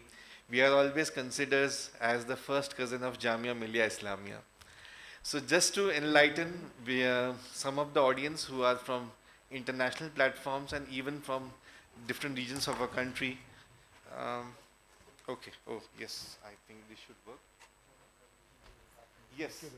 So very briefly, just one slide about the history of our institute. Hakim Abdul Hamid Sahib, he is an institution builder. We know people create many things, but only few people in this world have created institutions, and I regard him as one of them. So it started as a very basic HNF known as Hamdard National Foundation in the 60s. And initially there were 4 disciplines: the Islamic studies, the pharmacy, the Unani medicine, and the nursing. These 4 disciplines were actually part of Delhi University before 1989. In 1989, we actually got the distinction of a deemed to be university by the Act of Parliament, where we are partly centrally funded by the UGC. Then, over the years, now we have completed more than 35 years, and we have now a medical college that was established in 2011, and we were recognized as an Institute of Eminence in 2019. So, as per the current NIRF, we are number 1 in pharmacy, number 15 in medicine, and within the top 35 universities of the country. I see Dr. Munib just strolling down. I was just mentioning him. He is one of our proud alumni, and the Department of Toxicology boasts many of them, and Dr. Zahoor Shah is a prime example who you heard in the afternoon, I'm sorry. So let's come to the topic. Professor Zahoor Shah made it very easy for me because he told you about these types of strokes that we have, and within that he talked a little bit about hemorrhagic stroke, that we actually divide into two. We call it as an intracerebral hemorrhage and the subarachnoid hemorrhage. Now, if you look very carefully at this, when we have already a weakened artery, and if that artery is weakened and eventually ruptured, we call it as an intracerebral hemorrhage. But once you have something of a berry aneurysm, and if it ruptures, that happens actually during rigorous activity, that is known as subarachnoid hemorrhage. Now, within the past 2-3 years post-COVID, we are hearing about many young people who are just dying, just after exercise, just while singing on the stage, with no previous history and any of that. And we are saying everything happened just because of COVID. Because before COVID, everything was normal. Now this, I would say, only a part contributing factor. Because there are many instances where a proper CT scan is not done, which is the gold standard of therapy. And as stroke is widely known, we call it that whatever has happened is a stroke. We are not distinguishing between intracerebral hemorrhage, a subarachnoid hemorrhage, or a stroke. Now, subarachnoid is actually the region within the brain where actually this is happening. So, when we go a little further, you need to see that within the brain you have the subarachnoid matter where actually the subarachnoid hemorrhage takes place. And when it does, this is what actually is happening, is that you have a rupture of this, and if not properly treated, this can even be fatal. Only a few groups around the globe are actually working on a surgical preclinical model of subarachnoid hemorrhage. Most of the labs, including mine, we are working on the middle cerebral artery occlusion, the Macau model of the ischemic stroke. So when we look at the risk factors of SAH, it is almost the same. The lifestyle disease, as we call it, it is contributing to that. But the differences among these three are only ascertained when you have some kind of diagnosis where you have some early events as well as the late events related to the subarachnoid hemorrhage. So the idea is to have a CT scan where exactly we call it the gold standard, and this usually is not available very easily. So if I presume and if I claim that I will work on a wonder drug that will take care of everything, is actually not possible. What we can do is we can think about agents that can reduce the neuroinflammation part, because after this episode is there, you can only provide symptomatic treatment.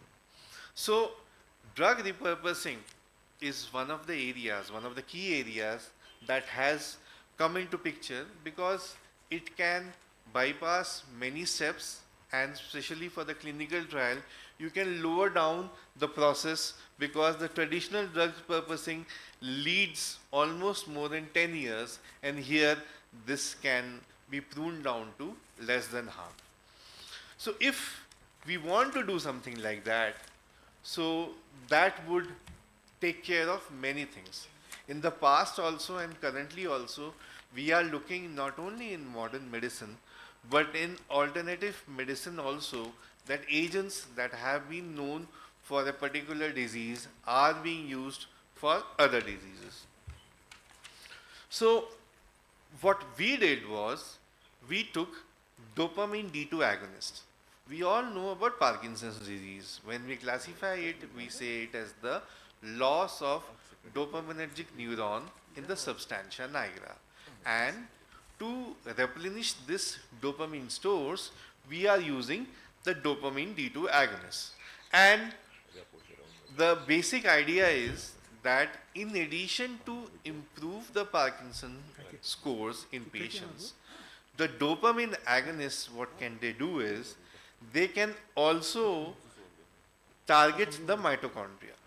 Because mitochondria, a subcellular organelle within the cell, has this whole phenomenon about increased ROS production, decreased ATP production because of the entire Krebs cycle, a loss of the membrane potential, elevation in the calcium. All of this leads to one significant physiological development. There is the opening of the permeability transition pore, which is wedged between the outer membrane and the inner membrane. So once this PTP is opened up, the cytochrome C actually is released. So once the cytochrome C is released, then it leads to the caspase activation, apoptosis, and all of that. Apoptosis is not only one way, it is not only governed by mitochondria, there are other non-mitochondrial events also that can lead to something like this. Now, when we are talking about all of this, it would be wonderful if somehow we can measure the activity of the PTP, that how open it is and how close it is, because that would give us the basic idea. So what we did, without going into the in vivo model directly, we tried to measure the activity of the permeability transition pore. And this we did with ropinirole and pramipixole. Those are known as the Parkinson's disease drug. Now these two people, Erwin Neher and Brett Sackman, they were awarded Nobel Prize in 1991 for physiology. And I have been fortunate of visiting Germany and meeting even one of them. What a beautiful country Germany is about when we talk about science. When you win the Nobel Prize, they give you a Max Planck Center. So he got a Max Planck Center at Göttingen, for which he is still the founding director and he is an emeritus there. And Sackman got a Max Planck in Stuttgart. So what this patch clamp is doing, because I thought about relating it to the technologies, ma'am before me also was talking about technologies, like how wonderfully you can do something where you have these small glass pipettes. And just to give you a measure how small this glass pipette is, this is a single strand of our human hair, and this is the glass pipette. Because you are talking not about the cells, you are talking about the cell organelles that are within the cells, and you need to make a connection. So how do you make a connection? Either the cell or the cell organelles, you attach the pipette to these cells and you form kind of a giga seal or a tight connection, and as soon as you make it, you have nice currents. So this is the setup of patch clamp, and this is the architecture of the PTP, where you have the outer mitochondrial membrane, the inner mitochondrial membrane, the cyclophilin D, and what you have is that the pro-oxidants and the calciums, they open up the channel. So how exactly any ion channel looks like is something like this. This is how you measure these currents with a glass pipette and a cell. So one portion of the recordings would be that the channel is closed, and one side of the recording is the channel is open. So you can see here that the maximum part of the channel here is at this level. So the channel is mostly closed, and here it is less, so channel is open. And at the bottom of the recording you can see it is kind of reversed. So the open portion is more and the closed portion is less. A channel is never completely closed or completely open. So as a measure of mathematics, we have the probability between 0 and 1. We also measure the channel opening as a probability between 0 and 1. So we say that here the channel is open only for 0.1 and here it is open for 0.9. Now this was very easy when you do with cells, when you do with normal channels. For mitochondria, it became a challenge. Why? Because the PTP is within the inner mitochondrial membrane and you have an outer mitochondrial membrane, and how exactly do you get into this? So a simple phenomenon of science where you treat it with a hypertonic treatment and then you maintain isotonicity with hypotonic and your outer mitochondrial membrane is broken and the inner mitochondrial membrane is swollen.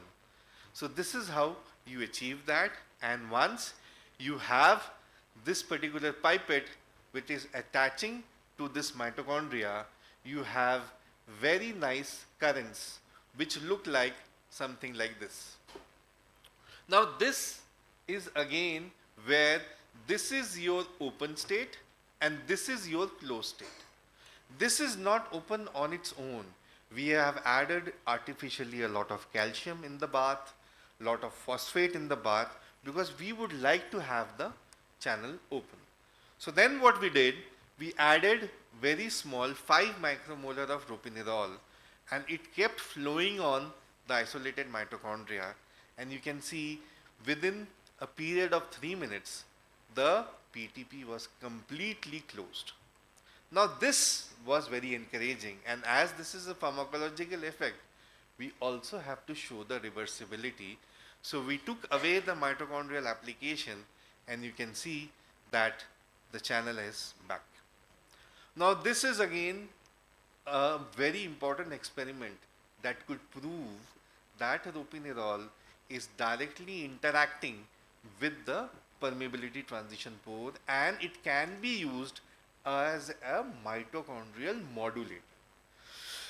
So once we have that, we also need to prove that whatever we are measuring is actually PTP. Otherwise, some may argue that we don't know what random channel you are measuring. How do you exactly know that this channel is the PTP that you are talking about? So we took another drug which is an anti-cancer drug which is known as cyclosporine A, and cyclosporine A, we all know that by now because of its cytotoxicity we have now discontinued it. We don't use it anymore. Now to pinpoint that why we used it, because it is a known fact for many years, not now, that cyclosporine A is actually a universal blocker of the PTP. So we took the same currents and we could show that cyclosporine A is actually blocking the PTP not with 3 minutes but within 2 minutes, and you can see that it is coming back, but now we cannot use it. Now this experiment was very, very detrimental for our publications and for our thought that yes, we can use something like that. So what we did, we then took the animal study in question and we did endovascular perforation where we actually ruptured it, because we saw that how the berry aneurysm is ruptured. So the subarachnoid hemorrhage is done the same way as stroke, but we deliberately rupture it, and it is not as difficult as the stroke surgery where you have to keep the suture for 30 minutes and then you produce the infarct. Now this was our model that we established, and we also took the treatment of ropinirole at 2 doses, 10 milligram per kg and 20 milligram per kg. That was the consequential dose referred from the humans, and we wanted to see if we can show something. So there were a couple of experiments that I would like to show. First was that whether the hemorrhage improved, and this was all done through the SAH grading. The bleeding grading is also there. You can see the SAH grading is there. So this is my sham where the rupture is not there. When you have a control in a surgical model, usually you do not call it control, you call it as a sham. This is the SAH model, and you can see the hemorrhage happening. This is the low dose of propinerol, and this is the high dose of propinerol. Still, the hemorrhage will be there. You do not have 100% protection. Now, the SAH grading, the neurological severity, as well as the brain water content, everything was significant, promoting us or prompting us to see, okay, this SAH scoring is somehow improved through ropinerol, because this was the major thing. Even if it interacts with the mitochondria, until and unless this is something that is required for us to be shown. So the next part was to show how exactly we are looking at the neurobehavioral responses. Because once the stroke happens, you know that in stroke there is this disability where you have paralysis, you have restriction in movement. So we did these experiments where we did the footprinting for both the forelimbs and hind limbs. So that was more neuroanatomical in nature. This was more neurobehavioral in nature. The third was to look at the neuroinflammation. And as we know that astrocytes have been implicated in neuroinflammation. So this was again for us to see, and we could conclusively show that you can see here this huge astrocyte neuroinflammation was reduced significantly and dose dependently in the third as well as the fourth group. The other thing was, when we are talking about inflammation, we need to correlate with the neuroinflammatory markers, and we took the COX-2, the IL-1 beta, and the TNF alpha. So these all were done through the Western blot, and we could show the protection. Next was to jump to mitochondria. And as you saw from that particular study, the initial is induction or increase of the ROS generation, the mitochondrial ROS, as well as declination or delineation of the membrane potential. So we have a BD Fax Academy in our university, and through the flow cytometer and through using these dyes, the two dyes, it helped us, the TMRE dye for the membrane potential and the DCFDA dye for the ROS levels, we could show that these two are being modulated. The final experiment which conclusively added our role was to do the cytochrome C and the BAX BCL2 and the caspases to show that the mitochondria was behaving in the way we had wanted, and that would reduce the apoptosis. So basically, please look at the middle, the D1. So what we are predicting, that once the PTP is open, the cytochrome C from the mitochondria will move to the cytoplasm, and that would lead to the entire cascades. So you can see here in the SAH, in the cytosol, the cytochrome C was the highest, and the mitochondria, the cytochrome C was the lowest. That would mean that the cytochrome C from the mitochondria has leaked out to the cytoplasm. Now this is not 0 and 100, it is the relation. This is the level in mitochondria, which is much less, and this is the level in cytoplasm. And this was reversed when we treated it with ropinerol. We also had some PGC1 alpha and CLT3. These are the cascade protein pathways for mitochondrial function. And we also did some histopathological alteration experiments. Now currently we had submitted this manuscript in biochemical pharmacology. It came after revision, and I am pretty hopeful that this will run through and we will get it published within this year. So the basic idea is that whenever we have any drug repurposing agent, instead of directly jumping into the in vivo model, if we can show by various techniques and tools how interacting it is, in silico is different, but if it is can be done in vitro or where you have exosomes and many other models that are there, that would really strengthen your study. So these are the various funding agencies that have been very generous over the years for my funding the research programs, and these are the wonderful national and international collaborators that have really helped my studies over the course of 15 years at Jamia Hamdard.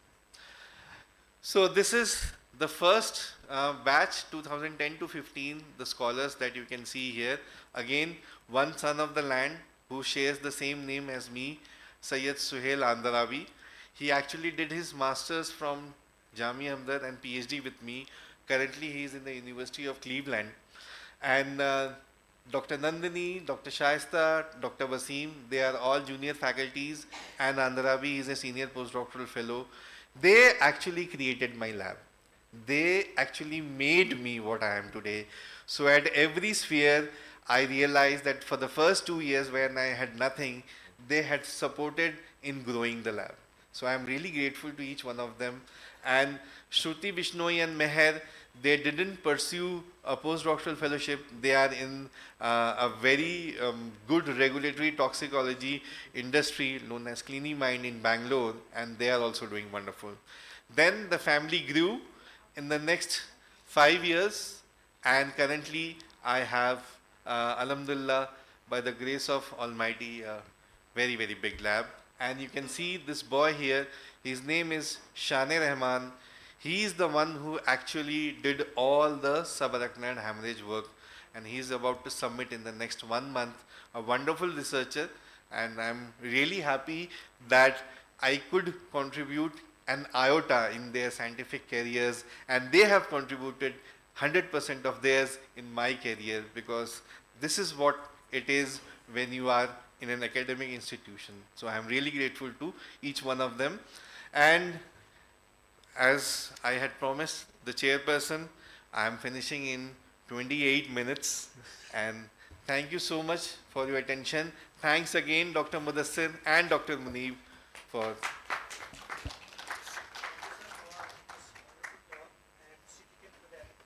allotted to you, sir. I am once again thanking you for the time allotment management. Now the topic is open. Any question from the audience, please? But one question per person.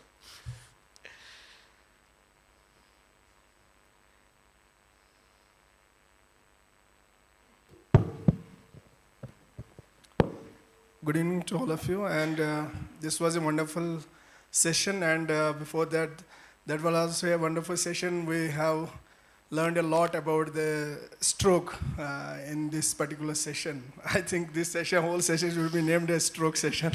Well, so, sir, one question from me, that you have taken a drug. Have you done some toxicological estimations of this particular drug?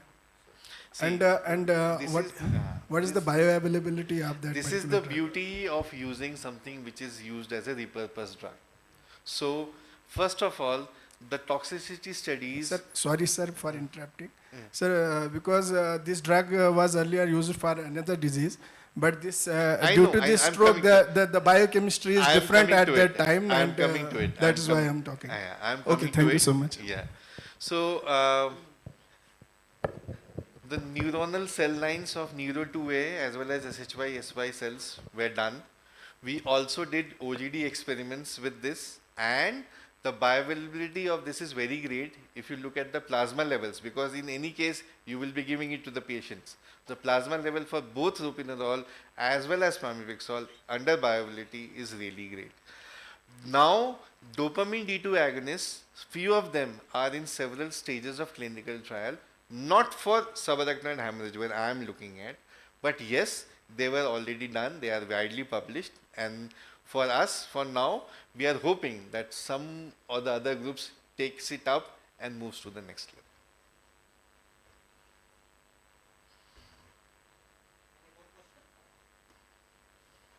Sir. Okay. Sir, please have your certificate. That's so nice. Here over here, sir.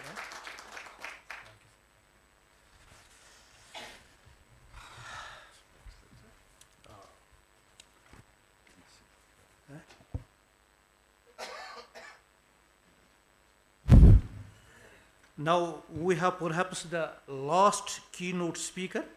He is Professor Sanjay Swam, School of Natural Resource Management, College of Postgraduate Studies in Agriculture Sciences, Central Agriculture University. He shall be deliberating upon the topic, Nature Supportive Traditional Farming Practices of Northeast India. Sir, we hope that we will also stick to the timeline allotted to you, that it should not cross 30 minutes. Okay, thank you, sir. Good evening, everyone present in this hall. We are dealing with a diverse topic from the previous speaker's topic.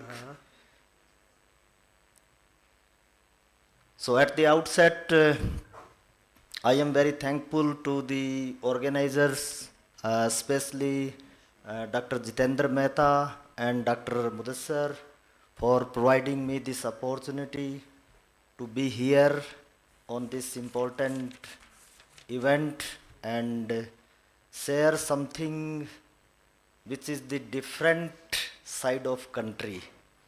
Right now we are in northwest Himalaya, and my location where I am working is the northeast Himalaya. So I am going to share some of the traditional practices which are nature supportive. Since morning we are discussing that because of the problem of hunger at the time of independence, there was urgent need to boost the production potential, and we have done that. But at the cost of many things.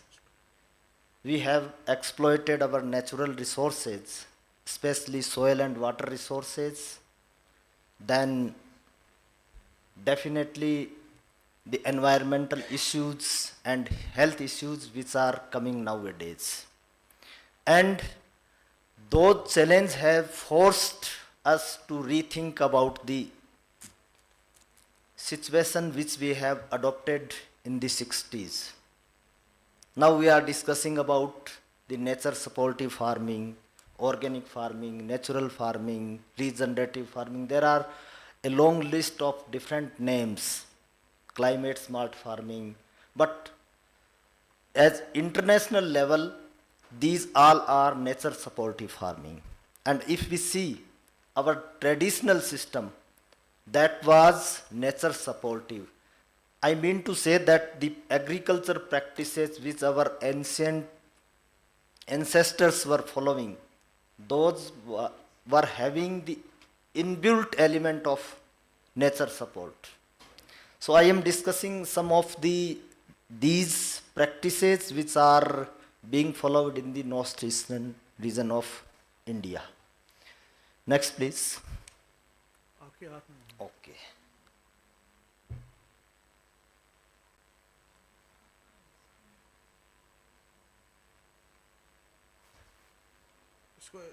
Please help him.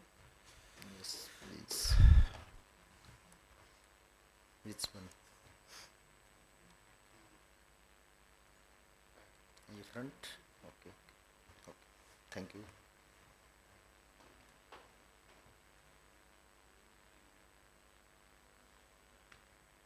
It is not working.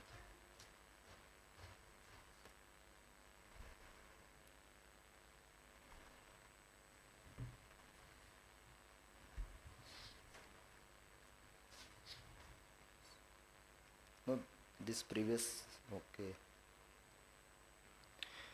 Okay, so friends, this Northeast India is composed of 8 states.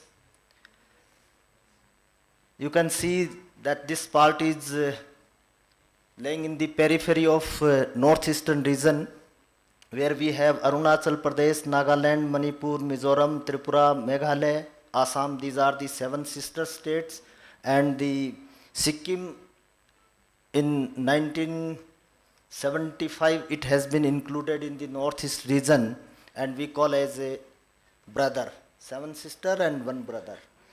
So this northeastern region is having so many tribal communities. There are more than 200 tribal communities, and they have different type of their tradition, their culture, and of course more than 200 tribes. They speak around 300 different type of language in different dialects. Now the peculiarity of this region is that most of the states except Assam, where only 2 districts are hilly, rest whole this northeastern region is the hilly area, mountainous area, where the agriculture is very difficult and what to say CDR type. This is complex, diverse and marginal. So the total around 56% area is under low altitude, 33% is on mid altitude, and around 11% area is under high altitude. And already as I told that this agriculture is complex, diverse and risk prone, because you know that we have the world's highest rainfall in the Meghalaya, almost more than you can say 12,000 mm on an average per year. So the forest cover is very large. The weed biomass is a very big problem, and the situations of Northeast India that have compelled the farmers to generate some of the indigenous practices. So one this practice is zoom cultivation, and in many places it is known as slash and burn agriculture. This is simply, in our areas we are rotating the crops. We adopt the crop rotation, but instead of rotating crops, when we are rotating the fields, then it is zoom agriculture, right? I think you got point that in this type of rotation, instead of rotating crops, we are rotating the fields. We are shifting from one land to another land after a certain period of time.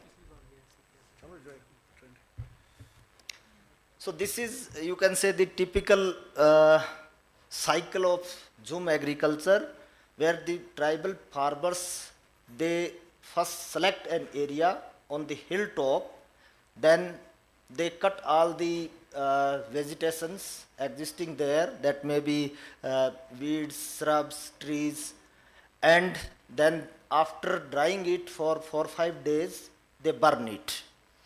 And after burning, they sow the seed, then at maturity, they harvest the crop, and they continue to take crops up to 4 or 5 years.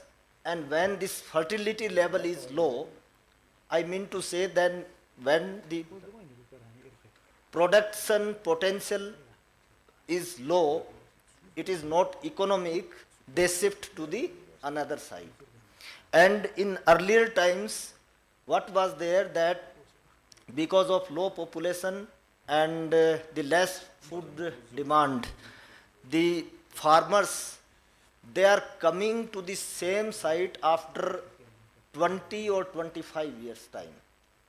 That means the zoom cycle was of the 20 or 25 years.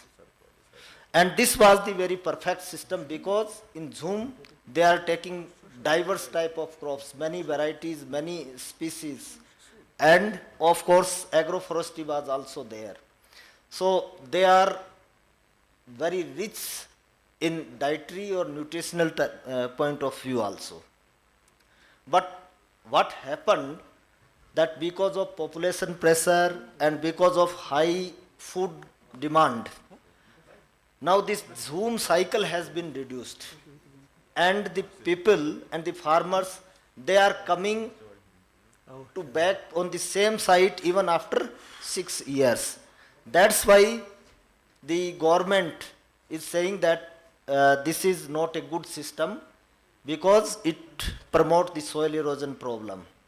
But traditionally, this was very good system, and every harvest rituals of the tribal people, they are associated with this type of traditional system. So it is very difficult to completely ban the system, because if they are not practicing this, they can't even celebrate their festival and their rituals. So it is not possible to completely ban, but we are just advocating the farmers to modify this system. Now here you can see few of the glimpses that the first view is this green hill, and after selecting this site they have burned, and in the third picture they are making some type of bunds to reduce the soil erosion, and in the fourth, this is the temporary house. They are settled there for the cultivation purpose. Then here they have finally prepared the field, then they have completed the sowing, and the crop is germinated, and this is intercultural operations like weeding and all those things. And here one peculiar thing is that every farm operations is being done on a community basis, not an individual farmer. So wherever they have to work, they are working on community basis. Now this is the typical field zoom site where they have grown the paddy mixed with certain type of legume crops and maize also. Now this has already I have discussed that traditionally it was very good system, but because of the sultan of this zoom cycle, now the government is saying that it is promoting the soil erosion problem, and that's why we have to modify it. Here you can see that in the shifting cultivation we have the highest problem of soil loss per year if compared with the other systems. Now this is, you can see the typical zoom system where in the top they have the forest, then they are taking rice, maize, then different type of vegetables. Now we are suggesting some improvements, and this is the very, you can say the minor intervention that we are suggesting to the farmers, because traditionally they are not using any manure, any compost, they are using the traditional seeds. So we are advising them to use at least FYM and to use some of the improved variety seeds and some techniques of the crop establishment and planting of the broom grass, so that can check the soil erosion problem. And this is, you can say the one improvement in Zoom, where we are suggesting to have some recharge pits so that the water they can store in the recharge pit, and the velocity of the water, flowing water, can be checked to reduce the soil erosion problem. Likewise, we are advising them to plant the fruit crops like then in the top we have the forest area, then the rice crop, then we are advising them to have the contour bunds, then hedge plantation. So all these measures are just to check the soil erosion problem and to maintain the moisture percent in the next season. This is the second options where we are advising them to have some legume crops like this green gram, rice bean, and some structures for soil erosion like half moon terrace, and some of the fruit crops like pineapple, vegetables like chili, brinjal. So all these type of measures we are advising them. Then the farmers at their own, they have modified this system just to check the soil erosion, and this boon system, it is particularly is being followed in the Meghalaya, where they are growing crops in a series of raised bed, and these raised beds are of 0.15 to 0.3 meter of height and 0.75 to 1 meter width, and the equal area is kept as sunken area. And what actually they are doing, that instead of completely even the cutting the trees, simply they are collecting the weed biomass and small shrubs, and they are making some piles, and after drying this part partially, then they are putting soil mass on this weed biomass, and then they burn it. So unknowingly what they are doing, they are preparing the this biochar, because in northeast India we have the acidic soils. So unknowingly the biochar which they are preparing, that is working as an amendment for acidic soils. And in these raised beds, they are taking particularly the root crops like ginger, turmeric, potato, sweet potato.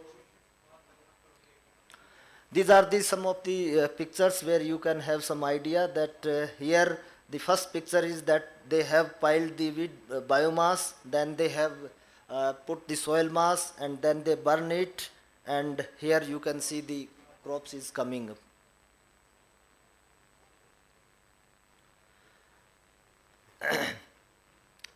Here I want to just compare the this modified boon system with the earlier this zoom cultivation, and you can see that even in first year in the boon system where they are preparing in situ biochar, the yield is quite high in both the first year as well as in second year.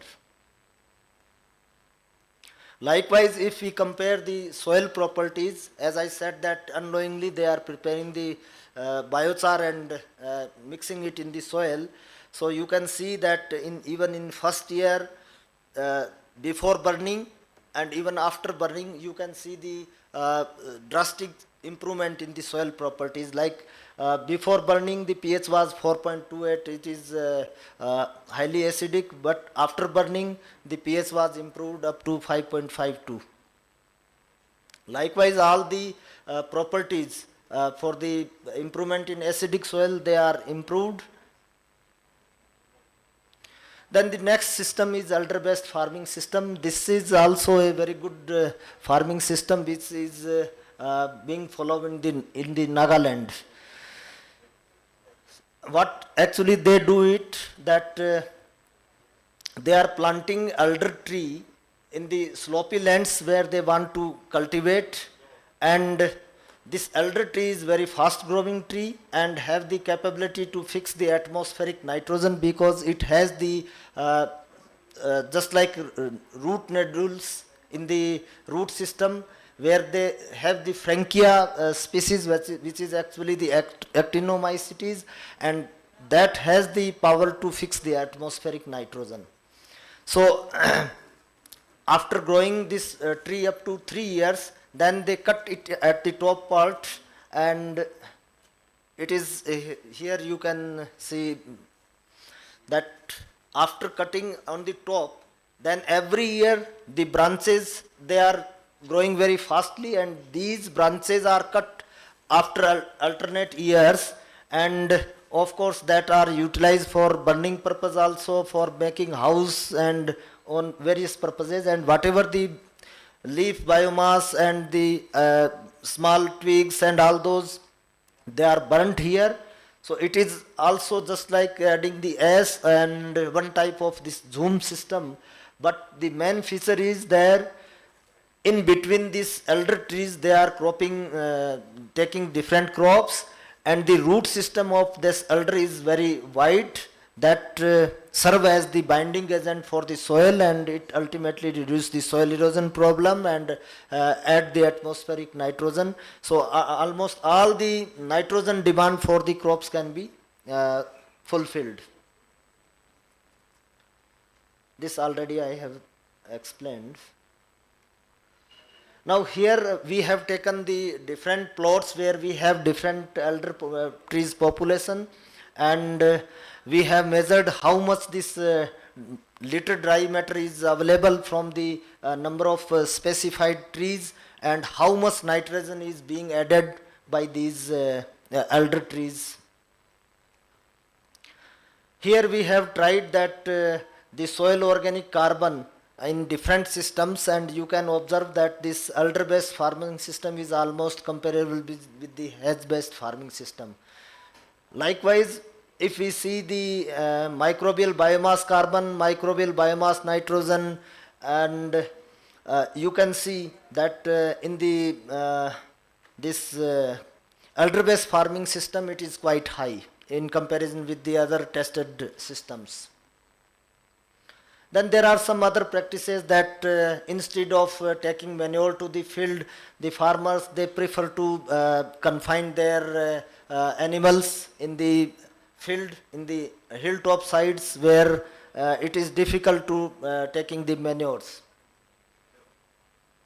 Then in Arunachal Pradesh, the same practice they follow, that the mithun is confined in a particular area where they want to increase the fertility, and that area they known as Lura. And the making of the bunds, all those practices, these are being adopted in different type of traditional systems. Then terracing is a very important feature, because I told earlier that where we have the high slopy lands, the farmers, they are going for terracing. Following, this is a common practice everywhere, that after 1 or 2 years they keep the field fallow just to regenerate the fertility of the soils. Spraying was asked just like for adding the phosphorus and potassium content, and of course even checking some of the common disease. Then this very important integrated farming system, this is also, I think everyone knows, and in every area it is being practiced. The different component, I think everyone knows, in integrated farming system we have the field crops, then vegetable, fruits, poultry, livestock, duckery, aquaculture, and in northeast region we have the potential that the tribal people, they eat everything, whatever available. So every type of entrepreneurship, they have the great opportunity. Even the piggery in Nagaland, even they are eating the cats, dogs, everything. So these are simply the nomenclature, the practice which you are adopting. On the basis of that, we can just name it just like this: crop livestock farming, crop livestock fishery farming, likewise. And of course, the small farmers, they adopt it in every household. You will get a small pond there, and a few poultry birds, few piglets, because it is a regular income source throughout the year. Then if the farmers is having different type of entrepreneurship, their children, their family members, they are consuming first all the products. That's why it is ensuring the food as well as nutritional security also. Then it is a very good way of recycling the output of one enterprises, because it is just behaving as input for the other you can say the enterprises. Then all those things already we have discussed, that yes, how these bioresources can be utilized of one enterprise into the other one. Yes, this is for upland and this is for lowland. Different, the output can be utilized as input. So in nutshell, it is a AAA system where we are combining agriculture, animal husbandry and aquaculture, and ultimately that leads to happy farmer. Next. Then there are some of the water conservation practices, and as I told you that in monsoon season we have the highest rainfall throughout the globe, but in the lean period, there is a scarcity of even irrigation water. So for that purpose, we want to conserve the rainwater by making small harvesting structures.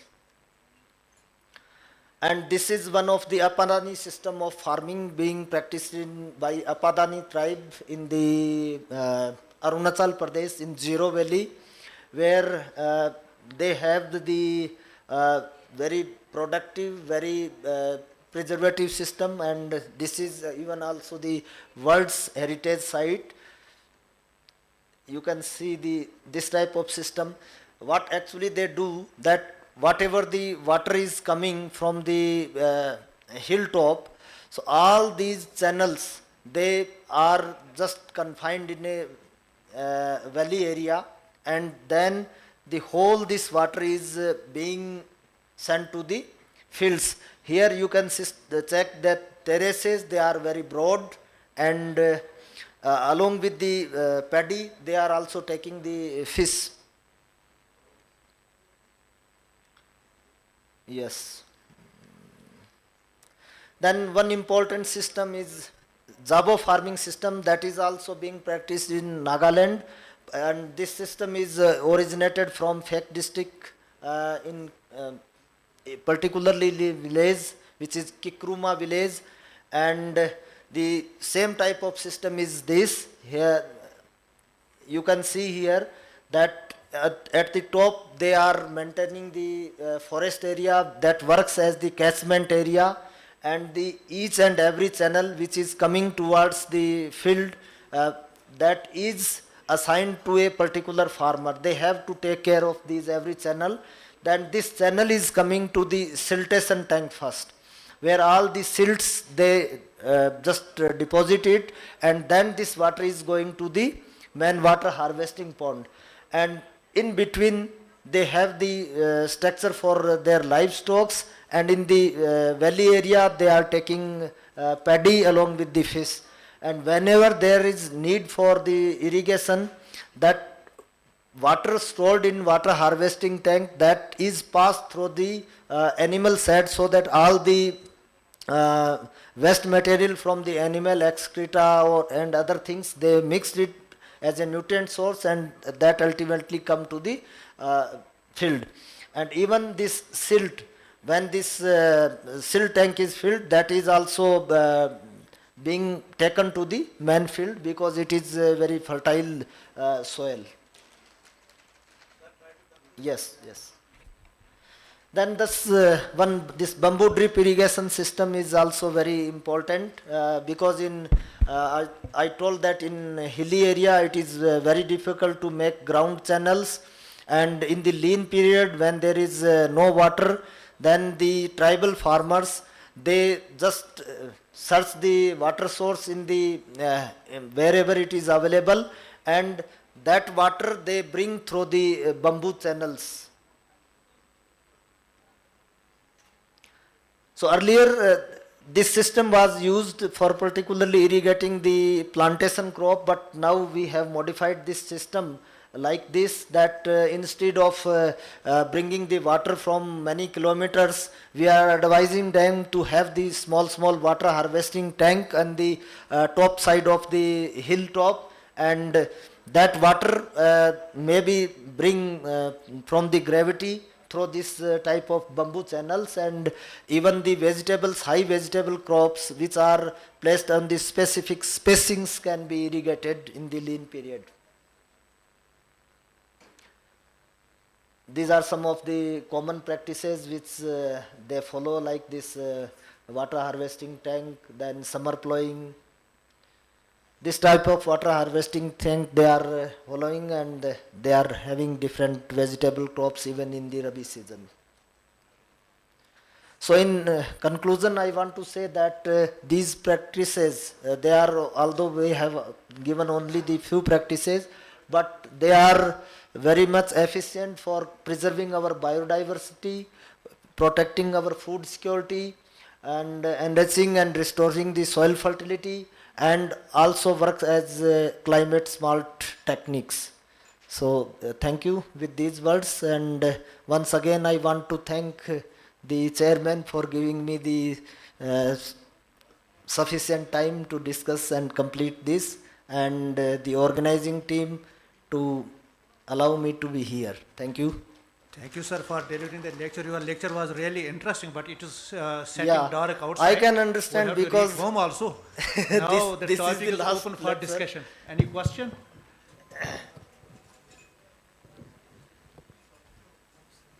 No question. Because they have fed up. Sir, can I pose a question then? Yeah, yeah. why not? This topic was nature supportive traditional farming. Yeah.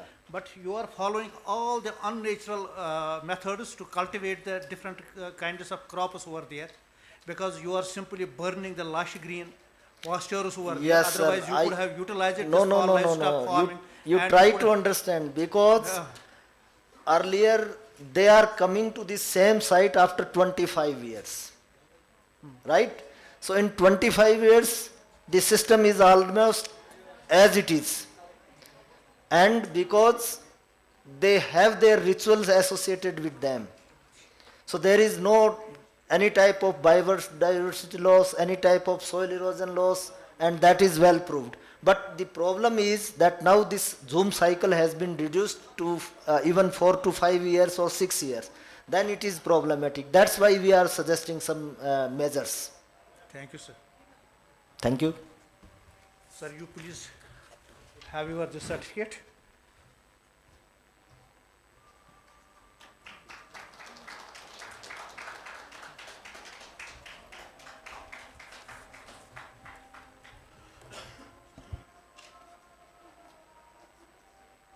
With this, we are concluding this session.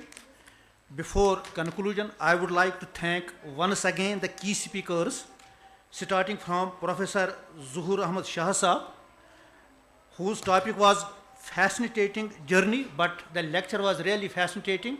Everybody was so much interested in our lecture, and it was really marvelous. Then was the lecture of Dr. Dil Foza. We are again thankful to you for coming after covering so much of distance and having to deliver lecture over here. And your lecture role of biochar, I think there is similar type of lecture being presented during this seminar later on, perhaps either tomorrow or day after tomorrow.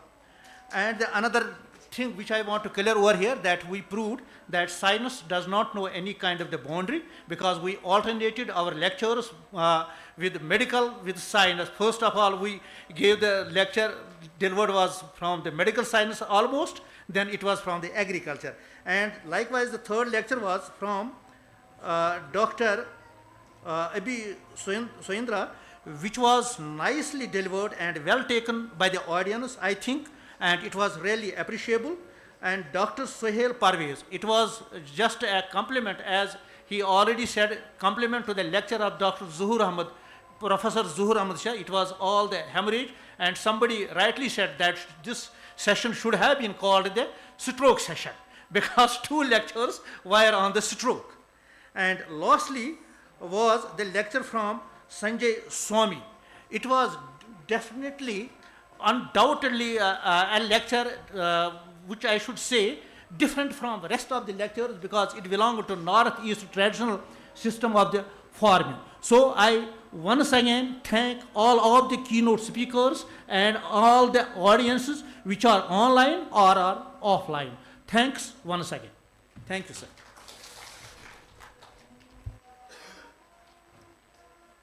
So with this, we have concluded this first day session, and quite productive, I would say. And before we will conclude finally, I would love to appreciate our co-chairman and our rapporteur who have been here during the day, all the day. And I request Vice President CIAS to kindly felicitate both our co-chairman and rapporteur.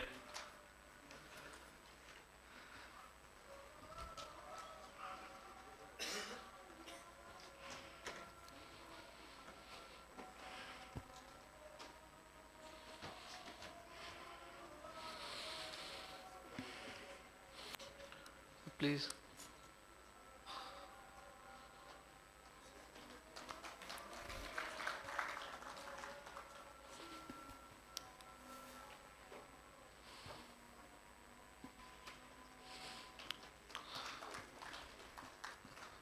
Thank you, sir. Thank you both of you for being here for whole day and keenly handling the sessions. And before we conclude, we are going to have a cultural program which will start at 6:30. I would request you all to sit here and enjoy the cultural program. Thank you one and all.